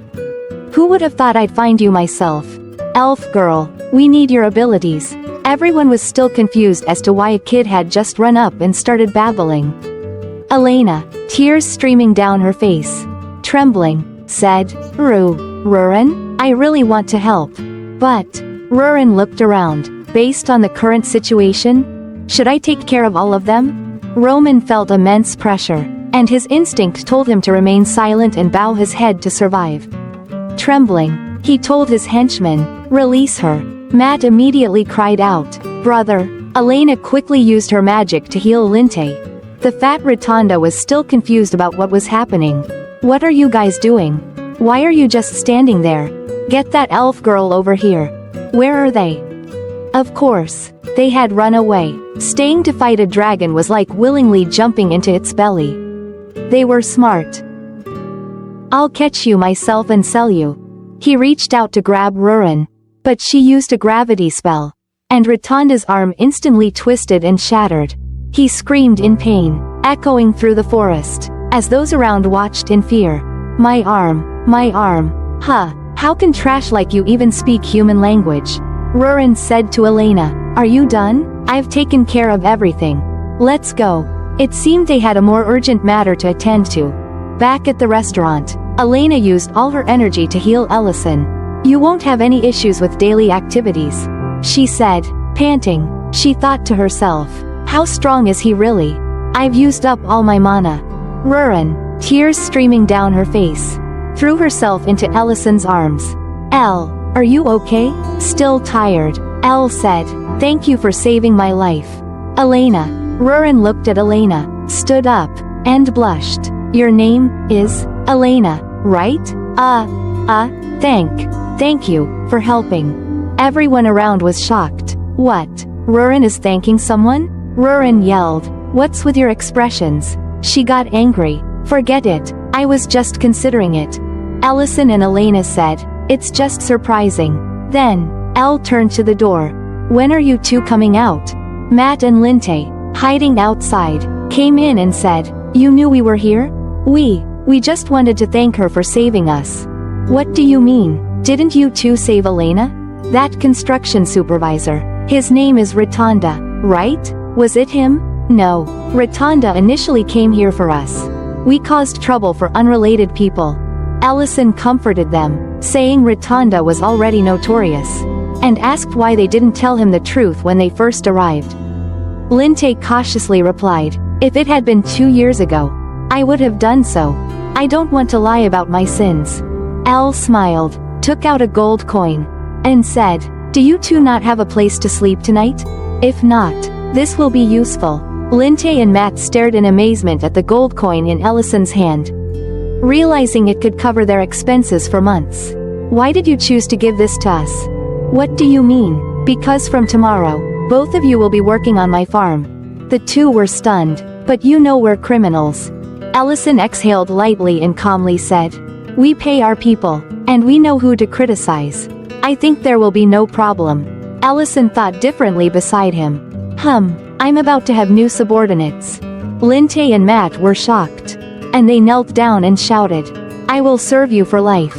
I will also follow you for life. Just call me the manager. These two siblings are smart, they know how to choose their master. If they didn't, with their personality, dying on the streets was a sure thing. So everything ended peacefully on a calm moonlit night.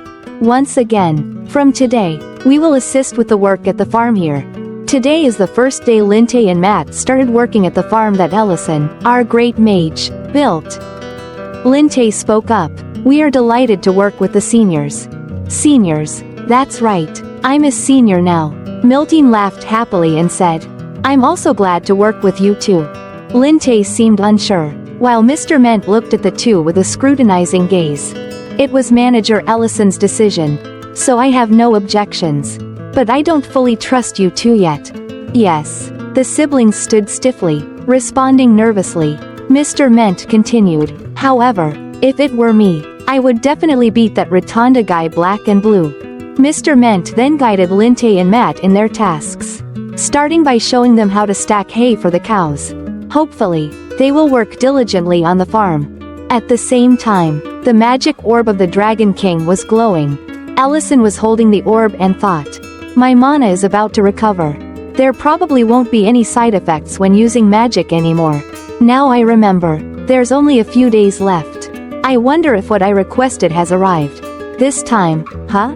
Our little dragon was looking out the door with a strange look. Ellison was quite surprised, wondering what she was thinking. What are you doing? Observing. Customers? Ellison asked again. I see many strangers. Wow, this girl is paying attention to other beings? What's going on? Last time, she even thanked Elena. What's been happening to her lately? She's not acting normal at all. Rurin was still attentively watching the customers enjoying their meals in the restaurant. The women seemed happy, adorned with shiny jewelry. Rurin wondered, why do human women wear so many shiny things? Well, maybe because they look pretty. Ellison replied, don't dragonfolk also fill their caves with jewels and trinkets? Rurin responded, I don't know much about that. But my mother's cave didn't have such things. Ellison asked, have you ever wanted to receive things like that? Meanwhile, Benin was planning something else. He was gifting Meal a beautiful necklace. And they both seemed very happy. Watching that, Rurin felt uneasy. I don't know. Just then, the restaurant door opened, and a new customer entered. Oh, it's Ellison's silly disciple. The young man was holding a scroll as he entered, shouting, Master, great news. This morning, we caught Rotunda lying in the hospital. He confessed to all his crimes. Tax evasion, harassment, human trafficking, assault. He's been charged with so many crimes. He will never see the light of day again. Ellison replied, he's worse than I thought. His closest associates betrayed him along with the information about him. It turns out the one backing Rotunda was Count Dedran. Although Count Dedran has been captured, Rotunda kept acting recklessly without considering his position. It's surprising that not all of Count Dedran's accomplices were in the castle. Catching one brings more. Diran sighed. Ellison placed a hamburger in front of Diran. But you're still doing great. Do you have free time 3 days from now? Oh, if it's an invitation from you, I'll arrange it right away. Ellison whispered something in Diran's ear. What are these two planning? Diran shouted with joy. Awesome, I'm in. Both of them grinned. And one night, then another, and another passed. 3 days later, Geltzer, the dwarf leader, sat pensively. Ellison, you came right on time. On the other side, Ellison slowly sat down in the dark. Geltzer spoke first. What I want to say is. But Ellison waved his hand. Present the items first. I've completed them. Very good. Ellison looked into the bag with a sly grin. Meanwhile, Geltzer continued. I've gathered everything. Nothing is missing. But what is going on? It was just a bag full of sausages and beer. The other dwarfs were gathering around, cheerfully eating sausages and drinking beer. Geltzer asked, is this much theatrics necessary? Elle said. I just wanted to try it out. It would be great if everyone could join. But since the project is in its final stages, I understand. Tonight was a night full of shimmering moonlight and stars over the city of Grake. Noel and Rain, a married couple, were heading to a restaurant. This is the first time we've received an invitation like this. Rain replied, yes, but I'm really excited about it.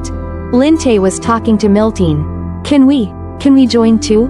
Of course. The boss said all the employees at the farm should participate as well. Oh, what is little Matt doing with that cow? Is she planning to become a Spanish bullfighter?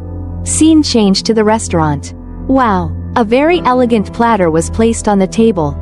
Is it European cuisine today? Rurin asked. What's this? Elle turned around. Oh, you don't know what today is? Then he turned to all the guests in the restaurant. Everyone, I'm so glad you all could make it. To show our appreciation, we've prepared a little event. Rurin was surprised. Oh, a restaurant event? Elle continued. The name of the game is, What's in Your Mouth? The rules are very simple.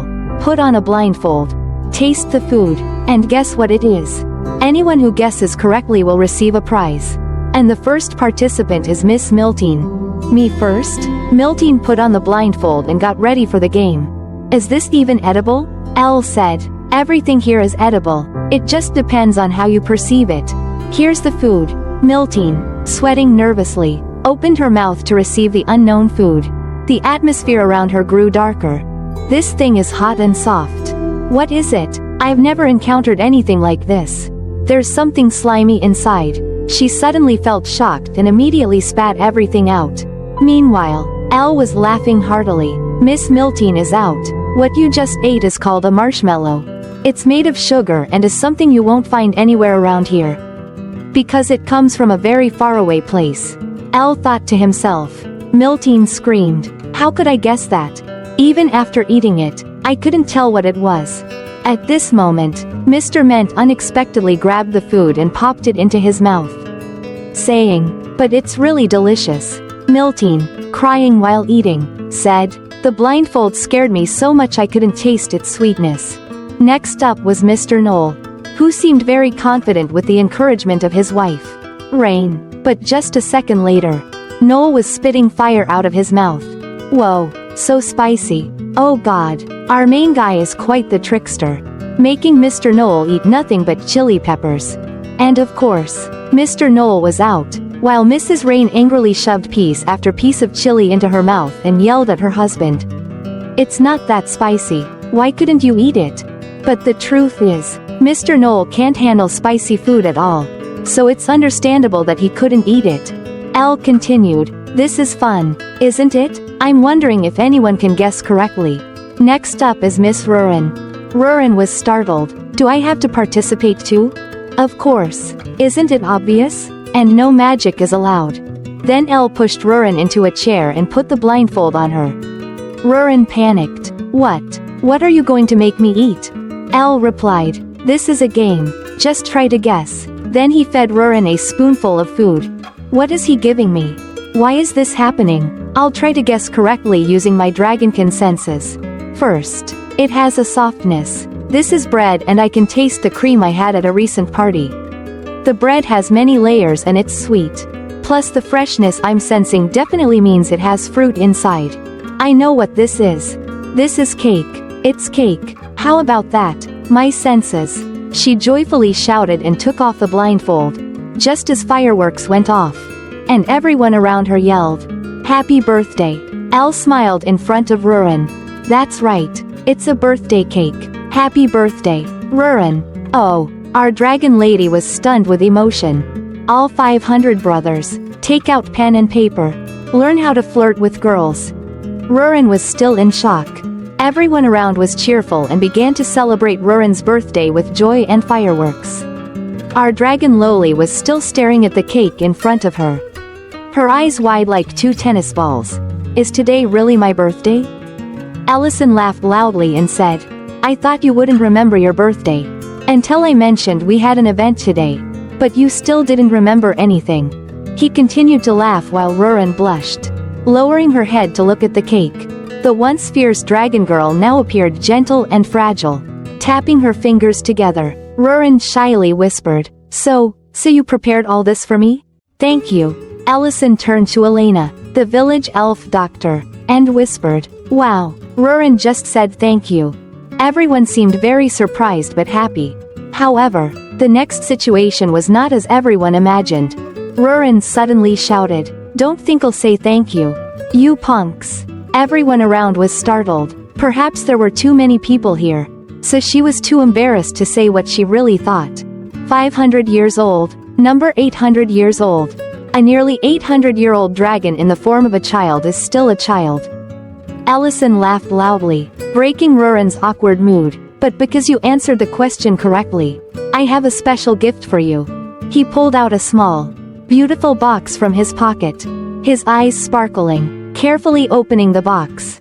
Inside was a magical stone earring that glittered like a shooting star, with a beautifully crafted dragon insignia. "I think it will suit you." Rurin was so surprised that her mouth dropped open. Her big round eyes sparkled like crystals. This, you made it for me?" Her voice trembled. Ellison nodded, smiling.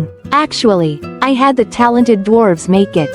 They worked day and night, forgetting to eat and sleep, but not forgetting to drink, to create this piece." He leaned in and whispered in Rurin's ear, "How they made it doesn't matter. What matters is that I didn't forget your birthday." With a small magic spell, Ellison gently put the earring on Rurin. "There, it's okay. Just a little pinch." Rurin looked at herself in the mirror, her eyes shining. "It's beautiful," she whispered, her face blushing. Editor comments, "See, giving gifts like this makes any girl swoon." Now, 300 guys watching the video, take notes. Giving gifts isn't enough. You have to know how to surprise them so they'll give you their heart. Words must be accompanied by actions. Love starts from a girl's stomach and unexpected gifts while eating. Remember that. Okay, back to the story. Rurin was still blushing shyly, turning away, gently touching the earring and whispering, "It's really beautiful. I'll wear it forever." She recalled moments of seeing Benin give a necklace to his lover in the restaurant. They looked so happy, and she wanted to feel that way too. And now, it had come true. Rurin smiled happily like any girl in love. It's beautiful. Elle laughed loudly and continued the party program. Let's move on to the next player. Lady Rain, the kind woman, one of the best in the village, put on a blindfold, excitedly trying to guess the food prepared for her. It tastes a bit crunchy, but at that moment, Noel, the muscular butcher and Rain's husband, stammered, "Huck huck, but that's a worm." As soon as Rain heard that, she spat out all the food in her mouth. Ellison laughed loudly. Disqualified. What Rain ate was just crispy fried shrimp. So this time, Noel got a strong smack on the head from Rain's powerful arm. Unfortunately, it wasn't her legendary frying pan, or we would have had another spectacular scene. "You made me fail," Rain growled. Noel whimpered. Hoo. I just didn't want to be the only one disqualified." Meanwhile, Linte became the next participant in this challenge. Trying to guess but not knowing what the food was. "I don't know what it is either, folks." The author deliberately drew the dish looking purple, emitting black smoke, looking indescribably disgusting, while Linte was trying to guess what it was. Matt stood beside cheering for his brother. "You can do it," but in the end, Linte had to give up because he couldn't guess what it was. Disqualified. The correct answer is grilled wuba meat. Linte was disqualified for not guessing correctly. He said, "I can't do this. I really can't guess." Our dragon Loli suddenly emitted a terrifying aura as if she was about to kill someone, making Linte and Matt scared to death. "Why can't you?" It's hard to understand why she was so angry. Maybe she saw that this guy had eaten a lot of wuba meat from the restaurant but couldn't guess. While he was an employee there, eating these dishes regularly, maybe that's it. But anyway, this angry scene is quite unreasonable. Folks, let's temporarily skip this because Rurin's temperament has been unusual from the beginning of the story until now. The party continued in a joyful and happy atmosphere. The cake was cut and shared with everyone. Perhaps this was the happiest party Rurin had ever had in her life. Finally, when all the food was gone, the party ended. The moonlight shone on the starry night sky. When everyone had returned to their sweet homes, only Rurin was lying on the table, probably because she was too full. Ellison spoke up. "This is probably the last birthday before you enter the coming-of-age ceremony, right?" Rurin nodded, holding the earring with great affection. But suddenly, Ellison looked out the window. Noticing the snowflakes signaling the start of winter, he exclaimed, "Snow, let's go outside and see." Rurin immediately jumped up, excitedly saying, "Wow, snow?" Ellison quickly made 2 hot cups of cocoa and brought them to the legendary table outside. The two of them drank hot cocoa while enjoying the slight chill of an early winter day. Rurin suddenly asked Ellison, "It's only been a year since we came here, right?" With a slightly somber face, he replied, "Only a year? A year might be too short for dragons like you. But for humans, it's different." "Why is it different?" "You ate the Dragon King's heart, didn't you?" Rurin wondered. Ellison closed his eyes, smiling lightly, and said, "No one can be sure if it prolongs life because I'm the first to eat it. Moreover, I didn't eat the entire Dragon King's heart." At that moment, a shooting star flashed across the sky. Looking up, Rurin exclaimed, "A shooting star." Elle smiles. "Oh, why don't you make a wish on your birthday? It's your birthday today." "I will wish." She wished silently. "I wish I could stay with you for a long time." Meanwhile, Ellison, sitting next to her, smiled and said, "What are you wishing for?" "If I could, I would wish for something similar." This made Rurin so happy that she couldn't stop smiling. "I won't tell you. You can wish for what you want on your birthday. But today is my birthday." The strongest wizard on the continent. A black dragon with latent energy that could become a new dragon king. A strange couple continued to enjoy a beautiful and romantic snowy night of their own. The scene shifts to a new land, where floating mountains and majestic castles drift in the cloudy sky, surrounded by flying dragons, the territory of the Black Dragon clan. At this moment, hurried footsteps accompanied by curses word. A young man burst through the giant door, shouting, "Uncle, what's the matter?" "Niece," an ancient but majestic voice echoed. "What brings you here?" Niece shouted, "Uncle, how long do you plan to let that human be arrogant? Is our promise to a human really that important?" "Yes. Let me introduce you to a supporting character of a supporting character, who has just appeared in our story. Black Dragon Knees. He looks quite handsome, doesn't he?" Editor comments. If he were in another story, this face could probably make him the main character. Continuing with our story, sitting on the throne is Black Dragon Dehegma, one of the lords of the Black Dragon clan, old and powerful. He slowly looked down at Knees and asked in a commanding voice, "All because of Rurin, right?" Knees, slightly startled, replied, "That's right. If you wanted that girl so much, you should have treated her well when she was here. You bullied her not long ago. But now that she's grown, you feel ashamed to let her go?" Dehegma asked again. Knees bit his lip. "This is not for my personal benefit but concerns the existence of the entire Black Dragon clan. Most of our clan's women, especially young fertile dragonesses, died in the last war. Moreover, we can't say how long this brief period of peace will last. We can't wait for a promise." Dehegma, still sitting on his throne, looked down and said, "So what exactly are you trying to say? Do you want me to order Rurin to be brought back here?" Knees almost transformed into his true form, his blue eyes glowing, pupils turning into dragon eyes, muscles on his face becoming prominent. And he roared, "If you allow it." Dehegma sighed, "Calm down. He's someone you can't deal with. It would be better if he doesn't kill you. You won't understand that until you face him yourself." However, the young dragon still couldn't accept this truth. Indeed, a young dragon who has never seen the world is no different from a worm, eager to fight, yet unaware of its own strength. He gritted his teeth and thought, "A human can't have such great power." Dehegma continued, "Besides, breaking a vow would damage the honor of the dragon clan, and I can't accept that. Moreover, Lord Metadonna won't forgive such reckless actions from you. After all, she is his niece." It seemed Knees had calmed down, so he cautiously said, "If you say so." But he added in a strained voice, "All right then, as long as there's a valid reason, right?" Realizing something, Dehegma slowly said, It seems you already have an idea, don't you? Fine, a vow can't bind me forever. But if something goes wrong, I will deny that we had this conversation today. Do you understand that?" he emphasized.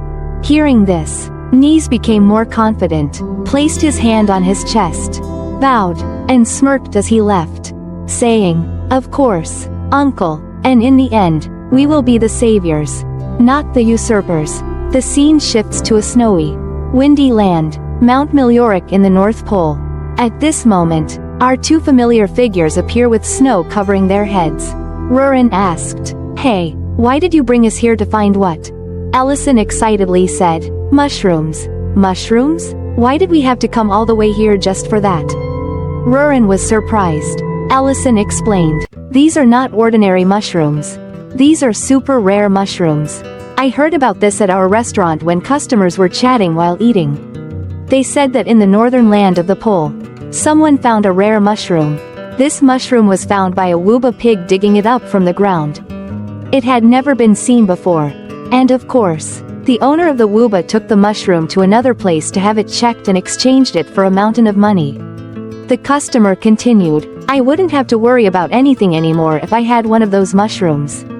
Just one mushroom could be exchanged for a huge amount of money. A lot of gold coins." Back to Ellison, who was now deep in thought. A mushroom found by Wooba pigs digging down into a hole in the ground. Ah, such a rare mushroom that has never been found before. This can only be a truffle. It must be a truffle. This is a special mushroom or something similar to truffles in the modern world. To explain further for those following this video who don't know, I'll introduce you a bit about truffles. Truffles are an edible type of mushroom. But unlike other mushrooms, truffles don't grow on the ground but deep underground, usually parasitizing the roots of oak trees. This mushroom is highly valued in French, Italian, Greek, and Spanish cuisine. The 18th century French gastronome Briot Savarin called truffles the diamonds of the kitchen. Usually, you can only find and enjoy this mushroom in luxurious fine dining restaurants. In 2019, mid-range truffles cost around $150 per kilogram, while premium ones could go up to $7,000 per kilogram. For more special types, at specialized auctions, this number can be pushed very high, sometimes up to hundreds of thousands of dollars for a kilogram of top-quality truffles.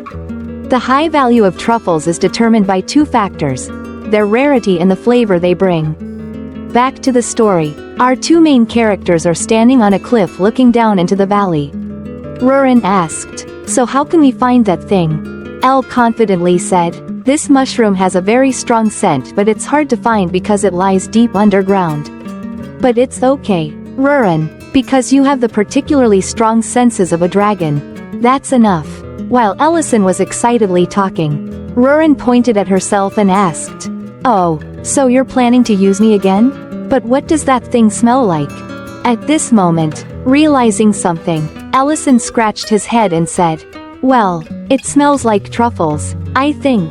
It seems our powerful but silly main character has realized an important problem: to find truffles. We need to know their scent. To know their scent, we need to have truffles. To have truffles, we need to have seen or smelled truffles. This creates an endless loop. Realizing the harsh truth, Ellison collapsed to the ground and mumbled, "Should I summon truffle oil from the modern world? But what if its scent doesn't match the mushrooms here?" Frustrated, Rurin looked at Ellison and said, "You idiot." Suddenly, a terrible scream echoed from the valley. Rurin and Ellison turned to look. It was a group of orcs fully armed, surrounding and killing a beast that looked like a gorilla but covered in white fur. Its head resembled a cat, and its tail was also a cat's tail. It was probably some kind of feline beast in this world. The cat-like creature, once trembling in fear amidst the horde of orcs, had now become more resilient. Its eyes gleamed with an unwavering determination. Immediately, both sides charged into battle, tension erupting. The confrontation became fierce, with blood and mud mingling. The first orc that lunged was torn apart by the cat's sharp claws. But it carelessly allowed another orc to slash its thigh, causing it to collapse to the ground, just when it seemed its fate was sealed by the brutal orcs. A voice suddenly rang out, cutting through the battle. "Stop!" A magical circle appeared out of nowhere, enveloping the entire battlefield, and the cold voice continued, "You all may have your reasons to fight, but this place is not your battlefield." The Grand Wizard had finally spoken. The orcs turned around in shock, seeing Rurin with eyes blazing, the aura of a dragon radiating powerfully, scaring them so much they dropped their weapons and fled in panic, much to the surprise of the soft white cat. As the orcs retreated completely, Ellison spoke up. "They didn't seem to run away after seeing me." "Did they?" Rurin, still calm as if nothing had happened, replied with folded arms. "You need to be more serious." As the conversation continued, the giant shadow of the cat suddenly stood up, roared, and leapt into the air, shielding everyone. Its eyes glowed fiercely, while Ellison was still looking up in surprise. The cat suddenly knelt down. "Oh, this scene looks familiar. Where have I seen it before?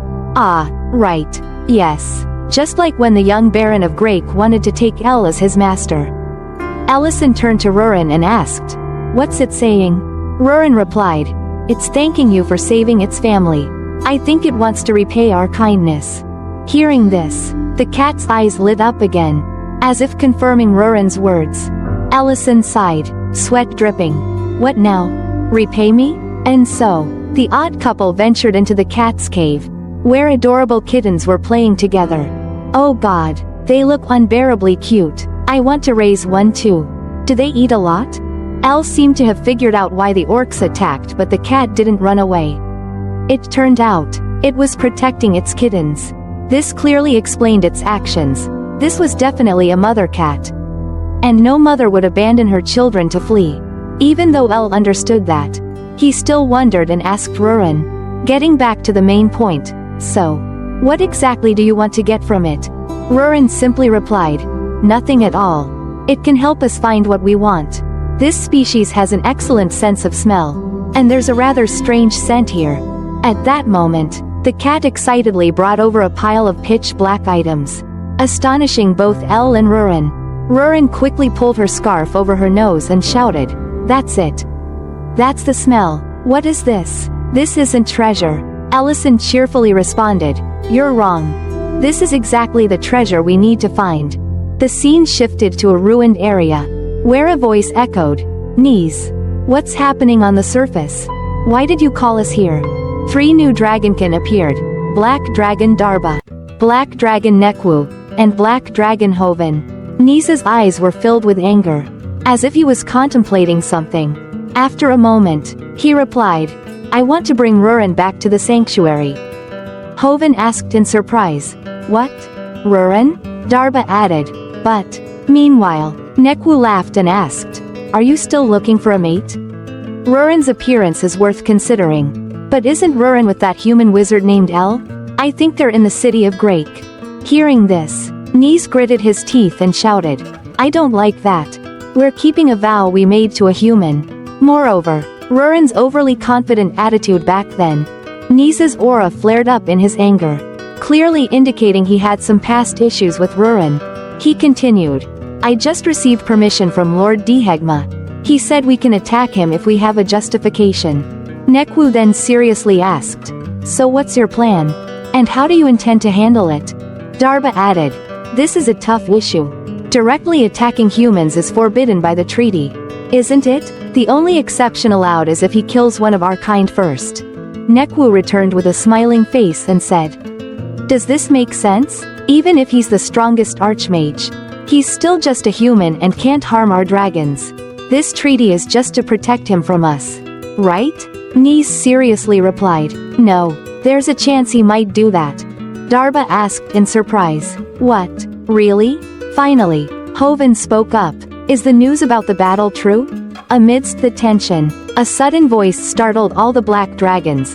"If that's the issue, I think I can help you." The black dragons turned to look at the cage holding a creature with red hair, a magical lock around its neck. One of the black dragons asked skeptically, "What do you mean? How could someone like you help us?" The one in the cage shouted, "Don't be foolish. Listen to me first. I know a red dragon. The person speaking is Red Dragon, Gerd. None other than the ex-boyfriend of the red dragon Serena. Currently, Serena has taken over the dwarven territory, transforming it into her lair." The red dragon Gerd continued, "She lives near the city of Grake. You can use her for your plan." He continued, "She lives near the city of Grake. You can use her for your plan." The scene shifted to the odd couple, Ellison and Rurin. At this moment, Ellison joyfully exclaimed, "This is it. These are the truffles we've been looking for." Rurin asked in surprise, "They're called truffles?" Their cat seemed to sigh, but was actually very excited because these people really liked the gift it had found. Ellison continued to explain, "Yes. These are the mushrooms they eat. They grow deep in the soil of this region and are nurtured here. It seems only these cats can find them." However, Rurin seemed uninterested, grabbed a truffle, and threw it away, saying, "Whatever, but they smell awful. We should throw them all away." Ellison and the cat were both shocked, exclaiming, "Do you know how expensive these are?" Ellison began to think, if this cat could find enough truffles to make them its main food source. Realizing its importance, he made a decision. "Rurin, translate everything I say and convey it to the cat. I want to say, thank you for repaying me. I can't just stand here after receiving this wonderful gift. I propose you become the guardian of the dragon lair. What do you think about leaving this dangerous land for a more peaceful village?"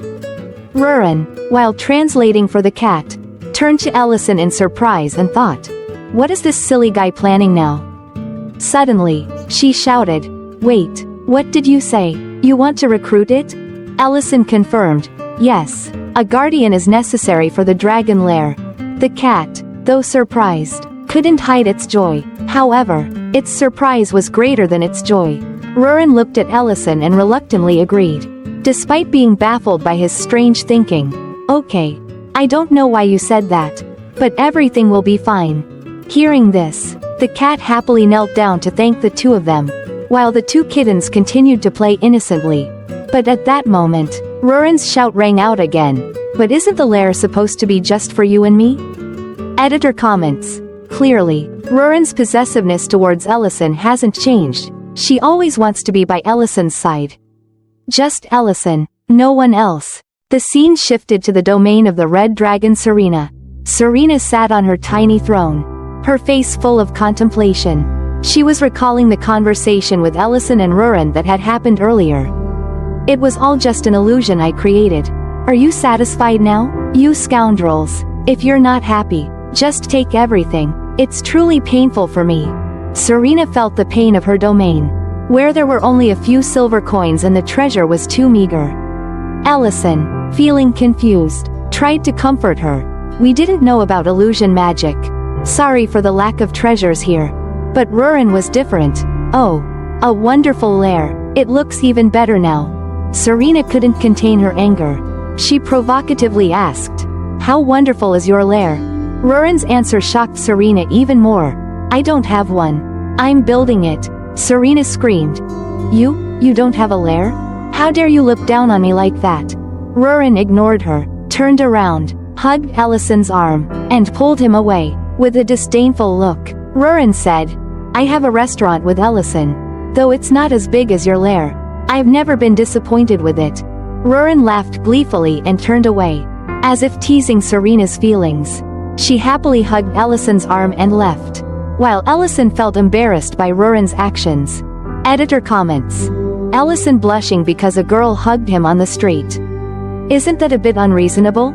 Living together, sleeping in the same bed, and yet he's embarrassed like this. It seems the author described this part a bit unrealistically. Narrator comments. The author just wanted to emphasize the happiness of Ellison and Rurin in front of Serena, to make their feelings clearer. Moreover, this will also affect Serena's emotions later. Back to Serena. She muttered to herself. Should I ever meet that human again? Then I'll at least be able to kill some time. She continued to fiddle with the crown lying on the ground, her face full of sadness and loneliness. A deep loneliness enveloped her, like a thick fog. As a dragon without a lover, without friends, she sat quietly on her tiny throne, in a dark and cold space. Around her were only a few silver coins and a frightening silence, blending into a dull picture. Is being alone lonely? Certainly, why wouldn't it be? But it seems I've gotten used to it. Loneliness isn't frightening. What's frightening is when someone suddenly realizes that they are lonely. She gnawed at the deep loneliness in her soul, as if facing an endless void, where every silence became more painful than ever. But at that moment, sensing something unusual, she immediately snapped awake. There are some intruders coming here. Seemingly recognizing who was approaching, Serena continued to sit on her small throne, crossing her left leg over her right, folding her arms arrogantly, and shouted, "So, what do you want to say to me? If you wanted to come, why didn't you come sooner? Instead of after a whole month like this?" Serena's anger increased as her ex-boyfriend, who had left her for over a month, now returned with a face full of sorrow. "Serena, long time no see." But his words only made Serena angrier. Her aura flared up violently, and she angrily crushed the armrest of her chair. He continued, with a sincere expression, "I have something to tell you. I realize that I only love you. I want to start over with you." His words made Serena pause. But her anger only grew. Her dragon form began to appear, her fangs lengthening, and she roared. "When did that thought come to you? You left without a word of explanation. You're no different from those who attacked villages, women, and children." Serena fully transformed into a large and mighty red dragon. She continued, "You didn't come here alone, did you?" Caught off guard, he laughed coldly and replied, "As always. Your assessment skills are still sharp." Before he could finish, the ceiling of the domain echoed with loud explosions. Large holes appeared due to magic, and 3 black dragons appeared, ready to unleash their magic. Gjord shouted, "Now is the time. Everyone attack." Powerful purple magic beams shot down from above, striking the body of the red dragon Serena. She looked up in panic at her injured wings, then bent down to the ground, shouting, You bastards, don't you know about the treaty? Are you sure you can handle the consequences of this? However, the 3 black dragons ignored her words. The scoundrel Gjerd, standing to the side, was casting a control spell on Serena. A magical collar had locked tightly around her neck. He continued. Everyone here knows exactly what you're talking about. Serena, furious, tried to muster her strength to break the magical collar around her neck. She shouted, Gjerd, how dare you use such cowardly magic on me? No one noticed that Nis was focusing his magical power into a point right in front of his chest. Behind Serena, by the time Serena sensed it and turned around, it was too late. Nis had attacked her with a powerful blow. Magical light enveloped the area, and no one knew what was happening. The scene shifted to Rurin's happy domain, where Elder Geltzer of the dwarf clan was sweating and asking in surprise, So, you just said that this creature will be the guardian of the domain? The white cat and its 2 kittens were happily playing, their faces rosy and eyes sparkling, while Ellison laughed and said, Yes. They're called Roruns. Ellison's eyes were full of satisfaction as he continued, They used to live in a very cold place. So make sure their room is always kept at a low temperature. While the big cat Rorun was conversing with Elder Gart, Rurin, sweating, stood next to Ellison and said, We brought them here for these mushrooms. Right? So what do we do with these truffles now? Ellison laughed and said, It's a very interesting job. These mushrooms have a very strong aroma. They can change the flavor of any dish they're added to, turning them into completely different delicious dishes. Rurin still seemed surprised by Ellison's words, which was understandable since she had never eaten these mushrooms before. Ellison continued, Aren't you curious about the customers' reactions when we serve these new dishes?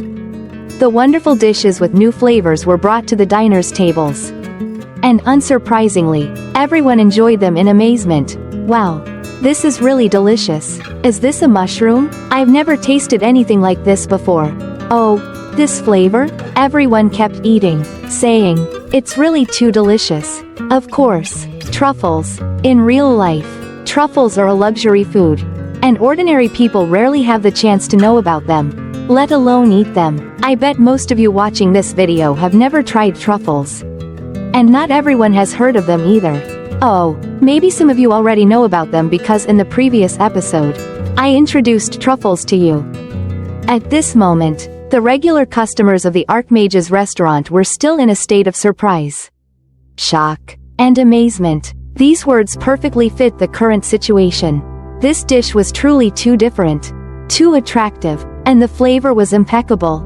However, there was one person who didn't participate in any conversation, just focused on eating, and that was Noel, the burly butcher, strong as an ox, big as a bear, our legendary, wife-fearing man. He was eating voraciously, as was his daily habit. His way of enjoying food hadn't changed at all. Ellison stood observing, seemingly regretting seeing everyone's reactions. He thought to himself, maybe I shouldn't put these dishes on the daily menu. Editor comments, Exactly, genius, this is a luxury dish. And you put it on the daily menu? Who can afford that? In real life, eating just a slice of truffle costs a fortune. Back to the story in the restaurant. Ellison watched Elena and Rurin arguing until they were sweating, and thought, maybe truffles should only be served to special customers. Elena, with sparkling eyes, completely losing her usual noble elf beauty, turned to Rurin and asked, Do you have any more of these wonderful things? Do you have any left? Rurin snapped back, Go back to the regular menu. Back to the daily dishes. Putting aside the cheerful story in the restaurant, let's return to the desolate scene in Serena's domain. I didn't realize she could use teleportation magic at the last moment. Nis looked at the spinning magic circle in the air in front of him. A teleportation magic circle being destroyed by another type of magic. This was the trace left by the magic. The other black dragons were whispering about the magic that had just been cast.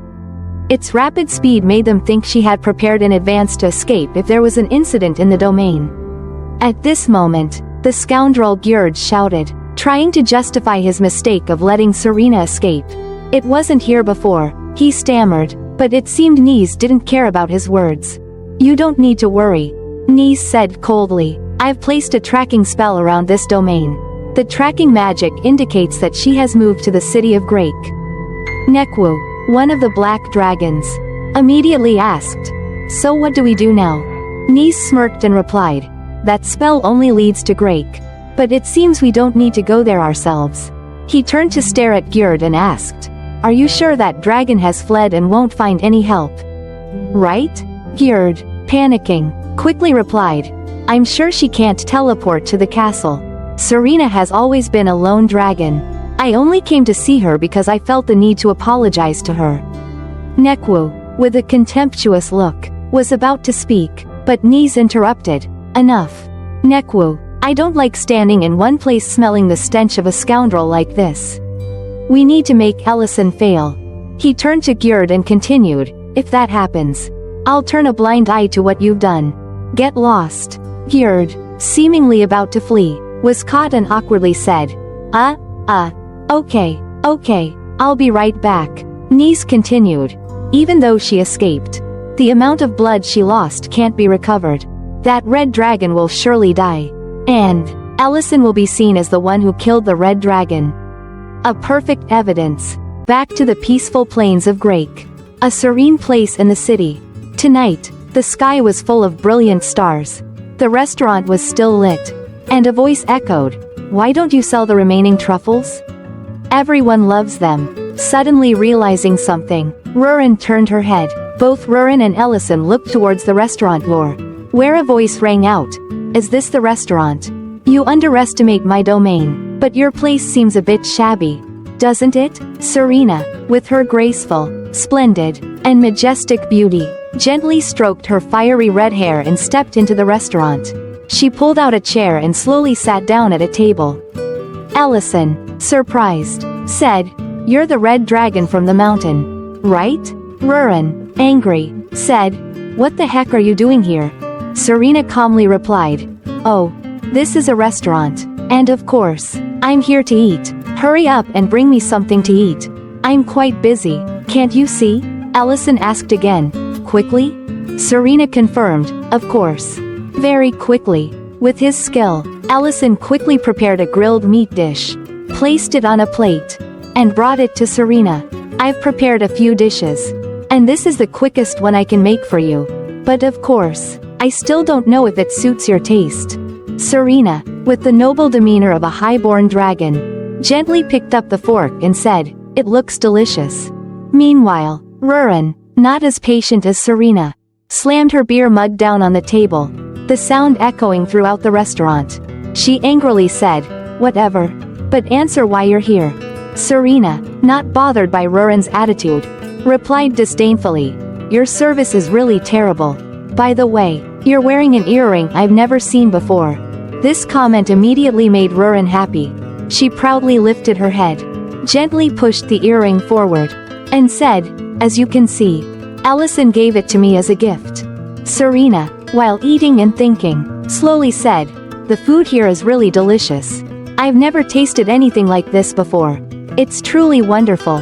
But then, Serena added a provocative comment, "That earring you're wearing looks good.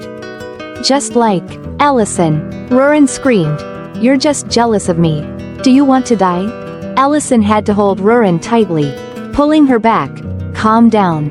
Calm down." How could she calm down? The lowly dragon always screamed whenever someone touched Ellison, like poking a hornet's nest. "Dare to touch my husband, I'll fight you to the death." Rurin continued to shout, "You'll never understand how I feel wearing something like this." At this moment, fatigue began to show clearly on Serena's face. Her eyes gradually lost their vibrancy, becoming dark and dull. She sighed, her voice weak. "You're absolutely right. Although I don't have much time left. The food here is really delicious. It's perfectly fitting for my last meal." Both Rurin and Ellison were stunned, surprised by Serena's words. "What? Last meal?" they both asked in shock. Serena tried to stay calm, but sweat began to pour out, her hands trembling as she held the fork to stab the food. "You know, I never knew what it felt like to be sincere with someone. I always wanted to truly love. Does love exist, or is it just a moment of emotion? Because of that, I dated countless dragons, elves, even humans. As I told you before, no dragon understands humans better than I do. Serena continued, her trembling hand preparing to snap her fingers to cast some kind of spell. Her voice grew weaker, but thinking back now, all those things were just a waste of time. Really, I always dated because I felt too lonely. Tears slowly welled up on Serena's face. Her eyes filled with tears. I did those things because I didn't want to be alone. I didn't want to be by myself. And in the end, I was betrayed by one of my own kind, forced to flee with nowhere to escape. As she spoke, magical beams suddenly burst from Serena's back, revealing the wounds she had suffered in the previous battle. It seemed that all this time, Serena had been using illusion magic to hide her worsening condition. Realizing something was wrong, Ellison shouted, "Wait, what's with the wounds on your back?" Serena continued to speak, even as her body slowly collapsed. Should I have these strange hobbies? There are so many things out there I could accomplish instead of always searching for love. Yes, I could. Cooking is a hobby. Serena fell from her chair, collapsing in a pool of blood. Her lifeless eyes seemed to no longer perceive anything. Ellison and Rurin were horrified. "Hey, wake up," Rurin shouted. Rurin spoke seriously. "Her wounds are too deep. I can see her bones. Even as a dragon, she can't heal such a wound. She will die soon," Ellison added, his voice full of doubt. "She hid the wounds with illusion magic. Who could have done this to her?" At that moment, outside the restaurant, a teleportation magic circle appeared, signaling the arrival of uninvited guests. A voice shouted from outside, "Grand Mage Ellison, you are surrounded. How dare you kill a red dragon of our clan?" Inside, Rurin spoke tensely, "There are many people outside." Ellison nodded, replying, "Yes, I can sense that too. And they are all dragons. Their timing is too precise. Too coincidental with what's happening." Ellison's face returned to its usual cold and calm demeanor. "Rurin. This red dragon said she was betrayed before she passed out. Maybe she knows something important. We must save her. Take her to Elena." Rurin immediately created a teleportation magic circle and replied, "All right. I remembered her location from our last meeting. What about you?" Ellison donned his legendary magical cloak, his face cold and determined like the great war mage he was. "I have to welcome these guests first." "Wow, that's so cool. Pretty awesome, right? Looks like these dragons are done for. Of all people to mess with, they chose the strongest in the world." The restaurant door slowly opened, and of course, our Grand Mage appeared, but not as everyone expected. Ellison stepped out with an indescribably goofy expression, smiling gently. "All these important people have visited my restaurant. Why'd I have such an honor?" But responding to Ellison's goofy face were threatening voices, along with magic ready in the hands of the red dragon Vaint.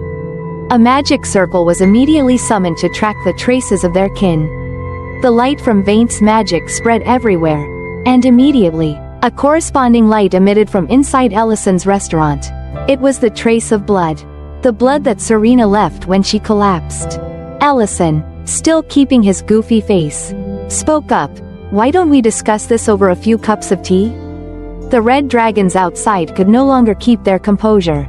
They shouted angrily, You scoundrel, I'll kill you, Ellison."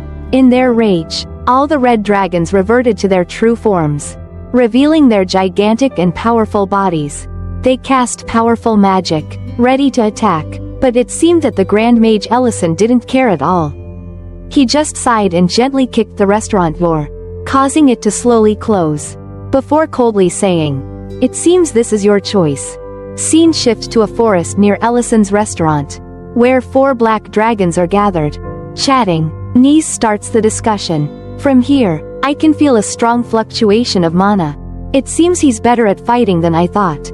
Darba continues, sounding surprised. "I never expected the red dragons to use this situation to attack Ellison. By the way, what's his name again?" Nis replies calmly, "Vaint. He's one of the young rising leaders of the Red Dragon clan. This plan fits his nature perfectly, reckless, impulsive, and eager for victory. These red dragons always try to project an image of unity to the outside world.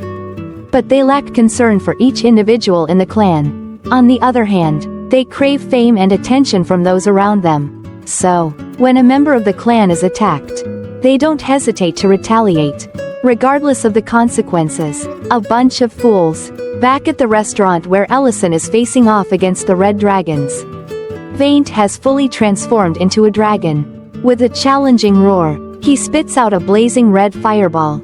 Roaring, "You dare mess with a red dragon?" The fireball blazes towards Ellison, but our Grand Wizard is unfazed. With a gentle gesture, he raises his hand, creating a blue magic circle in front of him. All of Vaint's fire magic is sucked into this circle, slowly shrinking before shooting into the sky, creating a thunderous explosion right in front of the restaurant. The booming explosion shakes the entire area, a testament to the Grand Wizard's power and composure. At this moment, Ellison isn't worried about the red dragons or other lesser creatures.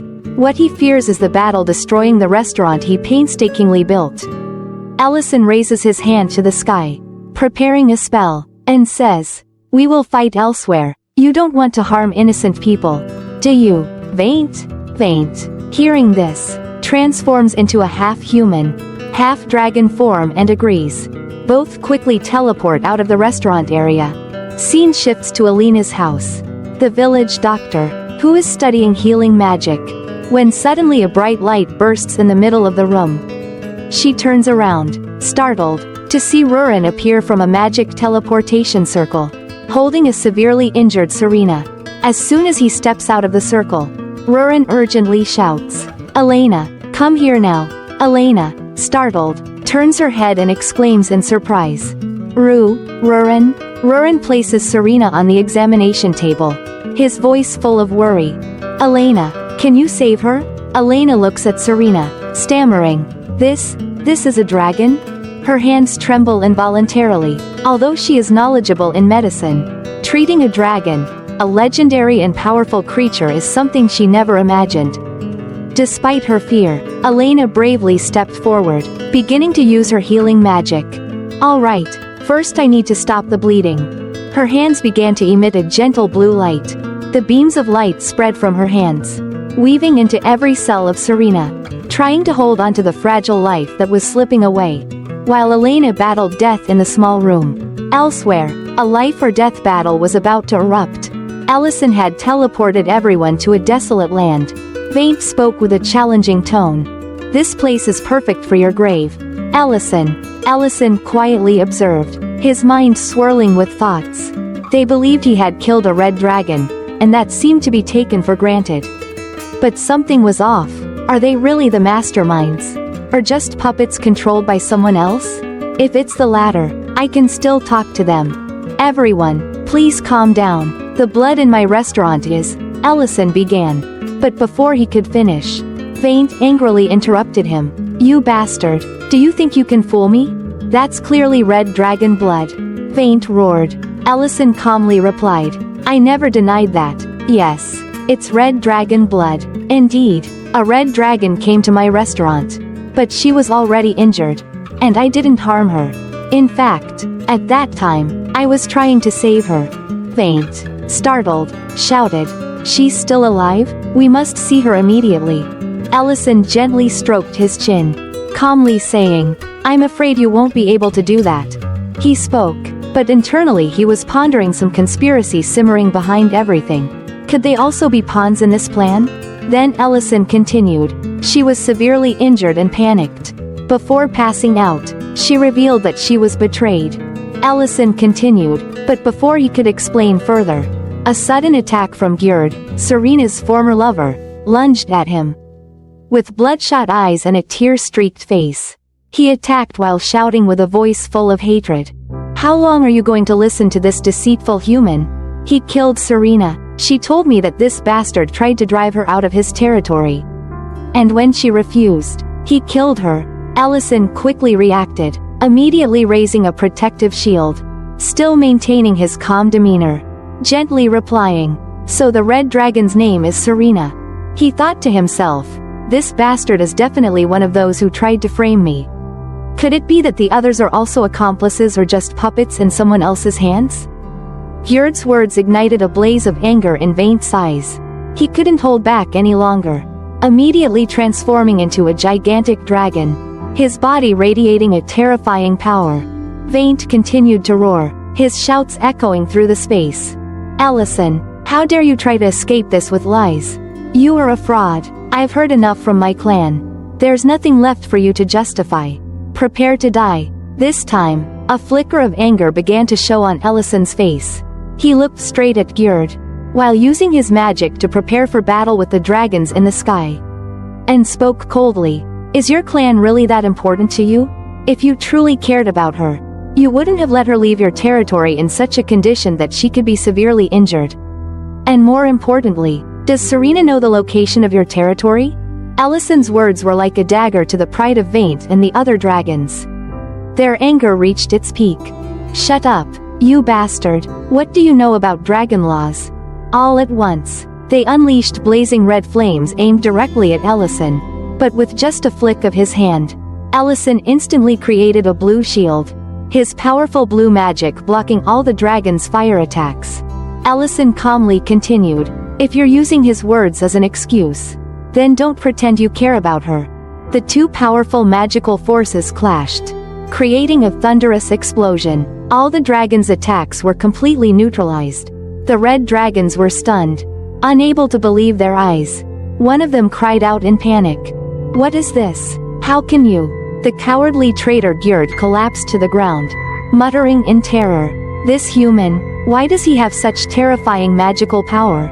In the smoky sky from the recent explosion, 4 dark figures emerged with brilliant purple magical shields. Finally, the masterminds, the 4 black dragons, revealed themselves. The side character of the side character, Knees, sneered and said, "How insolent! How dare a mere human attack the dragon clan?" Their appearance and questions shocked everyone around. Red Dragon Vaint turned to Knees, asking in surprise, "Why are your black dragons here?" Knees smirked and replied, "I sensed a strong magical fluctuation here, so I decided to join the battle according to our pact. Didn't I?" At this moment, Ellison stood on the ground, wide-eyed in surprise, looking up at the sky. He muttered in disbelief, "Knees?" It seemed Ellison knew about this side character of the side character. But Knees seemed to realize something. He looked down at Ellison and spoke with contempt. You know me?" Right then, Knees fully transformed into a powerful black dragon, with glowing eyes and a commanding voice. "Humans are ultimately just weak creatures. You must pay for daring to touch what doesn't belong to you. And for not knowing your place." Ellison, still calm, paid no attention to Knees' words. He just sighed, bringing his hand to his mouth in thought. "Perhaps I need to change my plan a bit." In Grake City, at Elena's clinic, at this moment, Elena was gasping for breath, one hand resting on the table, the other trembling and limp. She tried her best, but the blood from Serena's body soaked the bedsheet, dripping onto the floor. Elena, her voice trembling and choked with emotion, said, "I'm sorry, I'm really sorry, I tried my best, but it's too late to save her." Serena, lying on her side on the bed, her eyes open but lifeless, her body pale, Rurin stood beside her, staring intently at Serena, as if deep in thought. Then suddenly, Rurin grabbed Elena's hand and said, "It's not too late." At the same time, Rurin channeled his magic into Elena's body. Elena felt her magic surge, but didn't understand what was happening. Why is this happening? My magic is..." Elena mumbled in confusion, but Rurin quickly interrupted. "Don't worry about the mana you're losing. Keep treating her." Meanwhile, on the battlefield, 3 black dragons were spewing dark purple magic towards Ellison. But Ellison, with his vast experience, placed his hand on the ground, using earth magic to raise stone walls to block all the attacks. Hiding behind the rocks, Ellison thought, "I can't kill them. Everything will get chaotic even if Serena is still alive. But there are too many of them.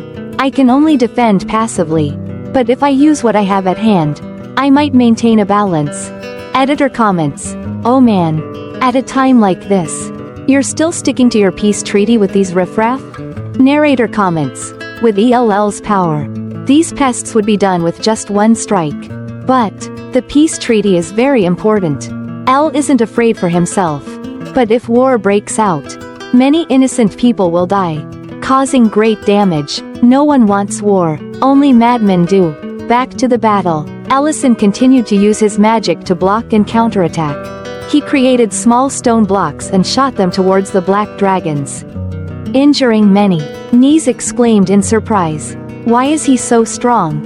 But too arrogant. Knees kept creating powerful magic in the sky and shouted, "You too, support me." The 3 black dragons combined their powers to create a massive dark purple magic ball in the sky, then launched it towards Ellison. "Try blocking this," Knees challenged. Ellison looked at the magic ball and thought, "Damn, this thing is going to give me a bit of trouble." In the sky, Knees and the other 2 dragons had finished preparing their grand magic. Feeling extremely excited, ready to unleash it on Ellison, he sneered, "This is your end." Just as the 3 dragons were about to launch their grand magic at Ellison, a booming voice echoed across the battlefield. "Stop." All the dragons froze. Ellison looked up at the sky in surprise, where 4 magic teleportation circles slowly appeared. Even though the people hadn't arrived yet, this voice had already made the red dragons tremble. "You fools, do you want to start another war?" The voice belonged to the elder of the Red Dragon clan, Dead Ink, and standing beside him was the elder of the Black Dragon clan, Metadonna. Behind them were 2 other elders from the 2 clans. Metadonna coldly spoke, "You're always at the center of every trouble. Ellison, what do you have to say about this?" Ellison took off his wizard hat and smiled, saying, "Finally, you've arrived. I never thought I'd be happy to see you like this, Elder." At this moment, seeing the dragon elders arrive, Knees quickly transformed into his human form. He placed his hand on his chest in the dragon clan's salute, then bowed. "Greetings, Elder Metadonna." In his mind, Knees thought, "Now, that human must give a satisfactory answer to the elders. This is a perfect opportunity to punish him." Moreover, Rurin is the elder's granddaughter. Her presence will surely make this situation more serious. If it's confirmed that he killed a red dragon, it could lead to a death sentence. Meanwhile, Ellison stood on the ground, looking up at the dragons circling in the sky, then turned to look at Knees. Is that all he thinks about? But I believe Rurin and Elena will save Serena. Scene shift to Elena's clinic. Elena was putting all her strength into stopping Serena's bleeding, but the blood kept flowing. Rurin placed his hands on Elena, channeling mana into her body and said, "Elena, this time is different from before. The amount of mana I'm giving you and the amount you're using can't be cautious like before. We will continue until Serena is saved." Elena, despite her panic, nodded in agreement. Rurin sternly added, "I have a feeling that saving this girl is the only way to protect Ellison. We need a witness, and that's why I've changed my decision. Now, I won't just channel mana to you but will synchronize the entire dragon energy into your body. If you can't control this mana, your body will explode from overload." Elena was stunned, terrified by the horrific prospect. But with the spirit of a dedicated doctor, she clenched her fists and resolutely said, "Do it." Rurin smiled approvingly. "I like you. Be careful." Immediately, a massive surge of mana flooded into Elena's body, shocking her completely. This was the first time Elena experienced such terrifying magical power. She felt as if she was being enveloped in the protective embrace of a dragon. This power was overwhelming compared to what Elena had known. Her body began to crack, her hands becoming dry and cracked like a shattered stone. Rurin shouted, "I can't stop. We must synchronize together. You can't use a bucket to empty the sea. Push all the mana into the healing spell immediately." Elena instantly used all her mana, releasing it outward and channeling it directly into Serena's body. A massive purple-blue magical force spread out, Elena's eyes glowing brightly. The wound on Serena's back gradually closed, and the bleeding stopped. Rurin continued to shout, "Serena, you must wake up. Show us the strength of the dragon's soul." As if hearing Rurin's words, Serena's eyes began to move, and she slowly regained consciousness. Scene shift back to the battlefield. Elder Metadonna coldly spoke, "So, Ellison killed a red dragon named Serena, and you are punishing him, correct?" He turned to the black dragons and continued, "You discovered the red dragons being attacked and helped them according to the dragon pact?" Nis bowed his head and replied, "Yes, Elder." Suddenly, Vaint roared angrily, "Elder, why hesitate? Serena's blood is everywhere. If it were any other person, I wouldn't doubt it, but he is a dragon slayer. A dragon killer." Ellison still stood firm on the ground, calmly saying, "As I said, let's sit down and talk. Perhaps over a cup of tea." But before he could finish, he was interrupted by the bastard Gjerd, who shouted, "I am a witness. He killed Serena. If you don't believe me, we can go to her territory right now to verify." Elder Dehegma, quietly standing behind, stroked his beard thoughtfully. "So this is Nis's plan? If these black dragons joined the battle just to help the red dragons and Serena who was attacked, then even if the charges against Ellison are dropped, the consequences won't negatively affect us." Elder Dedink of the Red Dragon clan spoke calmly but with authority. "Even though Serena's territory is near Grake, that's not a reason to start a war.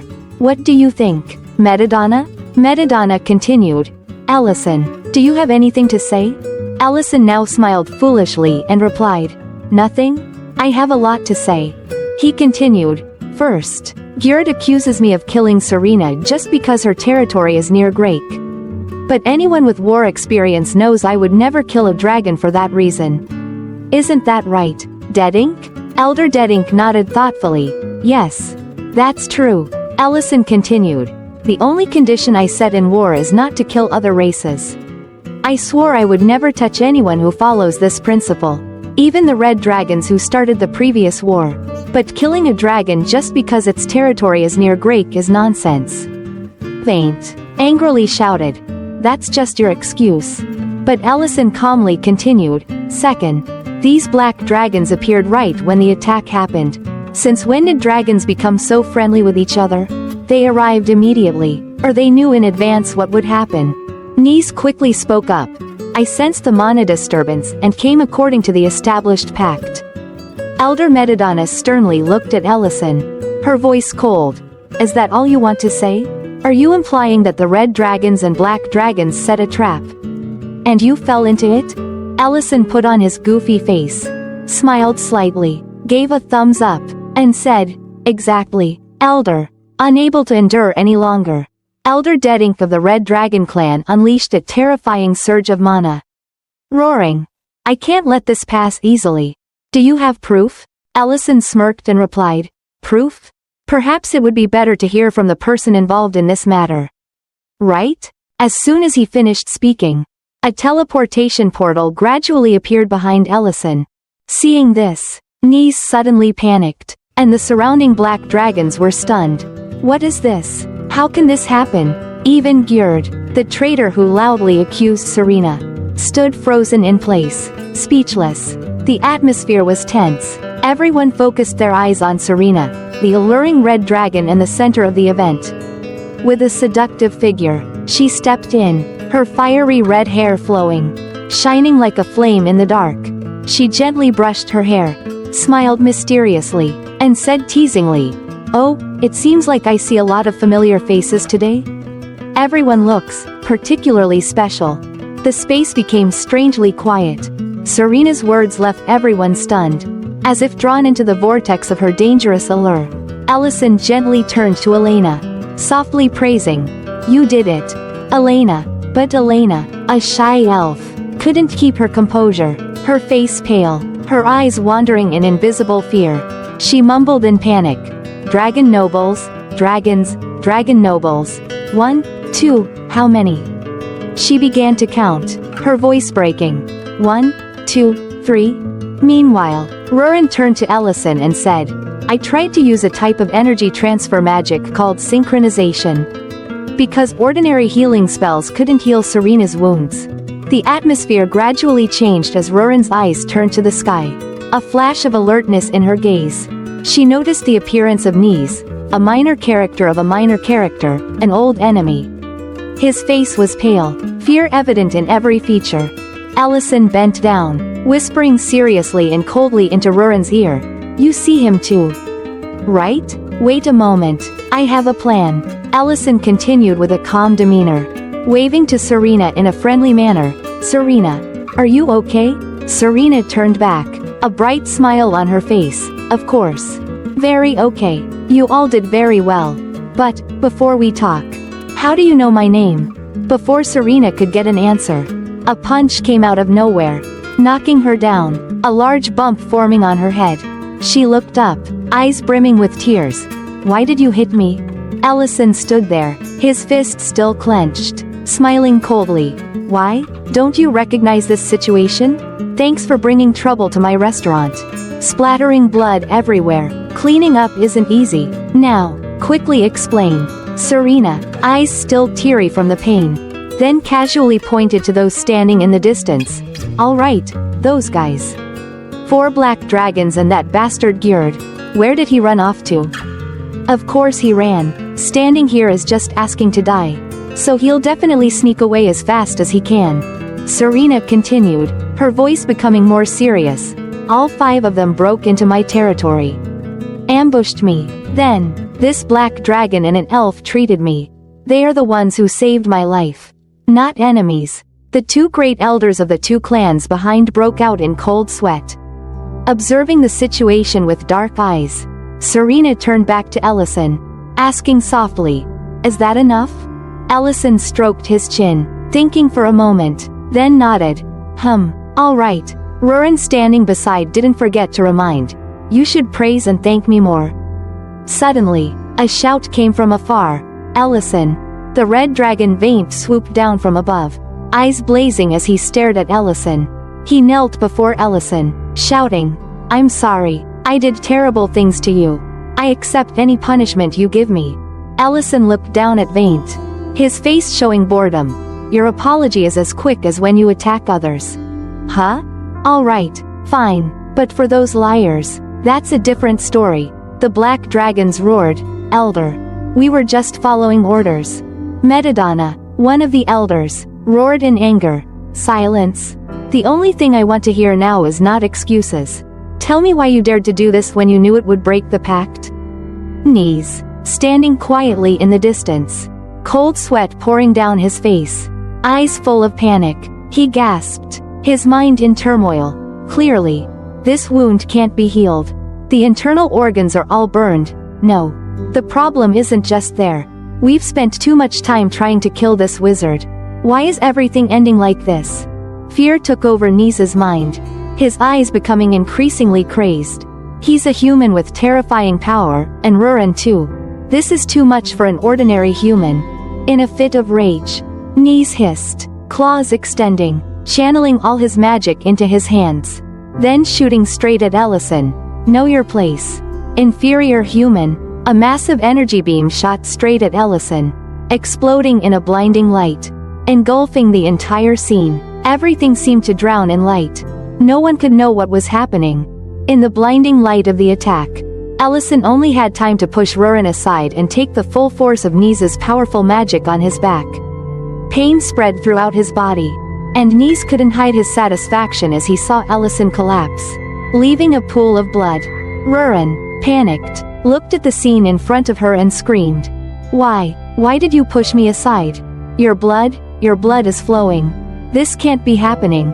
Everyone around was stunned. Elena, terrified and shocked, looked at the fallen Grand Mage, trembling, not knowing what to do. Meanwhile, the red dragon Vaint roared. Nis, attacking from behind? Do you have any honor left? Do you think everything you do can fix your mistakes? Nis screamed, madly. I am the only one trying to save the Dragon Clan. Why do we have to follow the terms of the pact so foolishly? That's why the Lord can't be born. Can't stop creatures with great power. Vaint looked at him, eyes wide, not believing what he was hearing. What? Nis continued, with madness. Look at this human. He can't counter our attacks. If left alone, he will become a threat to our Dragon Clan in the future. The 2 great elders of the Dragon Clan listened, their eyes full of apprehension but unable to hide their disdain. They thought Nis was just an arrogant kid who didn't understand. If Grand Mage Ellison was really that easy to defeat, the elders would have dealt with him long ago during the war, without needing a kid like Nis to do such unnecessary things. Back to Elena. She was trying to use healing magic to save Ellison. She turned to Rurin and said, "Miss Rurin, why not synchronize magic with me again?" But then Elena noticed something unusual. Rurin, with tears streaming down, mumbled, "Ellison, wake up. The territory will be completed soon. Without you." The little dragon girl trembled in pain. Nothing more painful than seeing the one she loved fall before her eyes. Nis continued to laugh, his eyes full of satisfaction. He looked at Rurin and mumbled, "That's right, Rurin, this is the face you should have." He turned to Elena, with a contemptuous look. "Elf, everything you do is useless. Even though he has powerful magic like a dragon, he is still just a human. There's no way he can survive this attack." The hot red dragon Serena spoke up. "Do you really think so? You love to attack from behind. Just like you did to me. And you, Rurin, are you stupid? I know you're shocked, but don't you see something unusual?" Serena continued, "His magic is still strong. Don't you realize it's being amplified?" As Serena said, around Ellison, white magic light radiated, enveloping his body. A hand gently wiped the tear from Rurin's face. Ellison, with a warm voice, said, "Don't cry anymore." Immediately, a terrifying surge of magic exploded from within Ellison, making the surrounding area glow brightly. Everyone was surprised, not understanding what was happening. Elder Metadonna, sweating coldly, mumbled, "This energy source, this is the ancient dragon stone. Our grand mage has returned. And stronger than ever." Narrator comments, "That's right. I've also found this quite unreasonable. The strongest person on the continent can't be defeated by just one blow from a small dragon like that. Remember, Ellison is the one who defeated and absorbed the heart of the Dragon Lord." Ellison stood there, holding the ancient dragon stone, focusing his magic into it.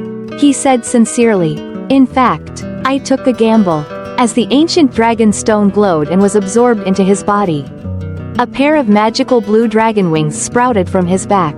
Our grand mage, already very powerful, now became incredibly mighty. "I was worried you might run away from the fight. But honestly, I thank you for attacking me." "Nis," Ellison said, gently patting Rurin's head. His bright smile left her still in shock. Perhaps her emotions needed time to recover. But let's temporarily skip the detailed description of Rurin's pain or emotions to focus on Nis, the minor character of a minor character. At this moment, Nis was stunned, sweating profusely, not understanding what was happening. He stammered, Why is it like this?" The Grand Mage smiled lightly and replied, "Why, your magic seems just enough to awaken the ancient dragonstone. But honestly, that attack was too weak to kill me instantly." Nis gritted his teeth, beginning to transform into his dragon form. He opened his mouth, concentrating all his energy to launch a massive energy ball. He roared, "Even if I have to use all my mana, I will die with you." But his attempt at mutual destruction seemed impossible. Ellison calmly walked forward, slowly approaching Nis, and gently blocked his magic attack, dissipating it immediately. Ellison said in a calm voice, "Your breath is too weak. You clearly know the terms of the pact, right? According to the rules, attacking other races is prohibited, even for dragons. However, attacks are allowed if it involves protecting one's life." Ellison continued to activate his magic, and numerous magic circles appeared in the sky. Fiery meteor showers rained down from above.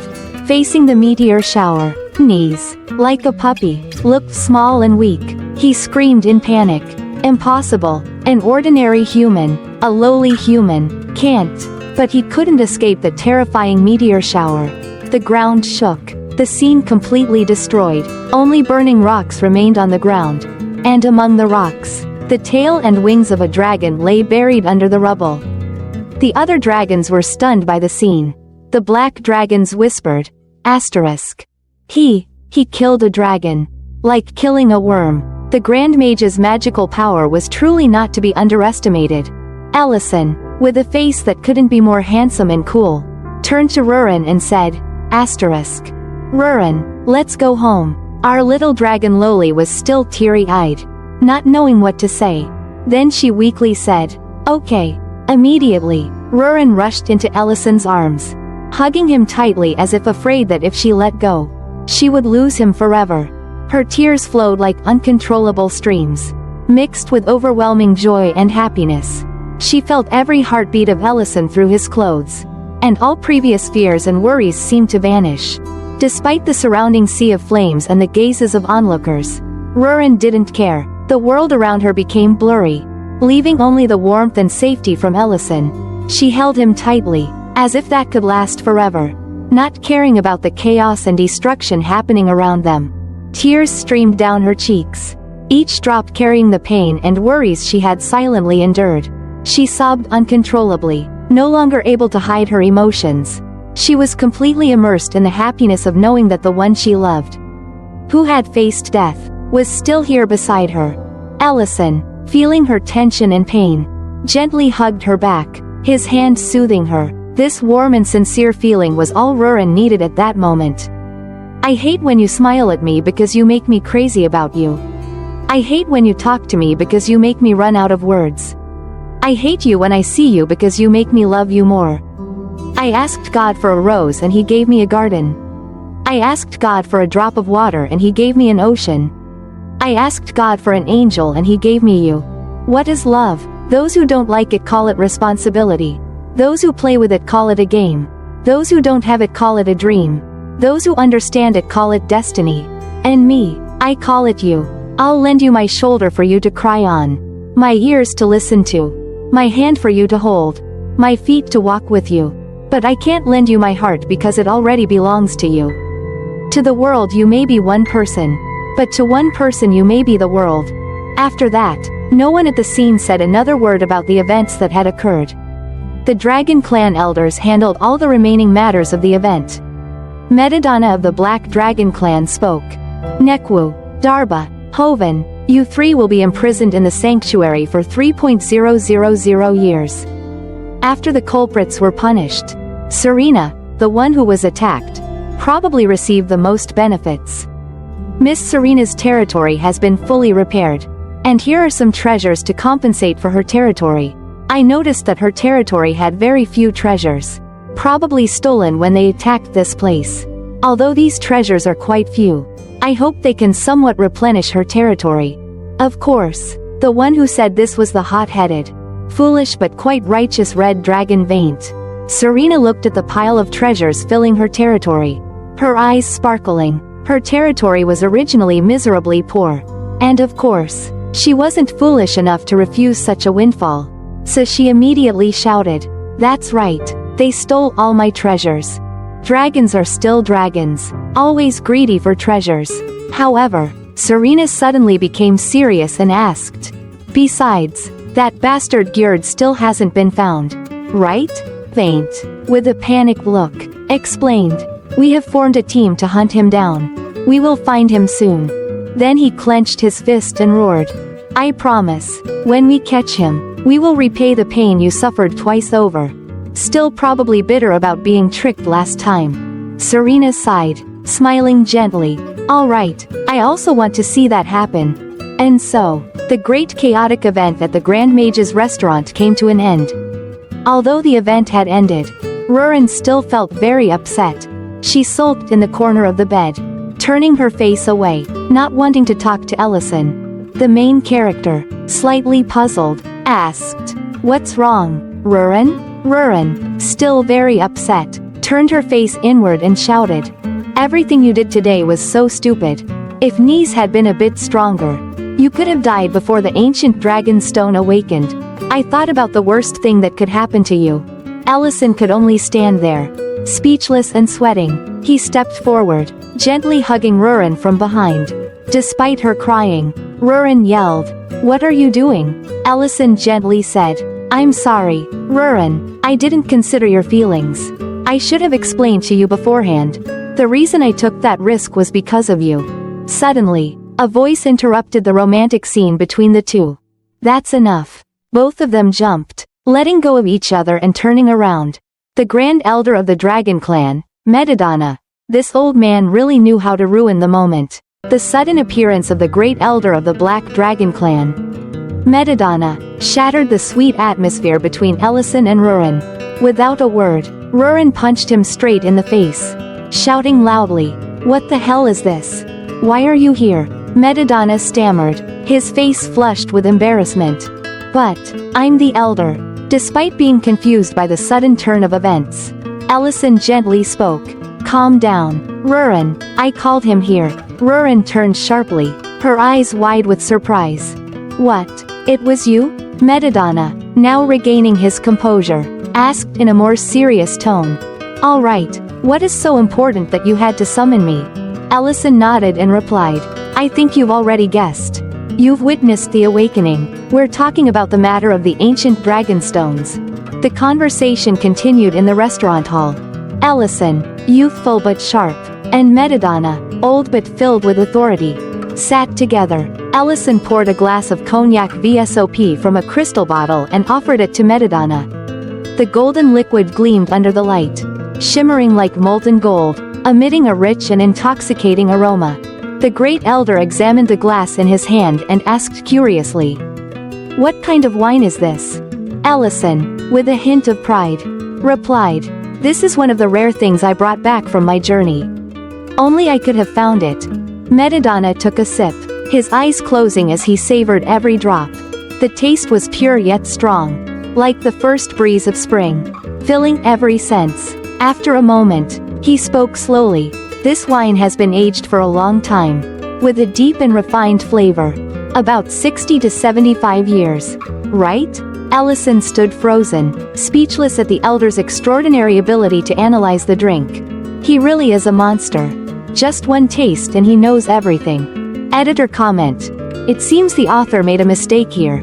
Let me explain for those of you who may not be familiar with cognac. Cognac is a type of brandy produced in the Cognac region of France. Distilled from wine created during the fermentation process of grapes. After aging in oak barrels for a period of time, it is bottled and sold worldwide. Here are some indicators of the wine's age. 3 stars, equivalent to VS very special, relatively young wine. Aged 3 to 5 years. VSOP, very superior old pale, aged between 7 and 10 years. Napoleon, aged over 10 years. XO, extra old, quite expensive.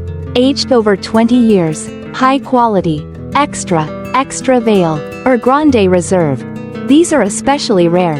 Aged over 45 years. So, in the above scene where Metadonna says the wine has been aged for 60 to 75 years and Ellison silently agrees. It doesn't make sense. Since the bottle on the table is only VSOP, maybe the author isn't too knowledgeable about European wines. Personally, I prefer whiskey over cognac. Alright, let's get back to the story at the Grand Mage's restaurant. Meanwhile, Rurin sneakily approached the bottle, her eyes gleaming with curiosity. She gently reached for it, wanting to taste the flavor that Metadonna had just praised. But just as her hand was about to touch the neck of the bottle, a sharp pop sounded, startling her. Ellison, quick as lightning, flicked her head gently, his voice filled with reproach. "No way. The alcohol content of this wine is too high. You'll pass out instantly." Rurin started to cry. "But, fine, just give me beer then." Metadonna sighed softly, releasing a breath of alcohol, and a subtle smile curled on his lips. "Ellison, you always act so recklessly. Don't you? Have you forgotten? We are dragons, after all." Ellison raised an eyebrow. "What did I do wrong?" Metadonna took another sip of wine, speaking as he drank. "Yes, you're still stuck in the mindset after the war. But today, you've caused a big issue, killing Nizi in front of so many witnesses." Rurin angrily retorted. "That was Nizi's fault. If Elle hadn't done it, I would have." Ellison followed up. "As you saw, I almost died." Metadonna smirked. "Don't play innocent. You specifically asked me not to interfere." Caught off guard by the accusation, Ellison was rendered speechless, while Rurin, equally shocked, screamed. "What? You did that?" Metadonna continued. "Absorbing the ancient dragon stones grants overwhelming power. 2 stones will make a dragon dominant over their kind. But as for 3, well, you know, absorbing 3 ancient dragon stones gives one the power to rule over all dragonkind. In the previous war, You already acquired 2 stones from the battle, along with the heart of the Dragon Lord. And this time, I can sense that you have. Ellison erupted with a powerful burst of mana, interrupting the conversation. Yes, I've absorbed the 3rd one. If I were a dragon, I would become the lord of all dragons. Metadonna nodded. Just as I expected. Ellison continued. Are there many more of these ancient stones? Metadonna thought for a moment, then said, normally, no. When a dragon lord is born, the stones disappear, but since a human has absorbed them, no one knows for sure what will happen. Ellison, deep in thought, muttered gravely, someone is trying to resurrect the dragon lord from the dead. Metadonna was startled, breaking into a cold sweat, while Rurin interrupted. Are you talking about those people at the dwarf mines? Ellison nodded. Yes. A group of dragons attacked the place where I found the stone. I need you to investigate this. Metadonna remained calm and responded. Fine, I'll have it investigated right away. But you absorbed the stone in front of so many people. Was it for this reason? Ellison nodded. Exactly. If anyone tries to resurrect the Dragon Lord, they'll have to come to me first. And the ancient dragon marble stone will never be revealed while I'm alive. Rurin stood in stunned silence, her face filled with worry. Meanwhile, Metadonna sighed and raised an eyebrow mockingly. So you're turning yourself into bait again? Still using the same old foolish tricks? Before he could finish his sentence, he received a direct punch to the face from Rurin, followed by a sharp scream. Don't insult Ellison. Metadonna clutched his head, collapsing onto a chair, groaning in pain. After all, I'm still the Grand Elder. Rurin tilted her chin defiantly. So what? Ellison merely chuckled, shaking his head at Metadonna, then said, I'll leave this investigation to you. Grand Elder. The scene shifted to Alina's apothecary, a charming little house with a green roof nestled under an ancient tree, glistening in the morning sunlight. The narrator couldn't help but marvel. What a beautiful home. I'd love to have a place like this, small, cozy, and in harmony with nature. In an age filled with urban noise and pollution, finding such a peaceful place is truly rare. Elena, just back from foraging, held bundles of fresh herbs. Suddenly, a cold voice echoed from behind her. What took you so long? Startled, Elena turned pale and screamed in fear, before falling to the ground. It was Serena, an imposing red dragon, who had appeared without her noticing. Serena sneered. Why are you so jumpy? I like this place, and I'll stay here for a while longer. Still stammering, Elena replied in surprise. But I heard your domain has already been repaired. Serena casually responded. That place is too vast. And I'm still a patient. You can't kick me out. With that, Serena immediately flopped down on the bed, pretending to be a real patient. Elena, flustered, tried to protest, but Serena swiftly grabbed her hand and pulled her onto the bed. If you teach me how to channel mana, I'll help you heal everyone, Serena said confidently. Elena hesitated. But I'm a vegetarian and you might not like this kind of food. Serena interrupted, dismissing her concerns. I can eat at a restaurant, it's not a problem. The scene shifted again to a dark forest. Gerd, Serena's former lover, was running for his life. He panted heavily, his terrified eyes glancing behind him. Where Sydney, a seductive yet deadly red dragon, stood, smoking a pipe. Sydney smirked, asking disdainfully, What should I do with you? She continued, her voice icy. We tasked you with attacking the dwarf mines. But you failed. You couldn't even breach the entrance. Then, you let the black dragons capture you when attacking the human village. You allowed them to exploit your weakness. So, tell me, should I let you live? Gerd, trembling, screamed in desperation. Wait, Ellison has absorbed 3 of the ancient dragon stones. If we capture him, the plan will succeed. Sydney raised an eyebrow in surprise.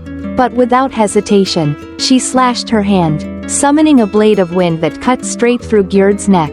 He collapsed, eyes wide with horror, before drawing his last breath.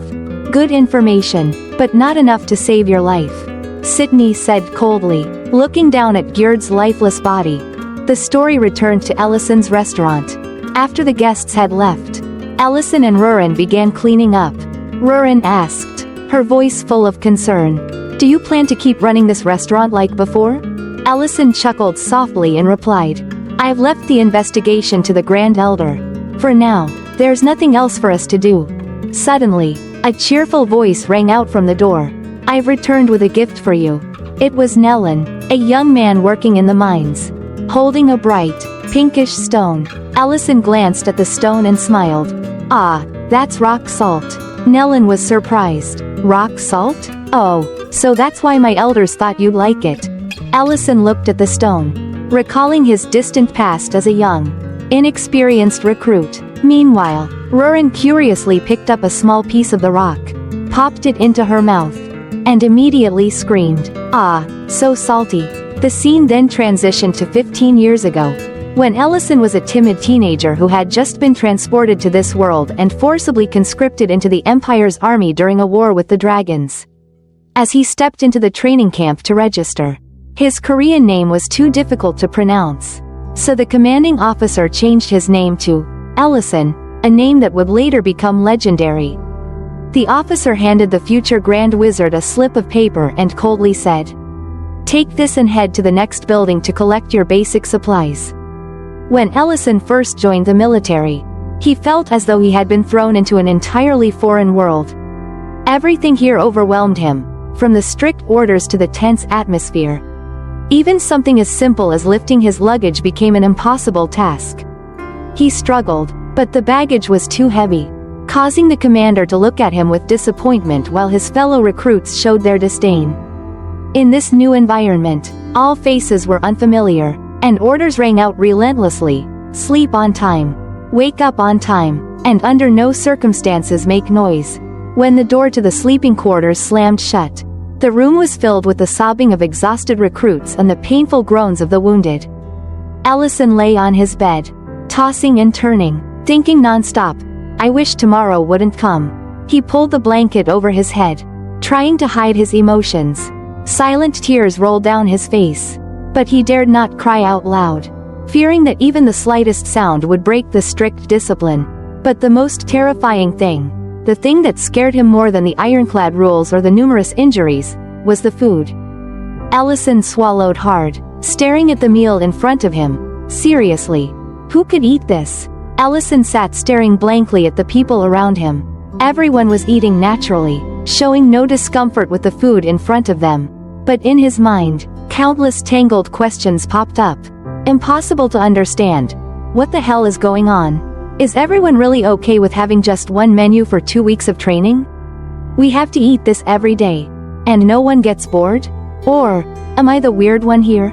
As this thought crossed his mind, Ellison suddenly felt uneasy. He began to worry, wondering if he was the only one who found this situation odd. Am I different from them? Am I missing something? These chaotic thoughts kept spinning in his head, refusing to stop. Suddenly, he decided to try a bite. As soon as he put the food in his mouth, Ellison felt his whole body go numb. The taste was so horrible that he collapsed onto the table. He closed his eyes, trying to endure it, but in the end, he couldn't hold it in. This stuff is unbearable, just a pinch of salt. And it could taste so much better. Ellison groaned silently in his mind, feeling both miserable and powerless. He glanced around. There's no way I'm the only one noticing this. In fact, a few other recruits had begun to look uncomfortable, whispering quietly to each other. The food here is really bad. What do you think? Another person responded reluctantly. Yeah, it's not great. But at least it's edible. Ellison sighed. Everyone had the same feeling. But they ate because there was no other choice. However, the atmosphere in the training camp wasn't dampened, and people continued to eat, even though their hearts were full of reluctance. And so the miserable life of a recruit continued. The pains from the training eased after a week or two, as their bodies gradually adapted. By then, Ellison had only one thought: if I want to open a restaurant, I need to learn how to endure these terrible experiences. However, that thought quickly faded as each day he faced 3 dreadful meals. In his mind, Ellison prayed for a way to change his fate, or at least find a source of salt. If only there were a sea nearby, he thought. They would surely make salt. And the food would taste much better. But where was the sea? And did anyone hear the whispers in his mind? Life kept repeating like this. Until one day, the appearance of a new figure sparked hope for change. That morning, a royal level 5 mage named Vane appeared on the training ground. He boldly declared before the recruits, "Today, you will learn offensive magic. I am Vane, a level 5 royal mage. If you can learn, the opportunity to become a magic warrior of the Empire won't be far off." These words left the recruits speechless. Becoming a royal mage was the dream of many. But it was also a great challenge. The gaze of the recruits gradually became more serious. And hope was reignited in their hearts. Vane continued, "The first step is to learn how to sense mana. Close your eyes, focus on your inner senses, so you can recognize the flow of mana around you." He raised a finger, creating a small white light that slowly transformed into a green orb surrounded by magical symbols. This is Ra, the foundation of all magic. The perfection of your magic depends on how well you can control this, Ra. Allison listened attentively. Mana? So this is what I've heard of in the legends. Meanwhile, Vane continued his demonstration, magical circles glowing around him as he transformed them into a blazing red fireball that shot straight at a scarecrow, burning it in an instant. If you can do this, it will be the most basic offensive spell, a fireball. Now, who wants to try first? Vane asked, scanning the recruits with sharp eyes. Everyone began focusing, trying to follow Vane's instructions. But most failed. Vane grew frustrated, thinking, I need to find someone with more potential. Perhaps only special individuals like me can succeed. Maybe that's it. Suddenly, a massive fireball emerged from the crowd, completely destroying the training ground and even collapsing part of a nearby cliff. Everyone was stunned, and the person responsible for the accident was Allison. Vane shouted in disbelief. How did you do that? How did you use such a large amount of mana? Allison stammered, I just followed your instructions. How did you gather such a huge amount of mana? Vane asked again, still in shock. Allison hesitated. Isn't everything around us just mana? Vane was even more astonished. You can see the mana in the air? Unbelievable. The training session quickly ended, and Allison was taken to the training camp's command room. Commander Thorant sat behind his desk, contemplating. This boy has an extremely rare sensitivity to mana. We need to delay sending him to the front lines. Allison should receive advanced magic training immediately. Eavesdropping outside the door, Allison couldn't hide his joy. But that joy quickly faded when Vane appeared with a furious expression. Don't get ahead of yourself. You destroyed the Empire's training ground, and you will restore it with your own money. Perhaps part of Vane wanted to take Allison straight to the battlefield because of his talent. But since that didn't happen, Vane's anger flared. Allison broke into a cold sweat, thinking, level 5 might be high, but his heart is so petty. Memories of the past suddenly flooded Allison's mind, recalling the time at home when he was a child. His mother spoke. Oh, our son has been accepted into the Culinary Science Academy, hasn't he? Young Allison replied shyly, yes. The results were announced just yesterday. His mother beamed. Oh, what a surprise. I'm so proud. No, I think I was just lucky, Allison said, but his mother remained cheerful, saying, it's not luck, it's your talent. I know it. My son is the best cook in the world. The memories kept flowing, but Allison then sat down with a sigh. A simple compliment wouldn't hurt anyone. But today, here, a simple compliment from Vane seemed far too extravagant. Suddenly, he noticed tiny, sparkling yellow stones. These were small fragments that had broken off from the mountain wall, with strange angles and a glittering surface. No way. He brought one up to his mouth to taste, then suddenly shouted, this is rock salt. It's actually rock salt. Allison clenched the piece of rock salt in his hand and stood up with a smile. Wait a minute. What if I use this rock salt in cooking? The next day, at the camp's mess hall, the recruits started receiving their meals. As usual, everything seemed the same, but when they took their first bites, everyone suddenly noticed something different. The flavor has changed. Really? I want another bowl. Me too. Today is truly a great day.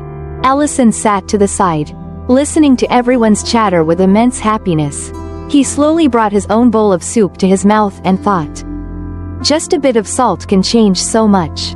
I'll improve it little by little. At that moment, the commander, who was sitting nearby, spoke to the camp's instructor. Instructor, did we change the chef? Today's meal is really delicious. The instructor replied, the chef hasn't changed, but today's meal is definitely good. Could it be that they added salt? But where would we get salt around here? The commander looked down at the bowl of soup in his hand, lost in thought. From that day forward, Ellison began gradually improving everyone's meals. These guys didn't even wash the potatoes. It's ridiculous, he sighed. While peeling potatoes, Ellison accidentally cut his hand because it was so dark. But even so, his passion for cooking remained undeterred. Eventually, a beautiful golden bowl of potato soup was completed. However, Ellison continued to experiment and create new recipes each night. He tirelessly chopped vegetables, sliced onions, and added seasonings to the camp's meals. A perfect bowl of soup, complete with all the ingredients, sat in Ellison's hands. In that moment, tears streamed down his face. Finally, I've made the dish I've been aiming for. As he cried, Ellison thought, this is it. Do you understand? This is the bare minimum standard for something to be called a meal. Happiness welled up inside him, and Elle smiled with satisfaction. Even though there was no guarantee that the ingredients here would be the same as in his world. This was enough. Ellison was overjoyed as he raised his spoon, ready to taste the first bite of his soup, when suddenly, a voice rang out, Recruit Ellison. Report to the training instructor after you finish your meal. The training camp commander. The Rond unexpectedly appeared behind him with a cold expression, startling Ellison and causing him to break out in a cold sweat. You know the reason, don't you? Ellison, unsure how to respond, could only continue sweating nervously in the tense atmosphere. At the office of the camp commander, the tension was palpable, as if you could feel every bead of sweat rolling down Ellison's face. He sat across from the camp commander, a man renowned for his strictness and icy demeanor. The rumors about him made anyone who encountered him wary. The commander began to speak, his voice deep and as cold as ice. Trainee Ellison, I've heard that you possess special abilities in magic. Is that correct? Ellison tried to remain calm but couldn't help trembling slightly. He responded in a barely audible voice, still shaken by anxiety. Yes. That's true. You know, that's a good thing. The commander continued, his eyes lighting up but offering no warmth.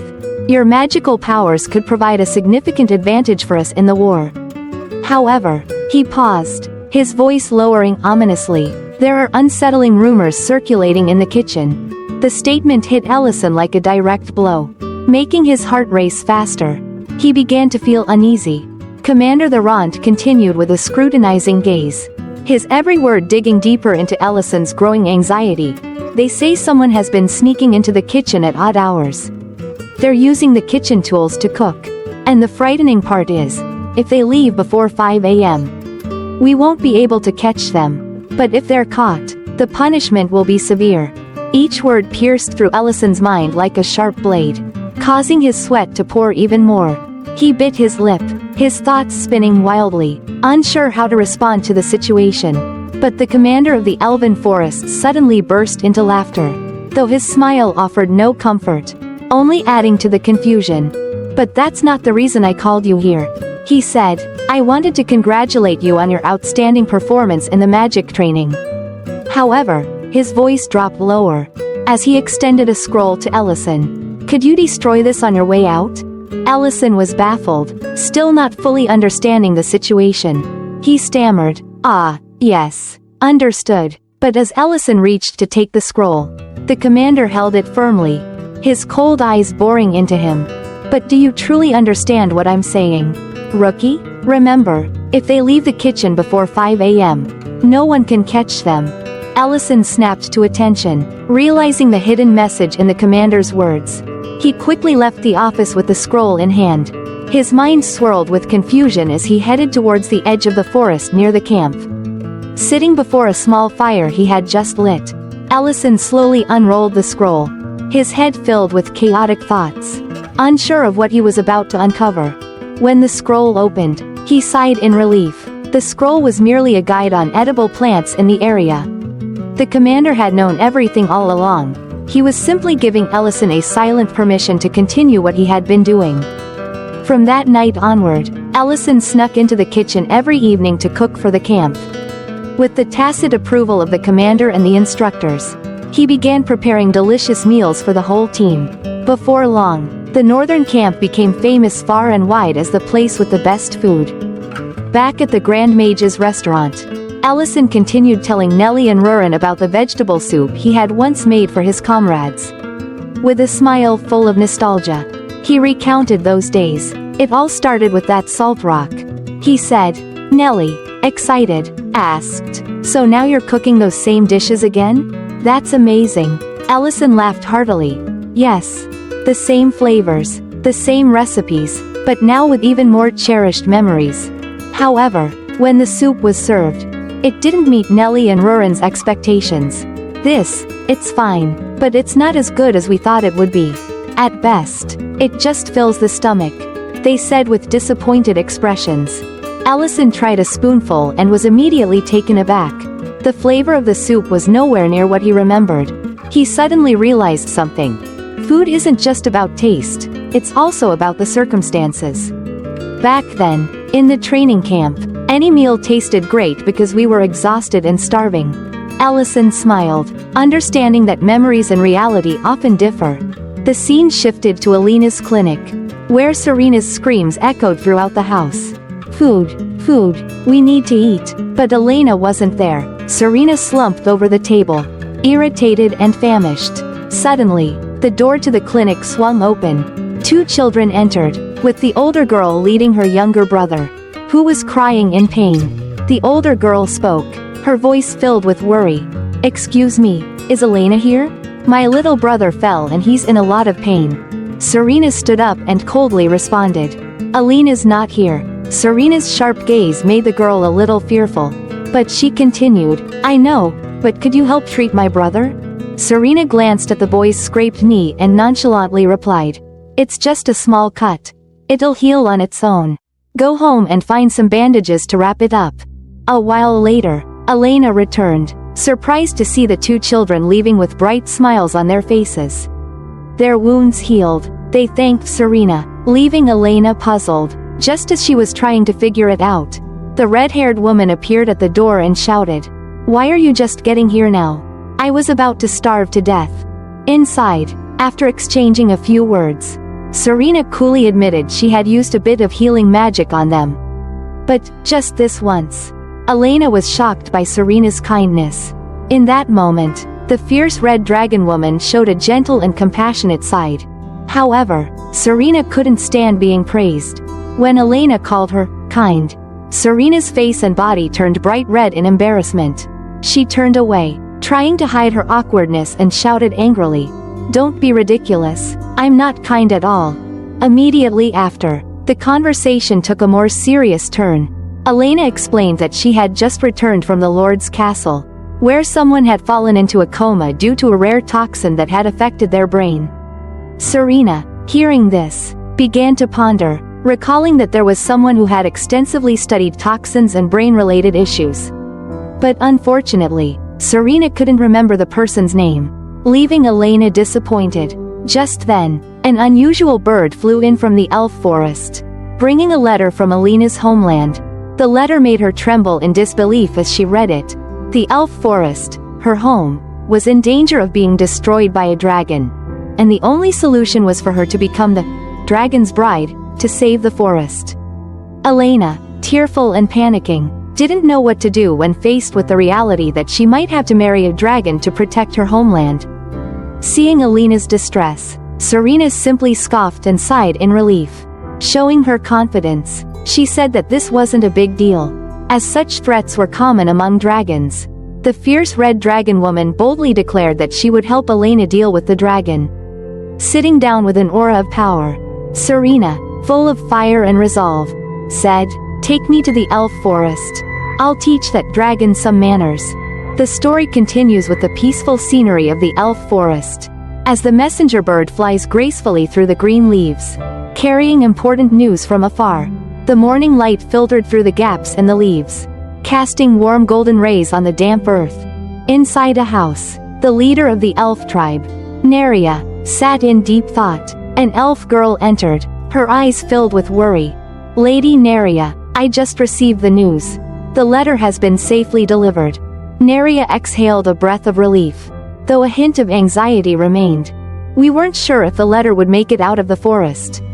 But hearing this news eases my heart." The elf girl stood silently for a moment, then cautiously continued, "But, Lady Neria, were we too reckless in writing such a detailed letter? And Elena, will she really return with the threat of that dragon looming?" Neria frowned, the concern on her face deepening, and she sighed softly, her gaze distant. "Elena will return. She may be timid, but she has a kind heart. However, I'm not sure if she is strong enough to face that dragon." The scene shifts to Grake City. Elena, with her small frame and a confused look on her face, felt slightly shaky as Serena stood before her, visibly furious. Serena's voice boomed like thunder. "Elena, do you not trust me? I tried so hard to look cool and intimidating. Why did you bring them here?" Them referred to Ellison and Rurin, who were both standing there. Elle, with a blank expression, remarked, "The restaurant is closed today." Meanwhile, Rurin chimed in, annoyed, "What's your problem with that?" Serena, still fuming, glared at Elena with fiery eyes. The red dragoness's threatening voice continued, "Do you know how much I've endured to protect you? And now you bring along these people?" Elena trembled with fear, her voice barely a whisper. I don't mean to doubt you, Serena, but they're here to help us. I just want to make sure everything is well prepared."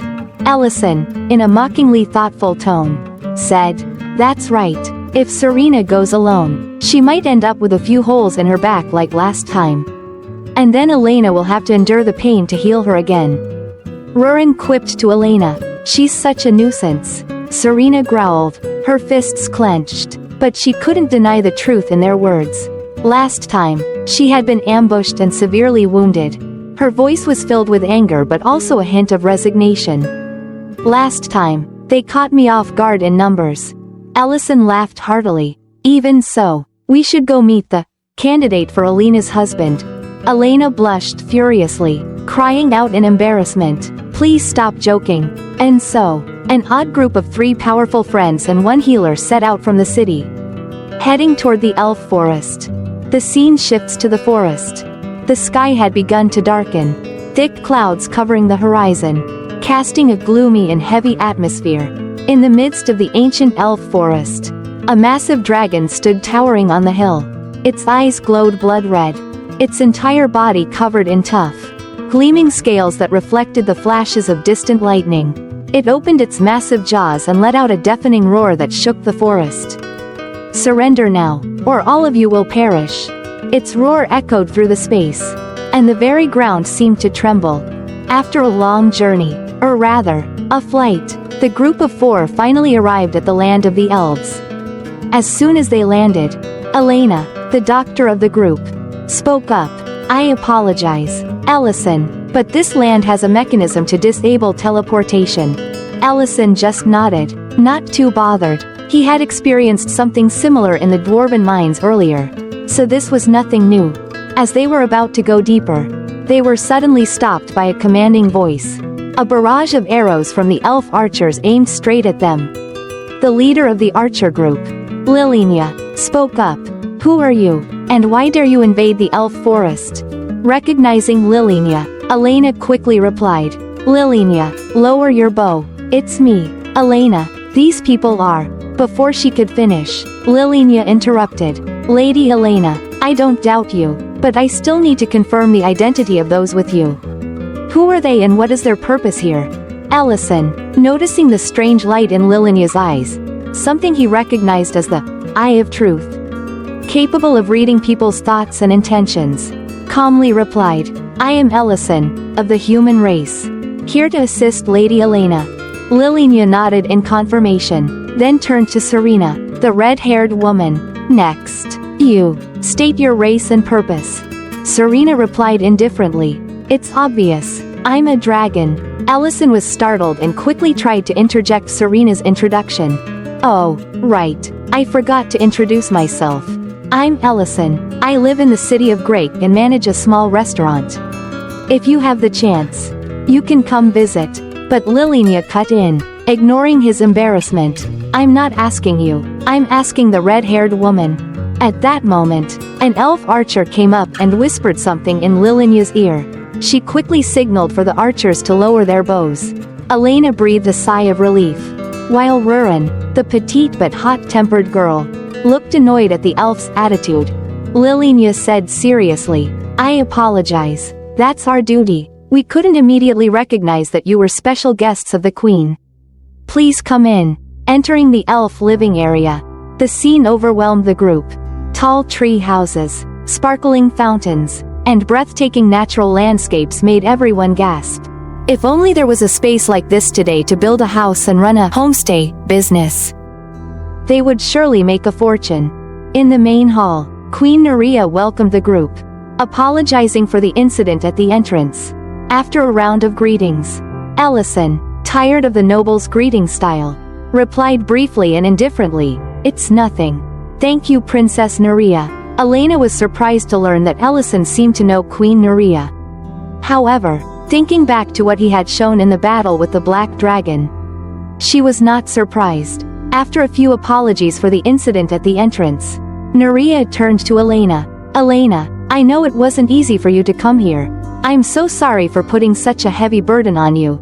Elena replied shyly, You mean about being the bride, right? At that moment, Serena interjected, her tone nonchalant. About that, who in their right mind would want to marry her? Serena's words startled Nerea. What did you say? Who in their right mind? What if he hears that? Hearing this, Rurin and Serena, the two noble dragons, immediately erupted with a powerful aura around them. They both said in unison, without any restraint, So what? We're dragons, and our job here is to kick that hypocrite's ass to the moon. Nerea was stunned, unable to believe what she had just heard. Excuse me, what? It seemed that Nerea still didn't believe what she had heard. So Ellison spoke up to explain. Oh, about this. I was going to say this too. This is a long story, and yes, they are indeed noble dragons. Hearing this, Nerea was even more horrified, sweat dripping down her face. Her whole body trembled, then she screamed, echoing through the forest. What? The scene shifted to another, darker place. A large claw was scratching on the cliff, accompanied by a growl. You're running out of time. An ugly, fat, yellow dragon was roaring. It seemed that he was threatening to kill the elf people for not fulfilling something of his. And here, let me introduce you to a new supporting character of a supporting character. A dragon with the face of a pig. Eromantium. This dragon had been tributed by the elves for generations. Nerea, the leader of the elves, trembled and continued. About this, well. Rurin, looking annoyed. Such a noble, more like a beggar. Nerea continued. For over 100 years, he refused to accept gifts and tributes. However, recently he has started demanding that I find an elf to be his bride. Nerea, trembling with fear, knelt and recounted the entire incident, saying that she had tried to be the bride herself to protect her tribe. But the dragon rejected her simply because he didn't like her hairstyle. Other elves were also rejected for ridiculous reasons like big ankles, big noses, or big hands. The whole elf village was shocked to hear that even Nerea, the most beautiful queen, had been rejected. There was no other way. She had to ask Elena. This made Elena feel embarrassed and she asked again. What if I get rejected too? Rurin didn't care much, even angrily said. If that guy hurts you, be proud and cheer up. And led me to his lair. Serena, when she heard the name Eromantium, became thoughtful. She suddenly realized something and shouted. That's right, I remember him. He's a dragon who specializes in studying the brains of different races. He could even heal the Lord of Grake Castle. Hearing this, everyone was stunned. The direction of the story had changed. Instead of chasing the dragon away, they switched to a plan to capture him alive. The doors of the Great Hall burst open, and an elf warrior ran in and shouted, "Princess Nerea, Eromantium is coming." Nerea was worried, but still reminded that the dragon was very strange. Although he had asked for tributes for generations, he always avoided other dragons. She thought it would be very difficult to catch him. Hearing that, everyone began to make plans, their faces filled with cunning. A voice rang out, "Then we just need something to attract him. A decoy so he won't pay attention to anything else." Then, everyone looked at Elena with unkind eyes. This made her very panicked. "What's wrong? Everyone calm down. Aren't we here to do the opposite?" Elena said fearfully, seeming to have realized everyone's eyes and thoughts.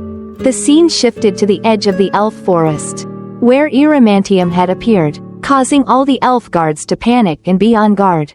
"I order you all to form a formation," the pig-faced dragon roared. "You damned elves, dare you do something wrong to me?" He was angry, opened his mouth wide, and focused his energy to prepare to spit out a dragon's breath to attack all the elves.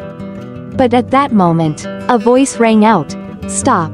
Your Excellency Eromantium, we apologize for the delay. She is the most beautiful of all the elves. So it took time to prepare for her." Queen Nerea of the elves spoke. Following her was a bride in a white veil. Nerea quickly lifted the veil, revealing a perfect body, with perfect curves, big where it needed to be big, and small where it needed to be small.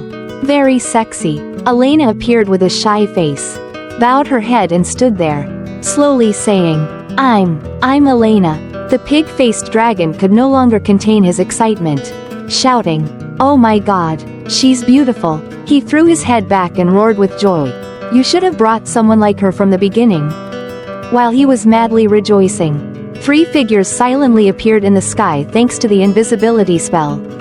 It was Ellison, Rurin, and Serena, stood high up, watching, and realized that the pig-faced dragon was completely mesmerized by Elena's beauty. The 3 began to plan to capture him while he was distracted. The scene shifted inside Eromantium's lair, and Elena entered with a worried heart. Surrounding her were horrifying experiments on creatures, making her shiver. The golden dragon spoke. "Your name is Elena, isn't it?" She replied nervously, "Yes, sir." However, he didn't seem very interested and said softly, "Don't call me that." As he spoke, he pulled out a maid's outfit from somewhere and said with a lustful expression, "From now on, call me Master." Respectfully, he said it with a lewd tone, making Elena embarrassed. Not knowing where to hide, she held the maid's outfit and thought to herself, "Just endure a little, everyone will come and save me soon."